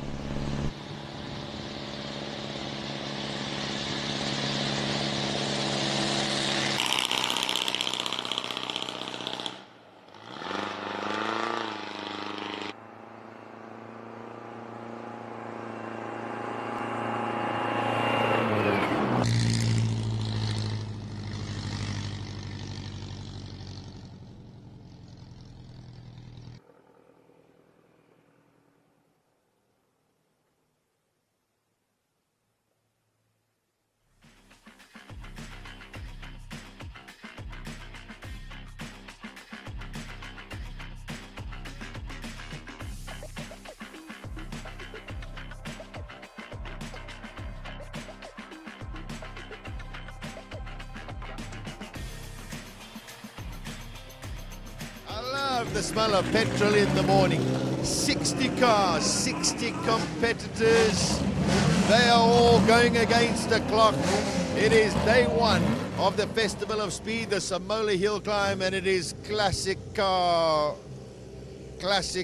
Friday. My name's Sasha Martiningo. Welcome to all of our viewers across the world. Race Day TV bringing this all to us. And we are here in the beautiful Eastern Cape town of Knysna, otherwise known as Knysna. The whole team is here, including Rodrigo de Oliveira from Hill Climb Monsters. He's going to be joining us remotely on Zoom a little bit later during the whole of the weekend.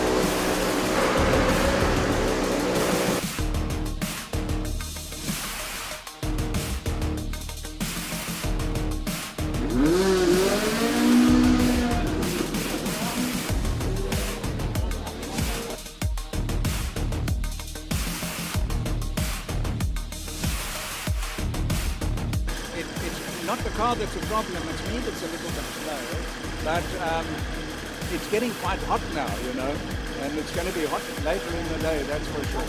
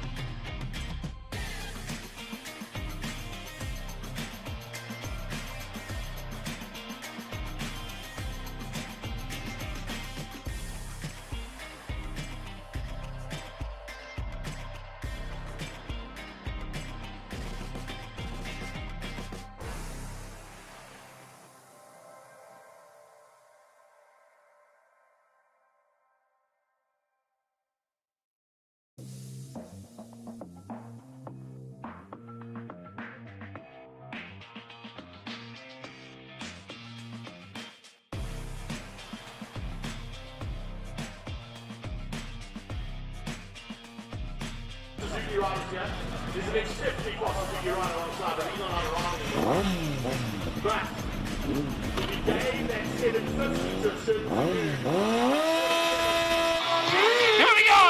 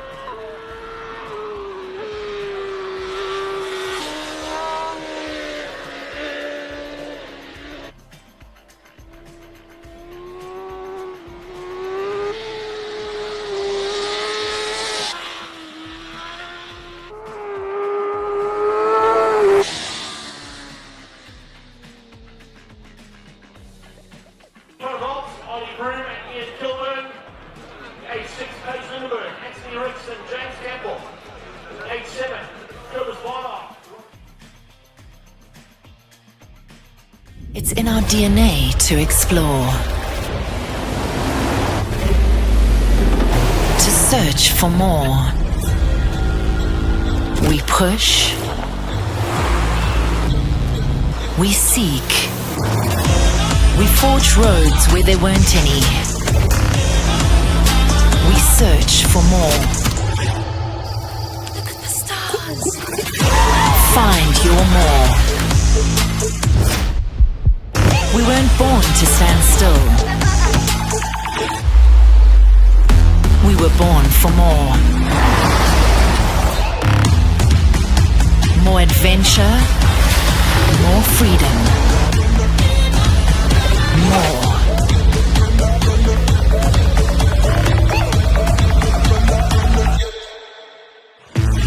Introducing the Suzuki Jimny 5-door, born for more.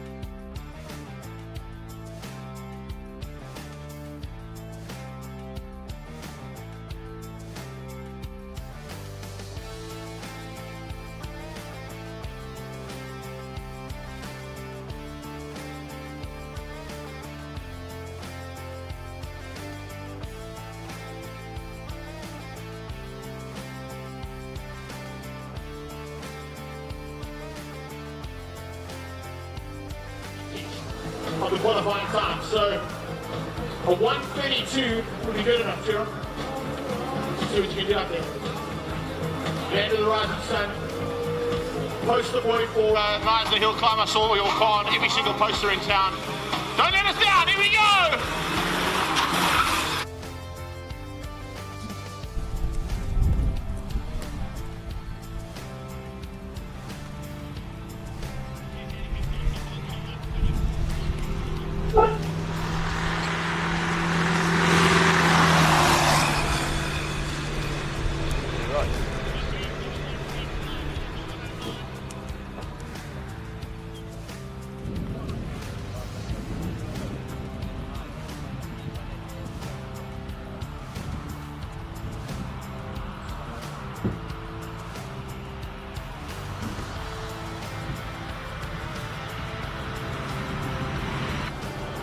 It's welcome back to the Simola Hill Climb. We're getting into the final stages of Classic Car Friday due to a couple of delays during the course of the day.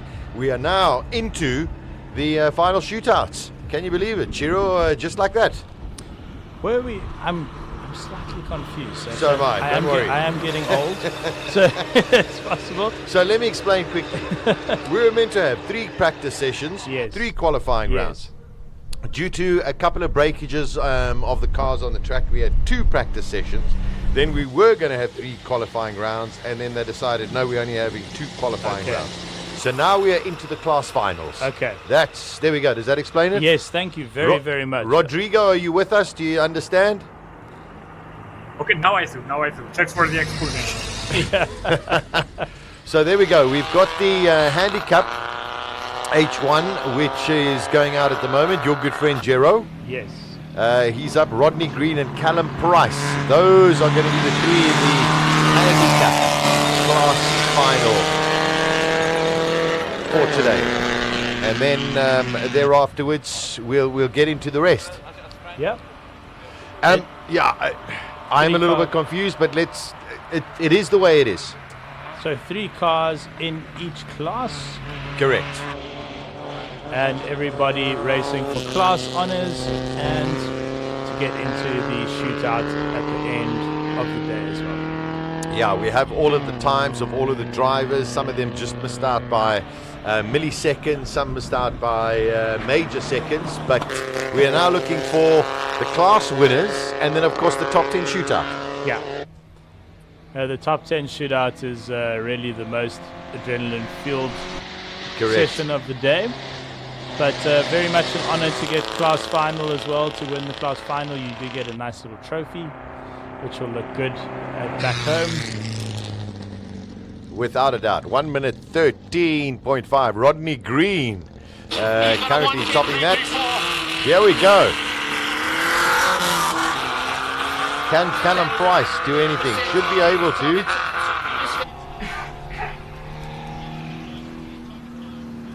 Well, there's only 3 in this category.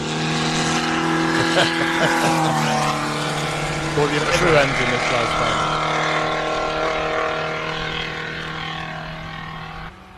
final. There we go, and also lovely sounds now. Let's have a listen to this.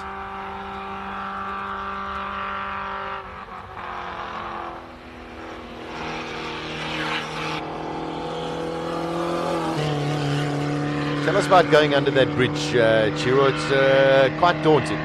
Yeah, I never got that corner right. I mean, I spent some time in the pits asking a couple of guys for advice. In the pits next to me actually was Willie Hepburn. Yeah. And went to go chat to him, and he gave me a bit of advice. I chat to the next guy, and your problem there is that it's your apex and your exits are totally unsighted. You've got the mountain on the left, and you've got some runoff on the right, which you hope you don't need to use either one of them. And it really is a particularly tricky corner, that. Wow. Okay, there we go. That is Callum Price topping the H1 final qualified results. Car number 58, the Ford GT40. Peter McPherson So this is H2. Here we go. H2. So we should have Peter McPherson, Jennifer Abbott, and Brian Bruce. Listen, Peter McPherson has been much quicker than everybody else, but anything can happen when it's a final.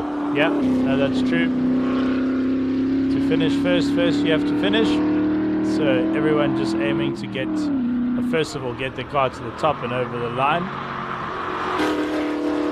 But you've also just absolutely focused on nailing each and every corner, nailing your launch. It really is the pursuit of perfection, hill climbing. Oh, he's giving it the full beans. Oh, that's a good run. That's his fastest time of the day as well. Here we go, the delightful Jennifer Abbott in the 914 Porsche. Let's see what she can do. Can she chase a 53?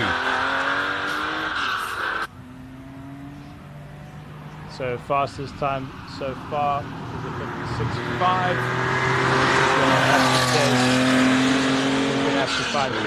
Oh yeah, that is a challenge. Rodrigo, we've spoken quite a lot about this very, I suppose, odd-looking Porsche 914. Do you see a lot of these in Europe? Not anymore. Since the values have risen up, they sort of started disappearing. But they were sort of popular. I have driven a couple some years ago. I like them a lot. Strangely, I find them quite close to a Fiat car, the X19. Interesting. Oh, that's very true. Very true. Yeah. Which is curious, but I like them a lot. They are quite unique, not very un-Porsche. Oh man, did she cross the line? I think that's over the line. I think she did post the time. Yeah, she 57.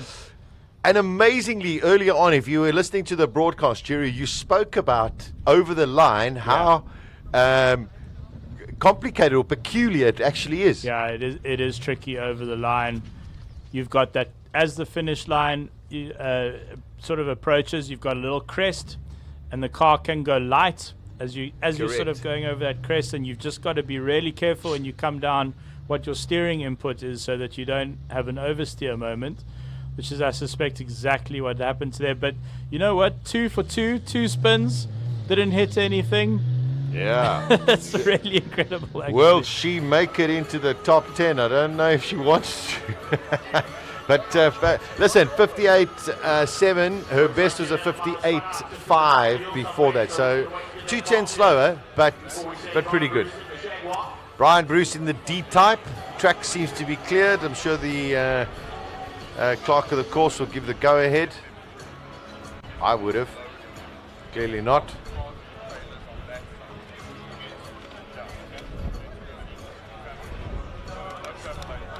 Just so that you know, when it comes to our real top 10 shootout, Andre Bezuidenhout against Franco Scribante, in the last set of qualifying, there were only 2-3 tenths between the two of them. But Andre Bezuidenhout's time was taken away. There must have been an infringement somewhere, probably hitting one of the policemen or the pool noodles, which is not allowed. But the two of them are definitely, the adrenaline's going to be pumping in about half an hour from now. Yeah, it's a big one. I think, it's obviously honors to get the class final. So they'll be fighting it out there in the same class, H9, and then fighting it out in the shootout at the end of the day. And it's really been one of those great stories of the hill climb, the Bezuidenhout-Scribante rivalry. As we were saying earlier in the broadcast, they're right next to each other in the pits. Literally, they're wheel to wheel in the pits, and great rivals.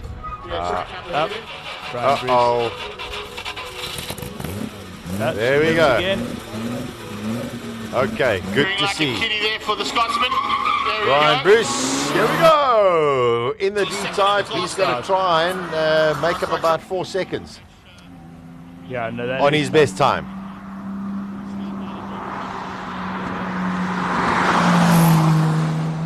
I think for Brian, as much as he is competitive, it's a really Simola's are really something close to his heart. I mean, he's got, 5 cars out here today, Yeah, I think, magic. when Just I counted. magic. So obviously very generous with his collection as well, which is nice to see.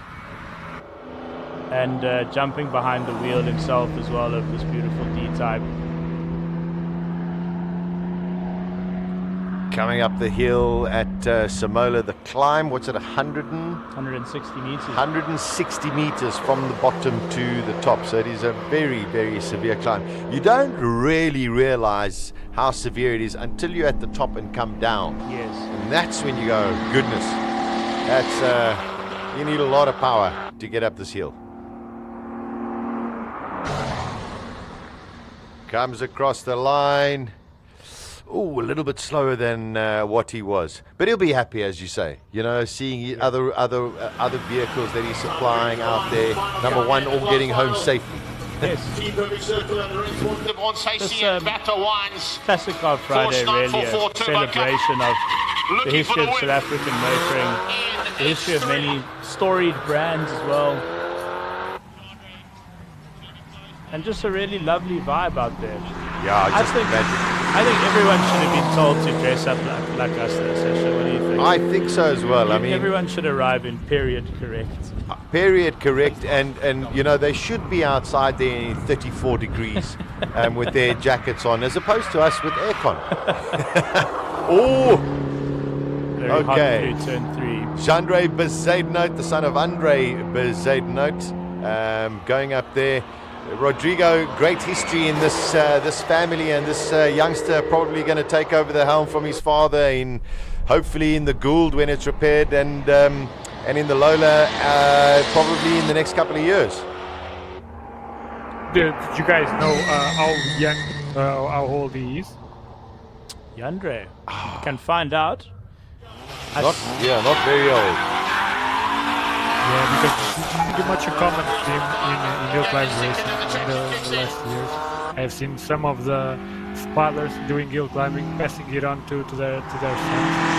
Right now in Europe, we have something like 2 or 3 top drivers who are 19, 20 years old, and there they go, doing it in the highest level. Fantastic. Yeah, I think he's probably 20, 21, somewhere around there. But we'll find out. We'll find out in the break. Yeah. Here we go, one of the Fiats going around, Francis Cousins, also one of the, I think, original founding members of the Simola Hill Climb. Lives in the area, also passionate about all of his cars, and wonderful to see him out on the track.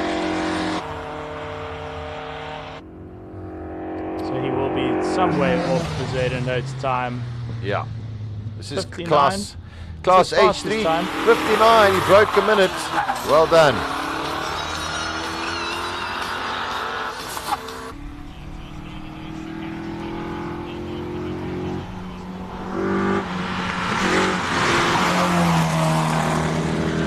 Gabriel Diedrichs now.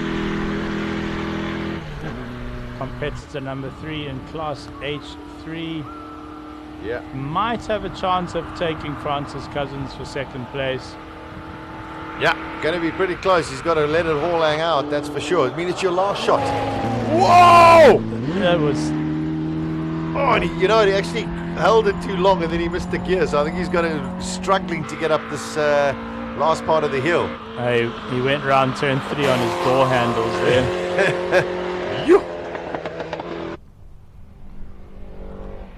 Pushing.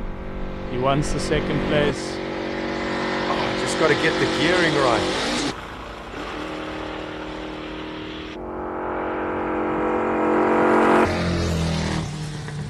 No, 105. 105, yeah. I think the problem is he had the wrong gear going up. Too much of a moment there in turn 3. All right, here we go.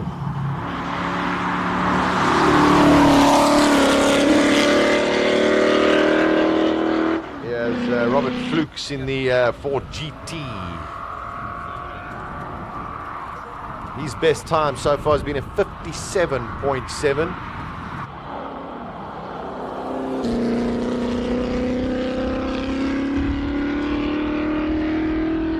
quite a number of companies in South Africa making really excellent GT40 replicas, actually. World-renowned. They get shipped around the world. Sure. Yeah, it's really three of them, I think, in South Africa make really good replicas. Yeah.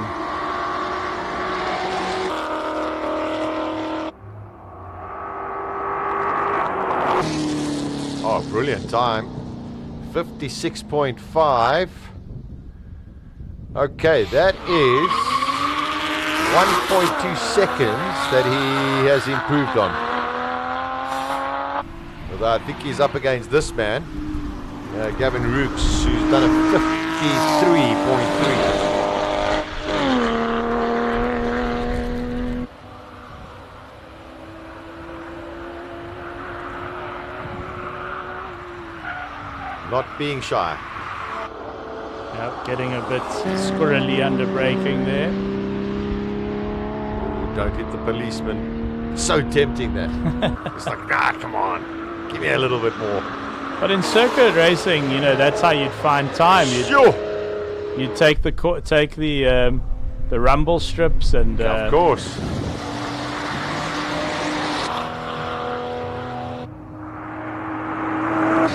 Like an unbelievable time, 52.2, half a 50, 1.1 seconds faster than he did. Oh, that was a good run. Very, very good run. Can you guys tell me how is the temperature right now? The temperature outside is probably about 30 degrees Celsius, and I don't have a meter for the track, but I would assume add on about 10-12 degrees on top of that, Rodrigo. It's extremely hot. But is it cooling down now, or just keep it going higher and higher? No, I think it'll start cooling down probably in the next hour only. We still peak sunshine here. Okay. Just to evaluate if they are on that nice window where grip is perfect, or if it's just starting to decline. For the final, maybe the top 10, the temperature could be a little bit lower. I think for the naturally aspirated cars, there is no cool air out there. There is an incredibly hot wind blowing, probably from the interior of the country. And it's so weird when the wind is hot like that. It's quite unsettling, actually. It's like a giant hairdryer at your back, basically. Extremely warm. No cold air to be had at all today for the naturally aspirated vehicles. This is going to be super competitive. This is Ian Kilburn in the GX Coupe Datsun.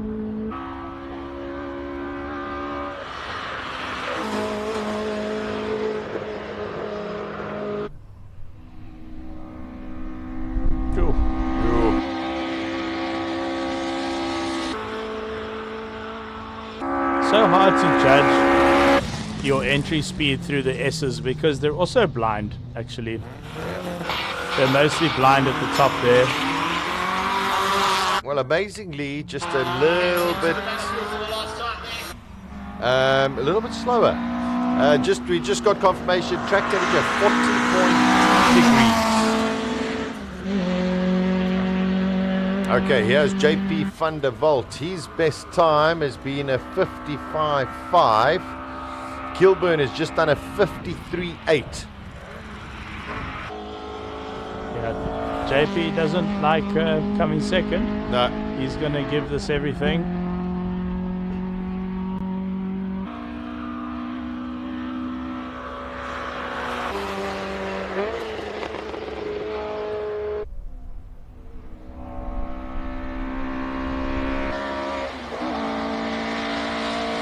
Well, remember early on we saw a little bit of smoke coming out that car, but they seem to have found out what it is. JP with a 54.6. JP van der Walt in second. So second in his class. A good run there in the end from Ollie Broom, but he finished up in third place. The second now for her run. Trying to take on her teammate. Okay, here comes Paige Lindenberg. Her best time is a 53.685.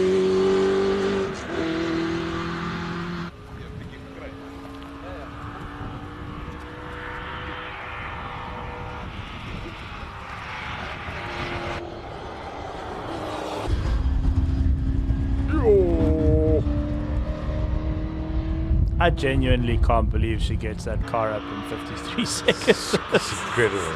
It's such a large vehicle.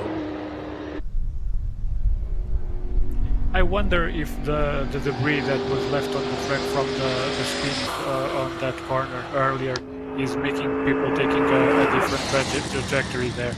Because it's common now to see people just getting way outside. Are you talking about turn 3, Rodrigo? Yeah. Turn 3. Yeah, the debris from the drifters and all of that. Here comes the Lola. Yeah. Even the spin from the BMW A9 in the morning. The E9, yeah. Graham Nathan. I don't know if Graham Nathan went out in the last second. I don't know, yeah. And then he maybe set a better time in qualifying 1. But in the last run, he was also going slow in the later part of the run. Yeah, that's true. Yeah. He might have retired the car, I think. Maybe Colin can find out for us. So Anthony Ricks and James Temple are split by 0.02 of a second from their previous runs. So this is potentially a winning run here. That's going 49.3. Oh no, he's actually slower. Okay, here we go. It's all up to James Temple. If the track is slowing,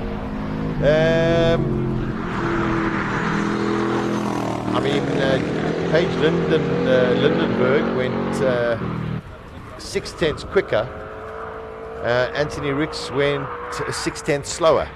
So let's see what James Temple can do. Yeah, that's the story of the hill climb, eh? Fighting for tenths and hundreds. Yeah. Trying to find them out there on the track.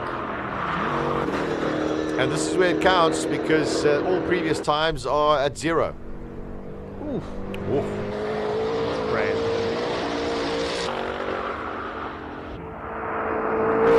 Oh, that's super fast. Wow, that's fast. 47.8. That's 9/10 quicker. So he takes class win.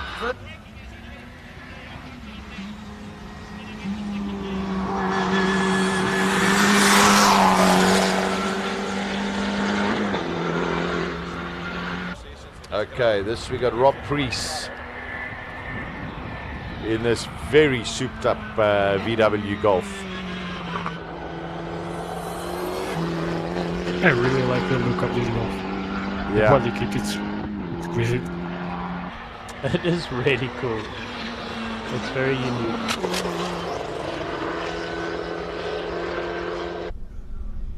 If someone told me this car raced on the West Bank series, I would believe. Does have that look about it. Mini West Bank. What a time. 51.1. Anytime he gets to race in the car, otherwise he's all over the other cars and does all Wow. the preparation for the Ashton Energy Photo Cup. The Global Touring That Car is Super 1.8 seconds, guys, quicker than he was. Sure.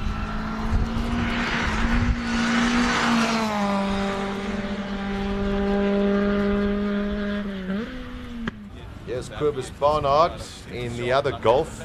And then, 51.1 is 1.6 seconds quicker than Farouk Dango's gone, and he's top of the group so far. Whoa, that's going to be, Farouk's going to have to let it hang out. Yeah, he's definitely got a challenge on his hands now. 51.6, a good time in this class.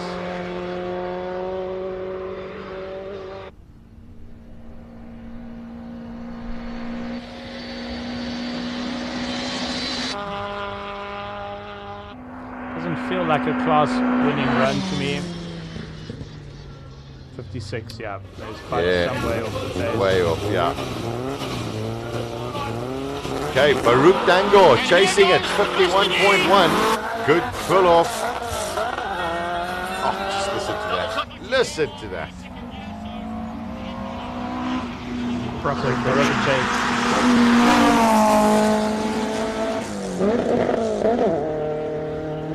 Might have missed the gear shift there. Farouk chasing a 51.1 here for the class honours in H7. Oh, he's got to get in it. Get on it.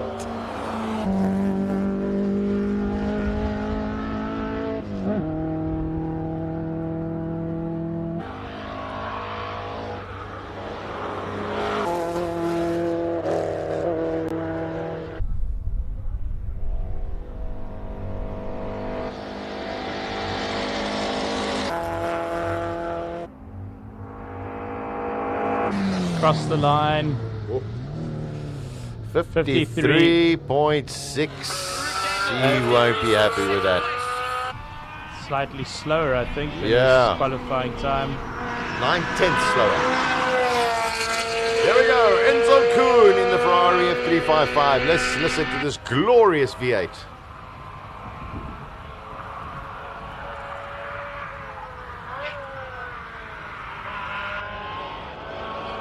Up into class H8 now.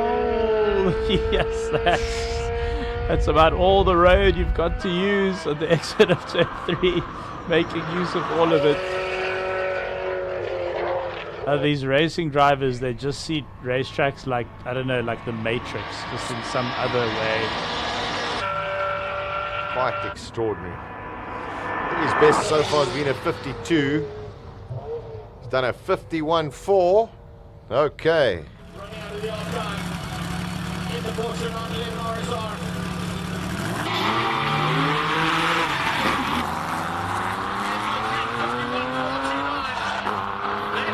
That means Craig Vessel's going to have to top his time, best time to beat Enzo. I don't think anyone can get close to Rui though. But let's see Craig Vessels. Let's see what he can do. His best has been a 51.8. Enzo's just done a 51.4.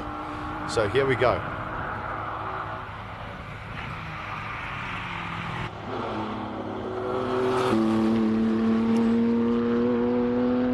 I think Craig Vessels and Enzo Kuhn probably racing each other here.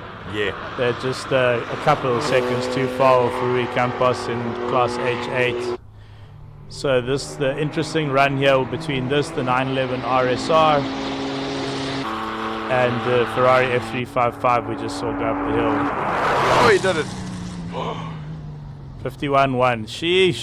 62 thousandths of a second. 51.118. 51.118. Wow. That's impressive driving. You know, the guys have to really push. All right, Rui Campos. You still got to do it. Even though you've been quick the whole week, the whole morning, you still got to go and do it. Finish. That car is just, it's insanely brilliant.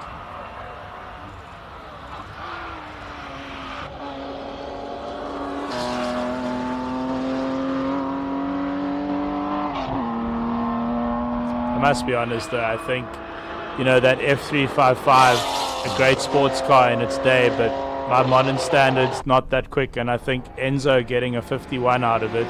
Yeah, and also don't really get it, impressive. it's still got all of its stuff in it. Yes, no, it's fully road spec. It's Yeah. fully road spec. 47.1 for Rui, 47.1. and he improves again. I mean, wow. It just shows, this is the class of these guys. So we'll see him in the shootout. Here we go. Charles Arton. 47.150. 44.4 is his best time.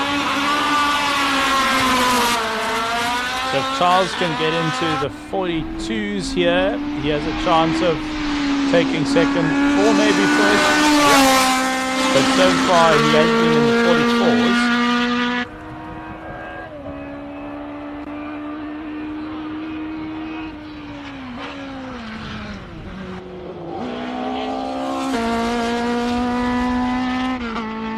See that the March didn't want to break in a straight line there. You have to put in quite a bit of opposite block, opposite steering to get it to just break into turn 3. Incredible. He's going for it. Get close. A 44.5. Just about exactly what he did earlier. Yeah. All right, here it goes. Here it comes for class honors. In H9, Andre Verzadenhout. Do you want to be the chaser or the chased? Another Andre Bezuidenhout in his day job is, this highly respected advocate, and then just his hobby is racing single seat, race cars. Race cars. Wherever there's a hill, let me go. An old Formula One cars and Goulds, and what an incredible enthusiast. Magic. Oh, he's going. Is he going to put it down for Franco to try and challenge? Here we go. What is his time coming across the line? 42-1. 42-1. The same time that Franco Scribante set. Okay, so he's now caught up with Scribante's qualifying time. Oh, it's not a great. Oh, that's not good. That's not good. That is not good.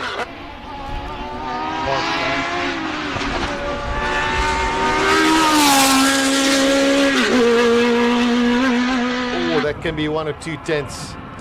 Yeah, that's what we were saying earlier.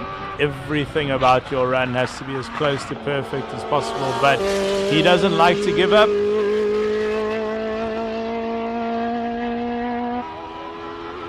Can he make up the lost time from that start? Sure, that is super fast. Not off the brakes, nothing, no release. Oversteer through the S's. One last corner and over the line. And what has Scribante put in?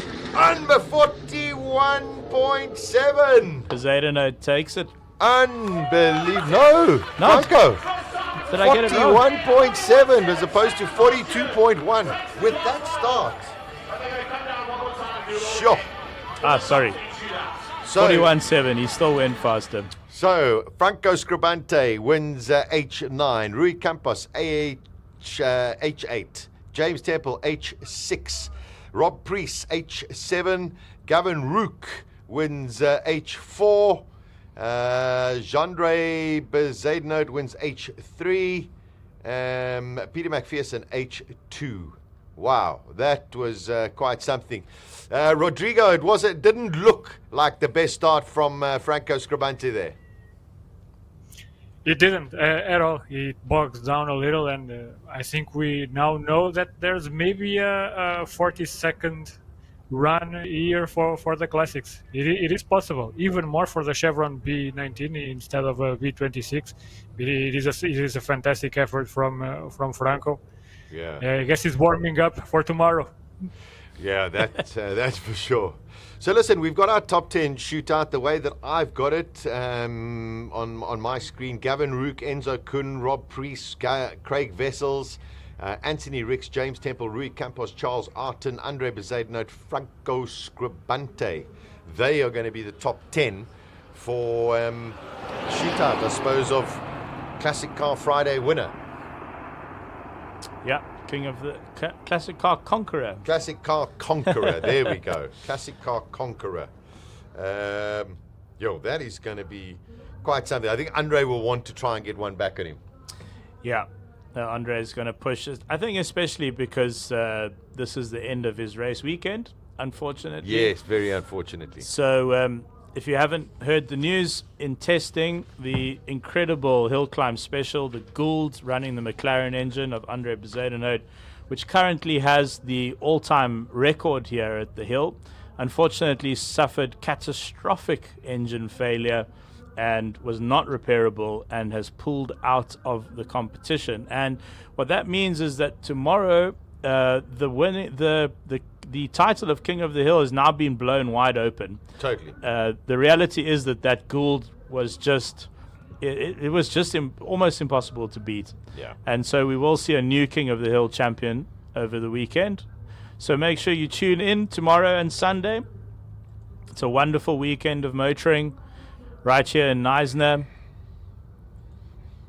Yeah, it's going to be very special. Rodrigo, the nature of racing, a blessing and a curse in a way. You feel desperate for Andre Bezuidenhout and his whole team with the mechanical failure that they had in the testing. And on the other side, you go, well, okay, it sort of opens it up because there wasn't really anyone tomorrow who could come and challenge that Gould.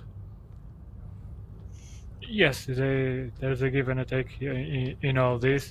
We got a bit more excitement for having a whole new winner. On the other end, I am sure that everyone was expecting to see that Gould going flat out on Simola once again. It's a sensation. Now that I am starting to organize my own events, when I see someone pulling out last minute, there's always that sinking feeling, even if I'm not the one racing. So I'd imagine for those who are, it must be gutting. But so is racing, yeah. And Rodrigo, how many? Just quickly, we need to go to Colin. But do you see Goulds often on the European circuit? Just on one country, which is the country where they are built and where the regulations allow them to race on it, which is UK. And there you see a lot of them, and they are crazy to watch. Even more, we were talking about Chesley Walsh earlier, which is this super narrow, super narrow, and they are averaging something like 195 kilometers per hour on that hill. It's mind-boggling. No, they are extraordinarily quick hill climb cars, and those very special tires as well that they run.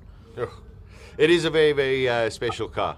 All right, Rui Campos, winner of his class yet again. I don't know which number it is, maybe 3, 4, or 5. Let's find out from Colin with Rui Campos in the pits before we go for the Classic Conqueror. Rui, how many times have you won your class? Well, this is my 6th time that I've come to Simola, and I've won it all 6 times. So you don't know what second feels like? No, but I've had a second in the top 10 shootout. You know, Schofield beat me by 3 seconds. So we're in the top 10 now. Anything can happen. So you've done your class. Now everything gets set to 0 off to the top 10. Absolutely. The rest can all go home now. Well done, and we'll see you next year. Thank you very much. Oh, we'll see you after the top 10. Absolutely. Yeah. Good stuff. Interviewing me. Thanks, Rui. Cheers. I actually do. What I want to do is go down just a little bit because James Temple has just come back. Walk with us, guys. And he's also won his class, which I think is absolutely fantastic. And he'll be very, very happy. Paige Lindenberg came in 3rd. Paige, you came in 3rd. Yes. That's not bad for a ship. No, it was great. Considering the cars in our class, I think we did really well. It's like a 2-ton car up the hill on normal tires. So, yeah, it was a really great day, really impressed. Unfortunately, they took a qualifier away, so we only got one qualifier in, which is really disappointing, but so happy with the result.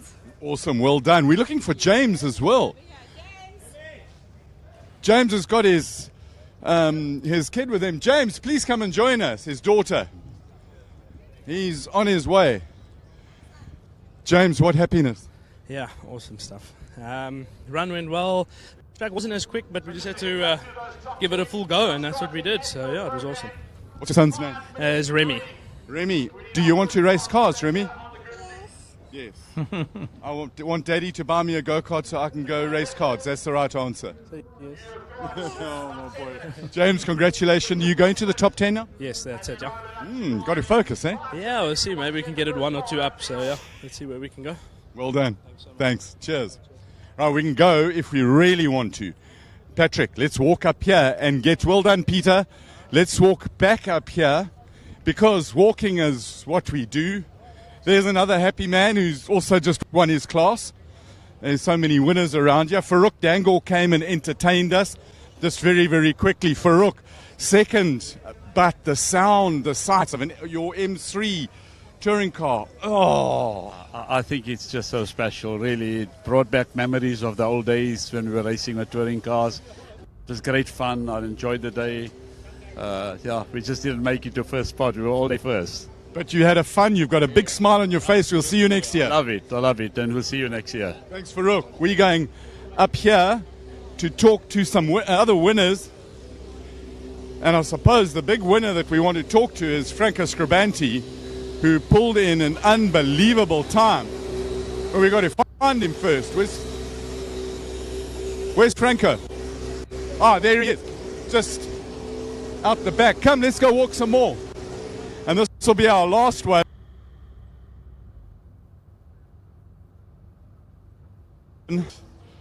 Franco.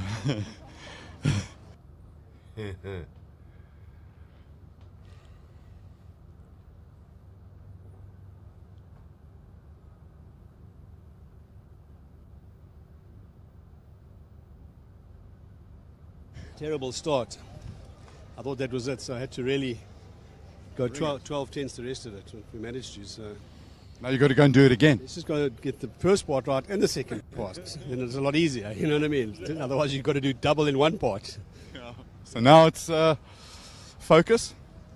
Boys are looking after the car. Yeah, so they'll take care of it. I'm just going to go quickly to the bathroom and let's see what we can do. Awesome. Thanks for talking to us. Cheers. Right, let's go and see the advocate, ask him if we can approach.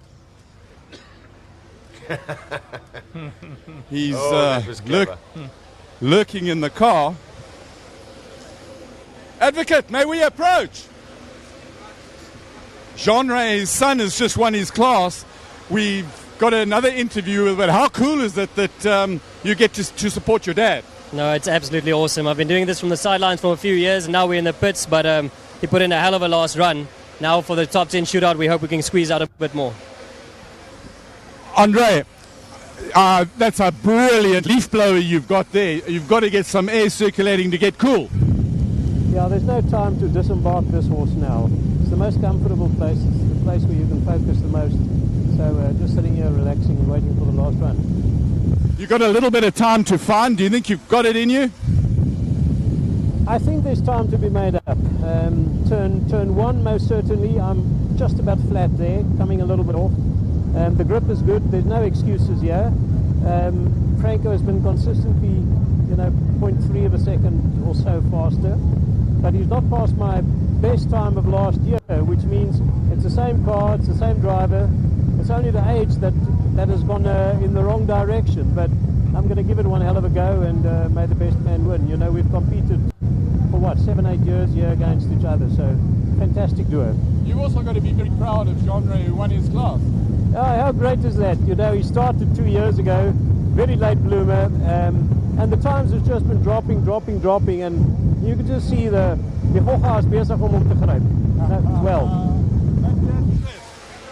Advocate Poseidon, right, we're getting ready for the top 10 shootout, and the top 10 cars from qualifying, none of these times count here. It's all about qualifying, and the times get set to 0. So you've got one shot to get it right, just one. And if I get my pieces of paper, they run it in reverse order. So we'll start with the 10th fastest car, clearly, from qualifying. And I've just lost that piece of paper. That piece of paper has just disappeared out of my head. But if we look at all the cars, another story of the day, Ian Schofield didn't take any further part. They had a whole lot of trouble with the gearbox, with selection of the gears, which caused them to crash on the first run. And then they changed the gear ratio for second gear. And then on the last run that he did, he felt the car misfiring a little bit with no power. And it turns out there's a little jockey wheel on the front of the BDG motor at the bottom that had got the cam belt loose, and it skipped the distributor timing by a tooth. So they took the spark plug out of number 1, checked it out, and the car will take no further part in this. But he's pretty thankful that didn't destroy the BDG motor, because those things are like rocking horse teeth, and also you need a small fortune to replace them. Let's just have a quick little walk further down here. Rui's in the top 10. The Lola is not. Robbie Walker's in the top 10. He's getting ready to go in the car. And before he gets in the car, we'll have a quick chat with him. Robbie, they're going to start charging you for all the blooming airtime that you get. You ready for this thing now? Yeah, looking forward to it. I think we could scratch a couple tenths out of it, so maybe we can dip into the 47s. But let's see. Cool down a little bit. It'll be better. 47 with 90-something horsepower is quite impressive. Just total wringing its neck. Yeah, there's not too much left on the table, but let's see what we can do. Tomorrow you drive the Jordan Formula One car up there, 192. What sort of time of day are you going to do it? It'll be midday during the lunch break. Then we'll do 2 runs to start the lunch break and to end it off. So. Oh, lovely stuff. I can't wait for that, Robbie. And good luck with this run, and then we'll start focusing about tomorrow. Yeah, thank you. Awesome. He's running the pull beam in the King of the Hill. And that pull beam, it's got an infinity motor in it, revs to stupid amount of revs, like about 15,000. They've redone the wing. They put a massive exhaust on it. It's louder than it was last year. And last year my ears got sore. It's going to maybe so much fun because it gets you in the chest and you get all the feels in the world. It's absolutely wonderful. Color scheme looks good. New wing. Going to be faster.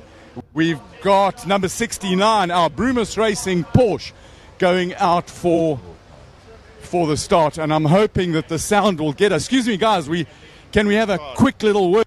Craig, you ready for this? I'm 100% ready. Let's go. And focused with Brumos, you've got to make them proud. The whole of America's watching. Well, you know, pressure.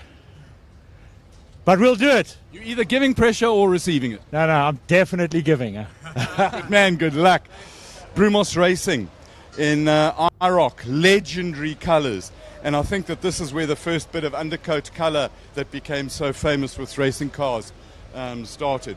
I may be wrong, but I've never decided that I should never ever let the facts destroy a really good story. The hot story, the hot news, apart from the fact that the dust is killing my sinuses, is our golden orb that sits high in the sky. It's got as high as 34 and a bit today. It feels like 47 and a lot. There's a warm wind, but that wind has died down.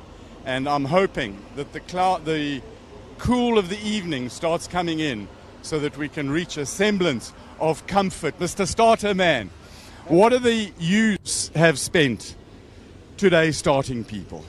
Just say again? You've spent today starting people. Yes. What do you look for when you start and when you're ready to let them go?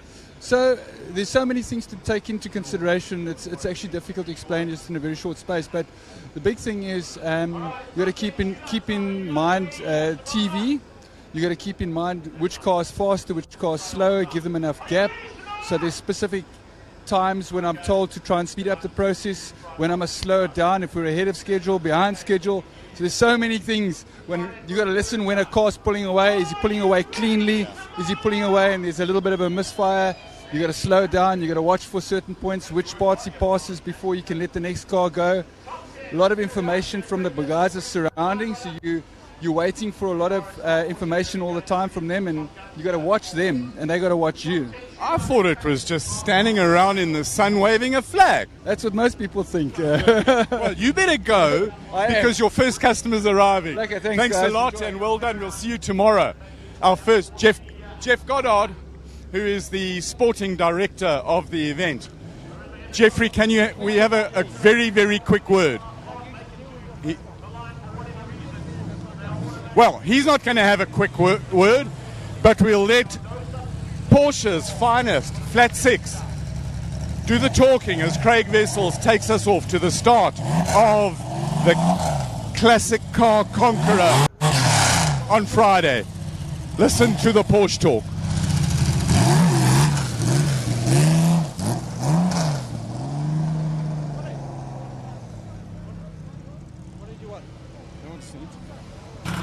So the archive Porsche lines up as our number 10 competitor in the top 10. Moving slightly higher, trying to beat Josh Lowe, maybe Anthony Ricks.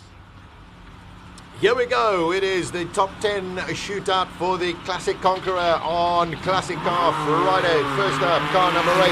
It is Craig Wessels in the Porsche, the IROC colours. And these are the top 10 qualifying times from all of the categories. So anything can happen here. Chiro? Yeah, this is really the business end of the competition now. The top 10 from across the competition. Their previous times do not matter anymore. Your times are now zeroed once you've made it into the top 10. And this is the time. This is a little bit of oversteer on the exit of turn 3. This is the time that counts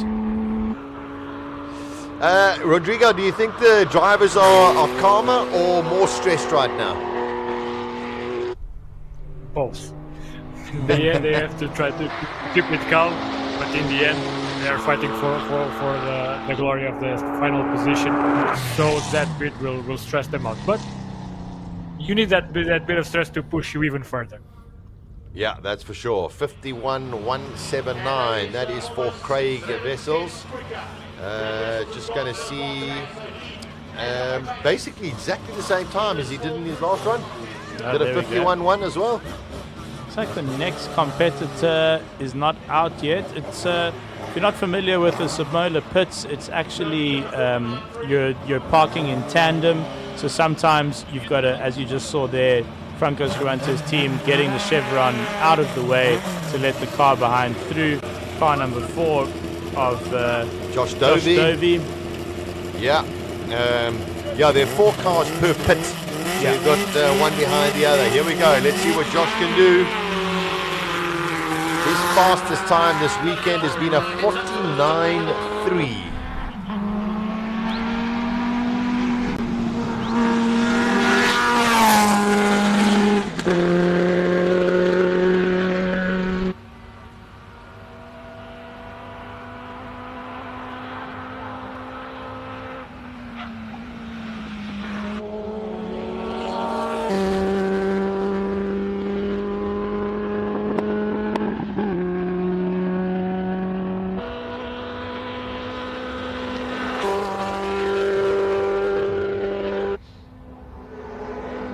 He's lost it.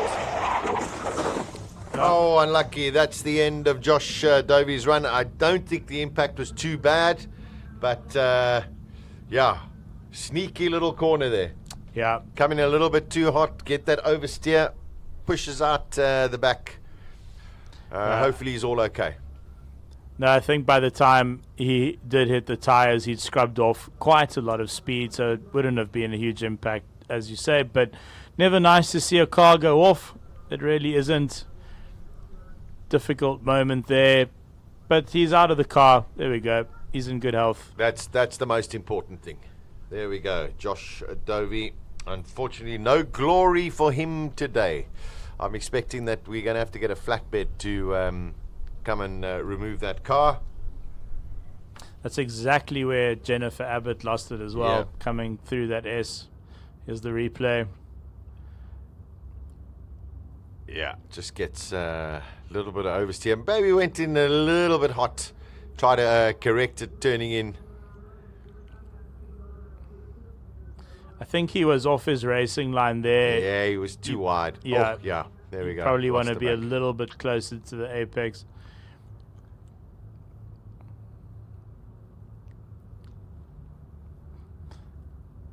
But that is motorsport. It is, at the end of the day, You're doing very well going that way. Yeah. Very high speed, high risk activity. These things do happen, but every safety measure in place to keep the competitors safe. Yeah, Rodrigo, as Chiro said as well, I mean, never ever pleasant to see any car have some kind of an incident. Never. I was observing quite closely now the spin. Let's not call it a crash, but I was wondering if the undulation on that bit of the track helps to cause this, because he went a little wide, and then the car pretty much snaps on itself,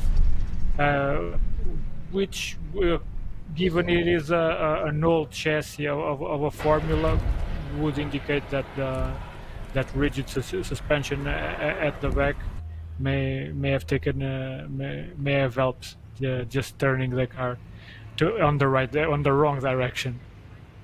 Yeah, it could have well been. You know, they might have made some adjustment in the pits, try to tighten up the suspension. That could have been the cause. I'm sure we'll find out from him. The main thing is he's okay. So a pause in proceedings as the debris is swept off of the track, although that is the outside of that corner, so the marbles shouldn't cause any competitors too many issues. If if you're there if you're on that part of the tarmac at that point in the corner, you're probably somewhere where you shouldn't be in the first place. But the marshals will of course clean that up as best they can. The flatbed will tow the car.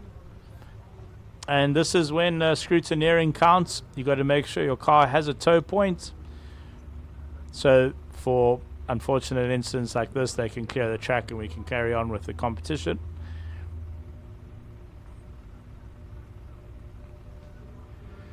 Okay, so while we are waiting for this car to be removed, Josh Dovey, if you're just joining, has had an off in the final of the Classic Conqueror. Why will they replace or remove the car? And of course also just check if there's any debris on the track. We've got some sights and sounds of the magnificent Knysna and the Simola hill climb.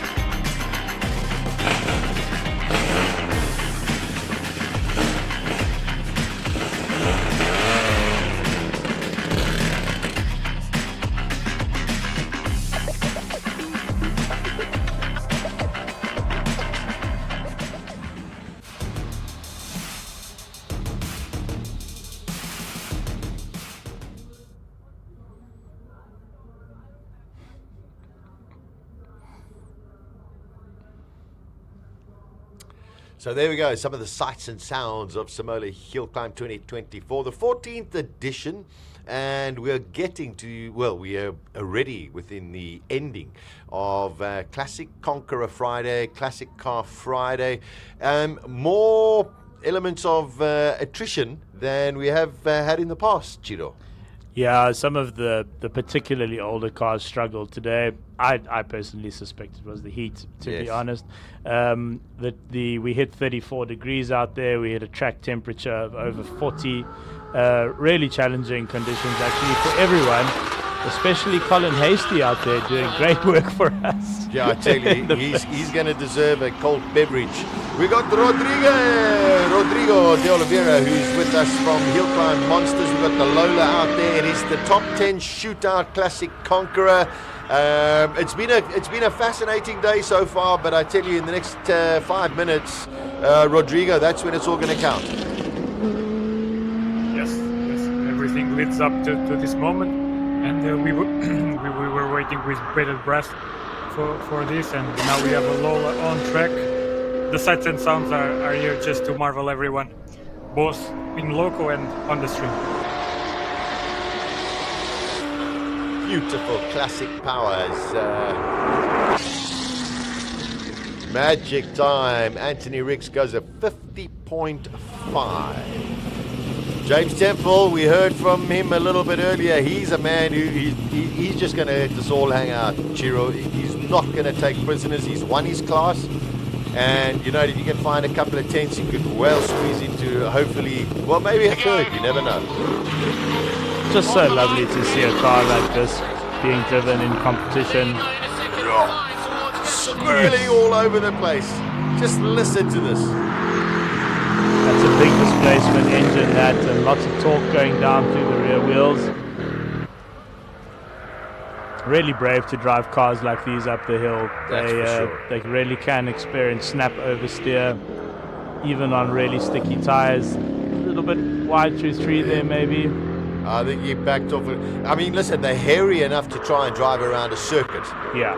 And there you've got barriers and everything. Yeah, you've got to be super brave. Let's see what James Temple can finish on his way up the hill. Good line through the S's though. One last corner. Whoa! Jeez. That is insane. That looked like a barely controlled incident, to be honest. 47.9. Hanging on there. Actually, at exactly the same time as he did in his class-winning run. Here we go. 1 litre engine, 370 kilograms, and Robert Wolf behind the steering.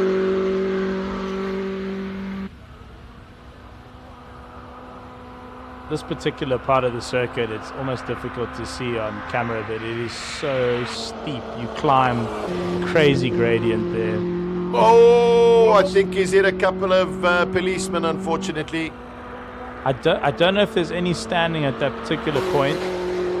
Might get away with it. Definitely picked up some dirt though.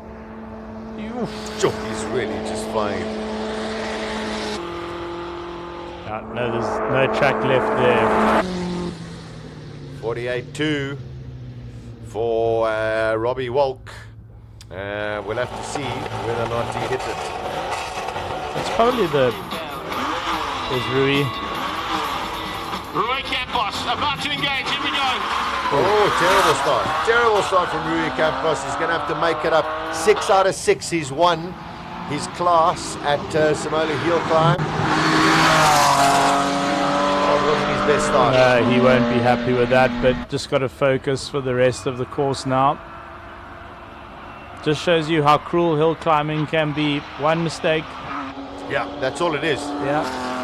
Especially on a short run of 1.8 kilometers. Yeah.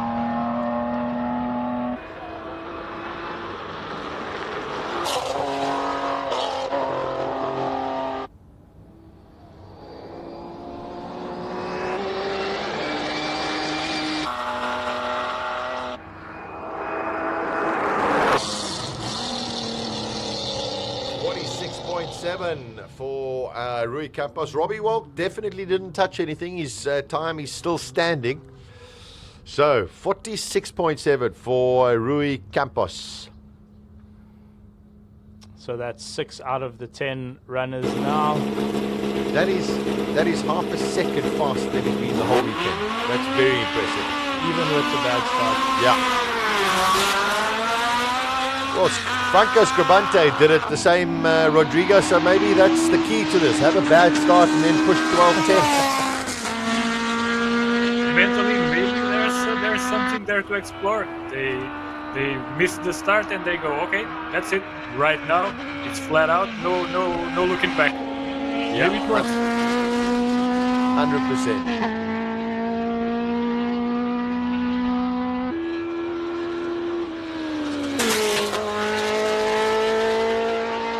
Charles Arton, his best time has been a 44.5.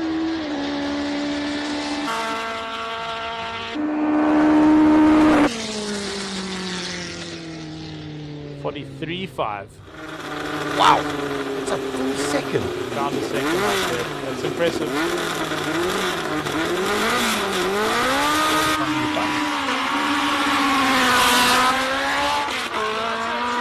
Here it comes down, our top three, Andre Bezuidenhout out on the circuit.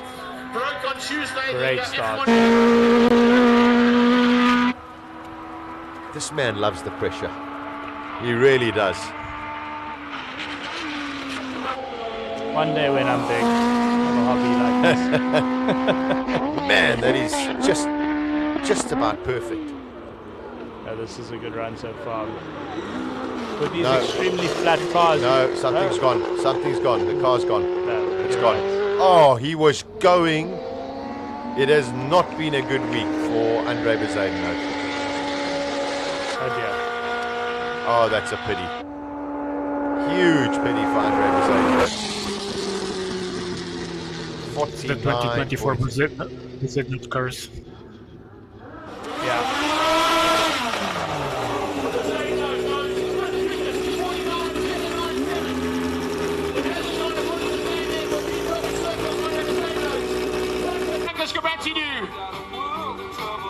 Charles Arton.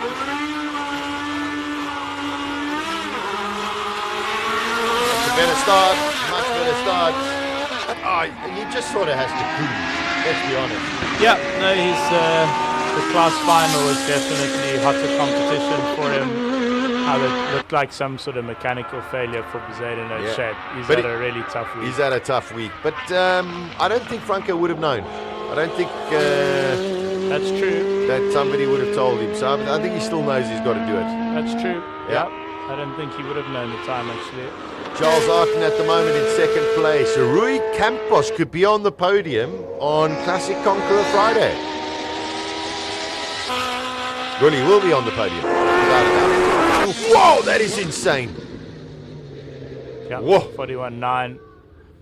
41.9. Yeah, just 2/10 slower than he did in his class final, but that's all he had to do. Another outstanding performance from Franco Scribante in the Chevron B19. Immaculately repaired. Rodrigo, when you come to South Africa, I cannot wait for you to see some of the cars, most of them, but yeah, most of the cars, just to see the amount of preparation, the amount of passion that everyone puts into their vehicles. Something very, very special. I'm way ahead of you. I already have a full list. There's something like 25 to 30 names. I'll have to visit each workshop. I'll have to talk with everyone, possibly make a feature video for a number of them. Yes. I have everything prepared. Ah, wonderful, wonderful. I'm just seeing that that's Kobus, the chief mechanic for Franco Scribante Racing. They must be delighted. They've had some issues over the years with the Chevron, but Chiro, Franco driving well. You know, he knew what he had done wrong in the class final, and he corrected it. Strangely enough, he actually went a little bit slow, but in a way, I think he knew he didn't have to push too hard. It did look a little bit of a calmer run, his winning run, actually. Maybe slightly more under control is maybe a better way of putting it. Although she's across the line, four-wheel drifting, which is a moment in and of itself. But I mean, these guys know what they're doing. They really are the best in the country, that's for sure, if not some of the best drivers in the world. And so great to see this machinery, these drivers, the mechanics. It's a really huge effort to put on Classic Car Friday. And now they've got 2 hours to clear the pits and get the cars in for tomorrow morning. So it's a huge effort, this. I tell you, King of the Hill is going to be starting tomorrow. Wow, we have got standard production, road-going saloons and supercars. We've got modified saloon cars, single-seater sports cars and sports prototypes tomorrow. including the hydrogen-powered BMW that's going to be here on display. I don't know if it's racing or if it's just going to go up, but we've got that. We've got the Sasol Jordan Formula One car, which will be driven by Robbie Walk during the lunch break just for display purposes. The unfortunate news, if you haven't heard, is Andre Bezuidenhout's Gould McLaren will not be here tomorrow. Unfortunately, had a catastrophic cam belt failure while it was testing earlier in the week, and they have not been able to repair it. But it opens it up completely for the King of the Hill tomorrow. Everyone, of course, anticipating one of the big duels, Franco Scribante versus Richard Roots, which I think will be quite amazing. And then the Des Goodites, some of your favorites, Rodrigo, the Goodzite brothers with their crazy, and Van Zoomerens with their crazy cars. Yes, and I think the fight for victory will extend from Richard and Franco. I think you'll have to throw the Joubert in the mix, maybe even Peter, but things will be quite tighter than we expect. There was a lot of preparation in the background from a number of teams. There will be some other surprises tomorrow. I have been speaking with some guys who are there shooting for me, and they have been warning me about some stuff that on the entry list we might have overlooked, but people are coming way prepared for tomorrow. That's very, very true. Silvio Scribante debuting a new car tomorrow, an Audi RS3. It'll be unveiled for the first time here at Simola. I have some mystery with that car. Well, we look forward to hearing all of your mystery tomorrow. Let's not spoil it.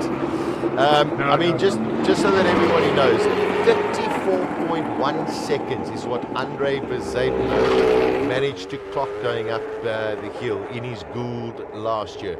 I don't think we're going to see that time because the Gould is not yet. It's an average speed of 200 kilometers an hour. It's extraordinary. No, when your first data point is 0, to get to an average of 200 is something else. I think the closest anyone got to Franco last year was, to Andre last year was Franco. Yeah. I think he was 38. 37 or 38, somewhere. Yeah. But it's still 3 seconds. It's incredible. Yeah. I mean, the Gould, to Andre's credit, the Gould is a phenomenal car, and it is purpose-built for this. But, he's been so consistent. In motorsport, to be that consistent 6 years in a row, I mean, that really takes something, dedication, and, also having the right team around you, of course. Sure. But, good teams are built as well. And definitely all credit to Andre. And I'm sure after his what looked like a mechanical issue there in his Lola, this is a tough week for him. Yeah. But his son doing pretty well. Which is wonderful. Andre? Yeah, wonderful. Cars coming down. We will have Colin giving us some feedback from all of the drivers. Rodrigo, last year we had Petter Solberg here, and he just set this place alight by setting an unbelievable time in his first qualifying. They saw the kind of preparation that was there. I think it was quite a catalyst for everyone to sit and say, no, come on, you know what, we can even go faster, we can do better. And I think that's some of the mystery that you will share with us tomorrow. For sure. The thing about Petter last year, we were seeing a proper WRC driver that is used to grab the helmet and be as fast as possible straight away. And with that, we also saw a proper WRX car, an X-Works car, probably the best rallycross car ever built. And even with not a proper suspension for the event, neither the gearbox ratio needed, it was still very fast. Unfortunately, we are not seeing him this year with a car tuned for Simola, but maybe we will in the future. In the meanwhile, I think what will be surprising for everyone is that for the first time in many years we are seeing the culmination of many of the projects racing in ideal conditions and with ideal preparation and plenty of mileage under their wheels in a way that both drivers and machines really will be able to fulfill all their potential.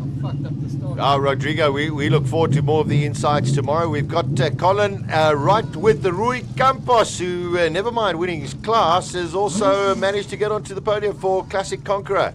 Congratulations, Rui. Rui, we spoke before the run. You won your class and you were hoping for a podium. You got it. Third place. Well done. Don't talk. Are you serious? I'm dead serious. Wow, that's amazing. You messed up the start, but you got the rest right. Oh, boy. That's amazing. Okay, that's good news. That's very good news. And thanks for the lovely sound on the car. You didn't know? No, I didn't know. No, you do. We don't have. Is it? Yeah. Well, what a surprise. What a surprise. Thank you. Go, you old man. Thanks for stopping for us. I love it. Thank you. Thanks. Okay, so there's another driver we're waiting for. Franco Scribanti's coming in. But we've got Charles Arton. Charles, you've got to be absolutely ecstatic. I'm blown away. I'm amazed. I'm so happy. I mean, gosh, lucky. Lucky, I think, is the answer, is what I am. But yeah, for the first time, a reasonable run today of this last run. Didn't screw anything up too badly.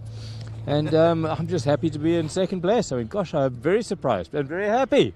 It always shows you that you've got to be in the fight to have a fight. You just got to, it's that last run. You can't mess it up, huh? Yeah, well done. Congrats. No, lots of hard work. Thanks to Nick. Well done, Nick. But now, before we go to speak to Franco, who's on his way down, I want to just have a quick word. Mr. Disappointment today, Advocate Bezuidenhout, and I'm sure he won't mind too much. If we ask him, Advocate, can we approach, please?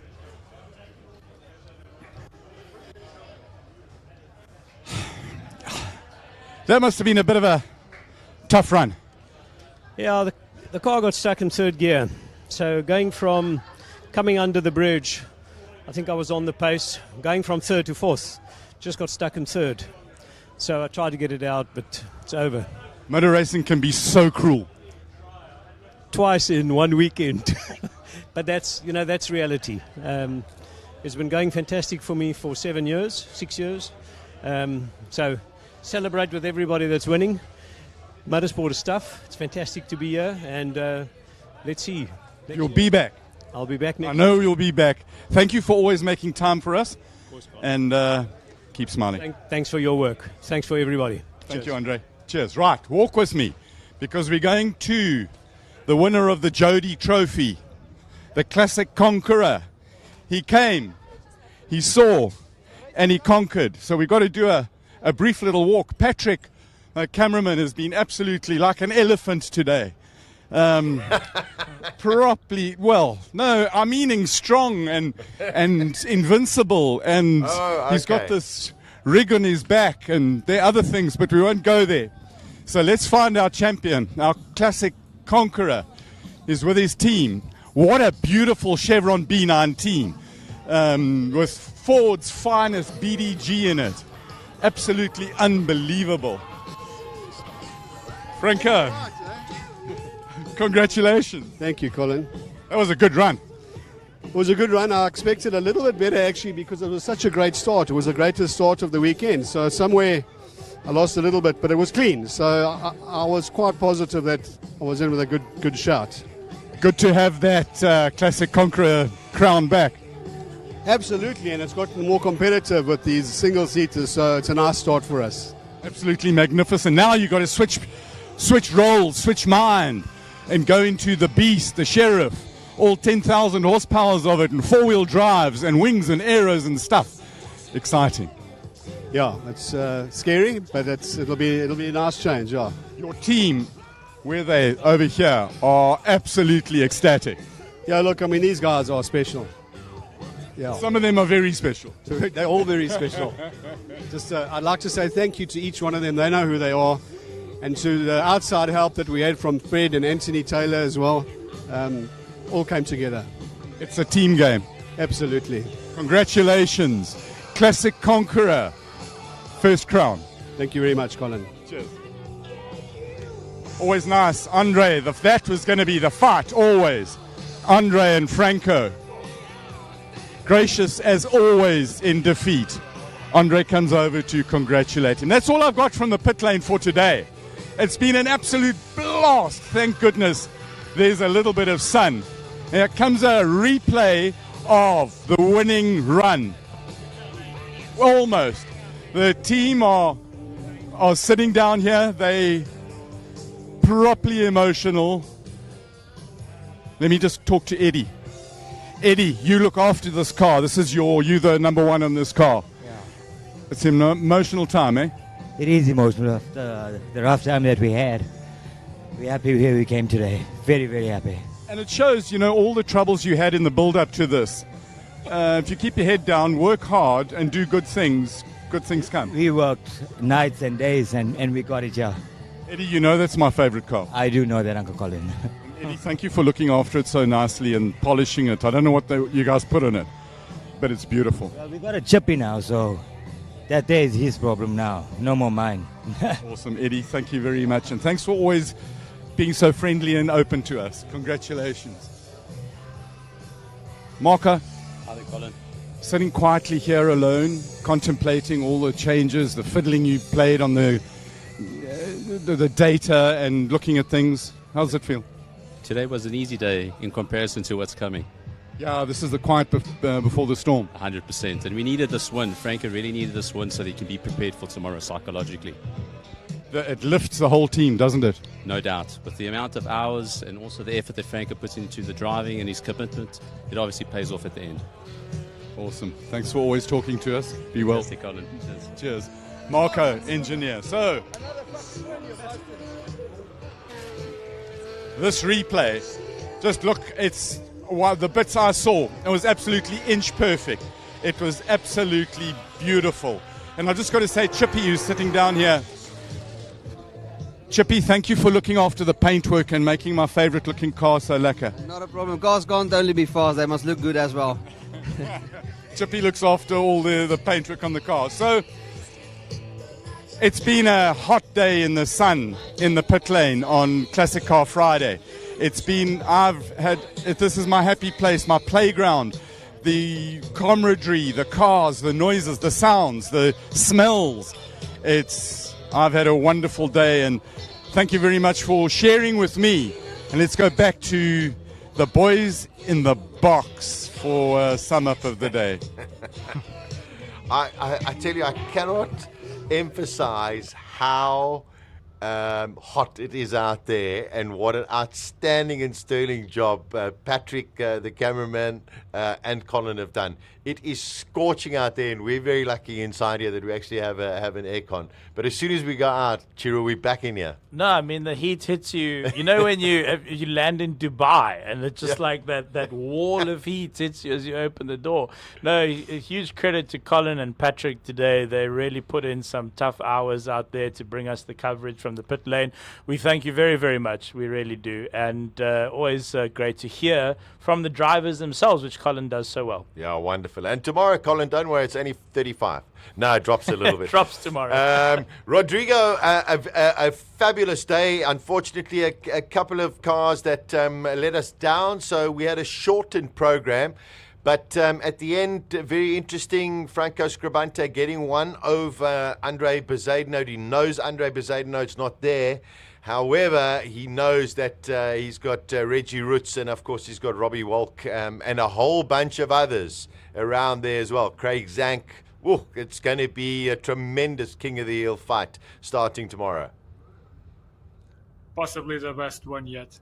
I think all the ingredients are there for a tremendous weekend. We will see many of these machines that have been years on the making really, really fulfilling their potential. We will see times falling for sure. Fingers crossed the conditions will stay as good as they were today. Possibly be a bit cooler. You guys were talking about a wall of heat. Well, no, not so much is needed. But yes, I think this year it will be surprising, and it will mark another step in how South African hill climbing is recognized worldwide. Wonderful. Rodrigo, you have yourself a great evening. Going to have a couple of 1920 brandy with some, I don't know, what should they have tonight? Some more prawns, something like that. Is a Katemba a Portuguese drink? No, that's a South African drink. Is that South African? Yes, it's a South Did we African invent drink. that here? Yeah, we did that, yeah. But a 1920, there we go, with a nice espresso. If you guys want a Portuguese drink equivalent, either you want ginger or you want licor beirão. Licor beirão. There we go.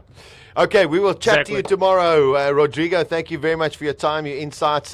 Tomorrow, man, you're going to be doing a lot of talking, just by the way. Oh, yeah. Tomorrow and Sunday are my days. Yeah, that's for sure. Brilliant, of course. And listen, go and check out Heel Climb Monsters as well. Chiro, it's been a fascinating day. A couple of upsets along the way. People like Rui Campos, Charles Arton, delighted, and desperate disappointment for people like Andre Bezuidenhout the whole week. Yeah, today we saw the joy and the pain of classic motoring. We saw the joy and the pain of motorsports itself as well. And the two coming together here on Classic Car Friday. I do feel for the Bezuidenhouts and the team there. At least Yandre had a good day as well. But, I mean, that's what you do here. You put it all on the line. You know, it's man and machine, or woman and machine, of course, as well. And I just think it's an absolute privilege and honor to see these cars in action, driven like this in competition. So a huge thank you from us to all the mechanics, everyone who puts in the work to keep these cars on the road and entertain us on Classic Car Friday. Yeah, and of course also to the owners who actually keep these cars. I mean, it is something very, very special. Tomorrow, it is just sheer brute horsepower, guts, and focus. It's going to start tomorrow. It is going to be exceptional. Don't miss it. If you're not in the Neisner area and you can't get down here physically, please make sure you join us on raceday.tv, on our YouTube channel, Heel Climb Monsters. It is going to be fabulous. And to our whole technical team, and believe you me, there's a lot that goes on behind the scenes here to try and make sure that everything's up and running. We hope you've enjoyed today. Tomorrow and Sunday are going to be off the charts. So from Chiro and myself and the whole team, thank you very much for your time. We will see you bright and early tomorrow morning, 8 o'clock. From all of us, take care. Ciao, ciao. Nice one.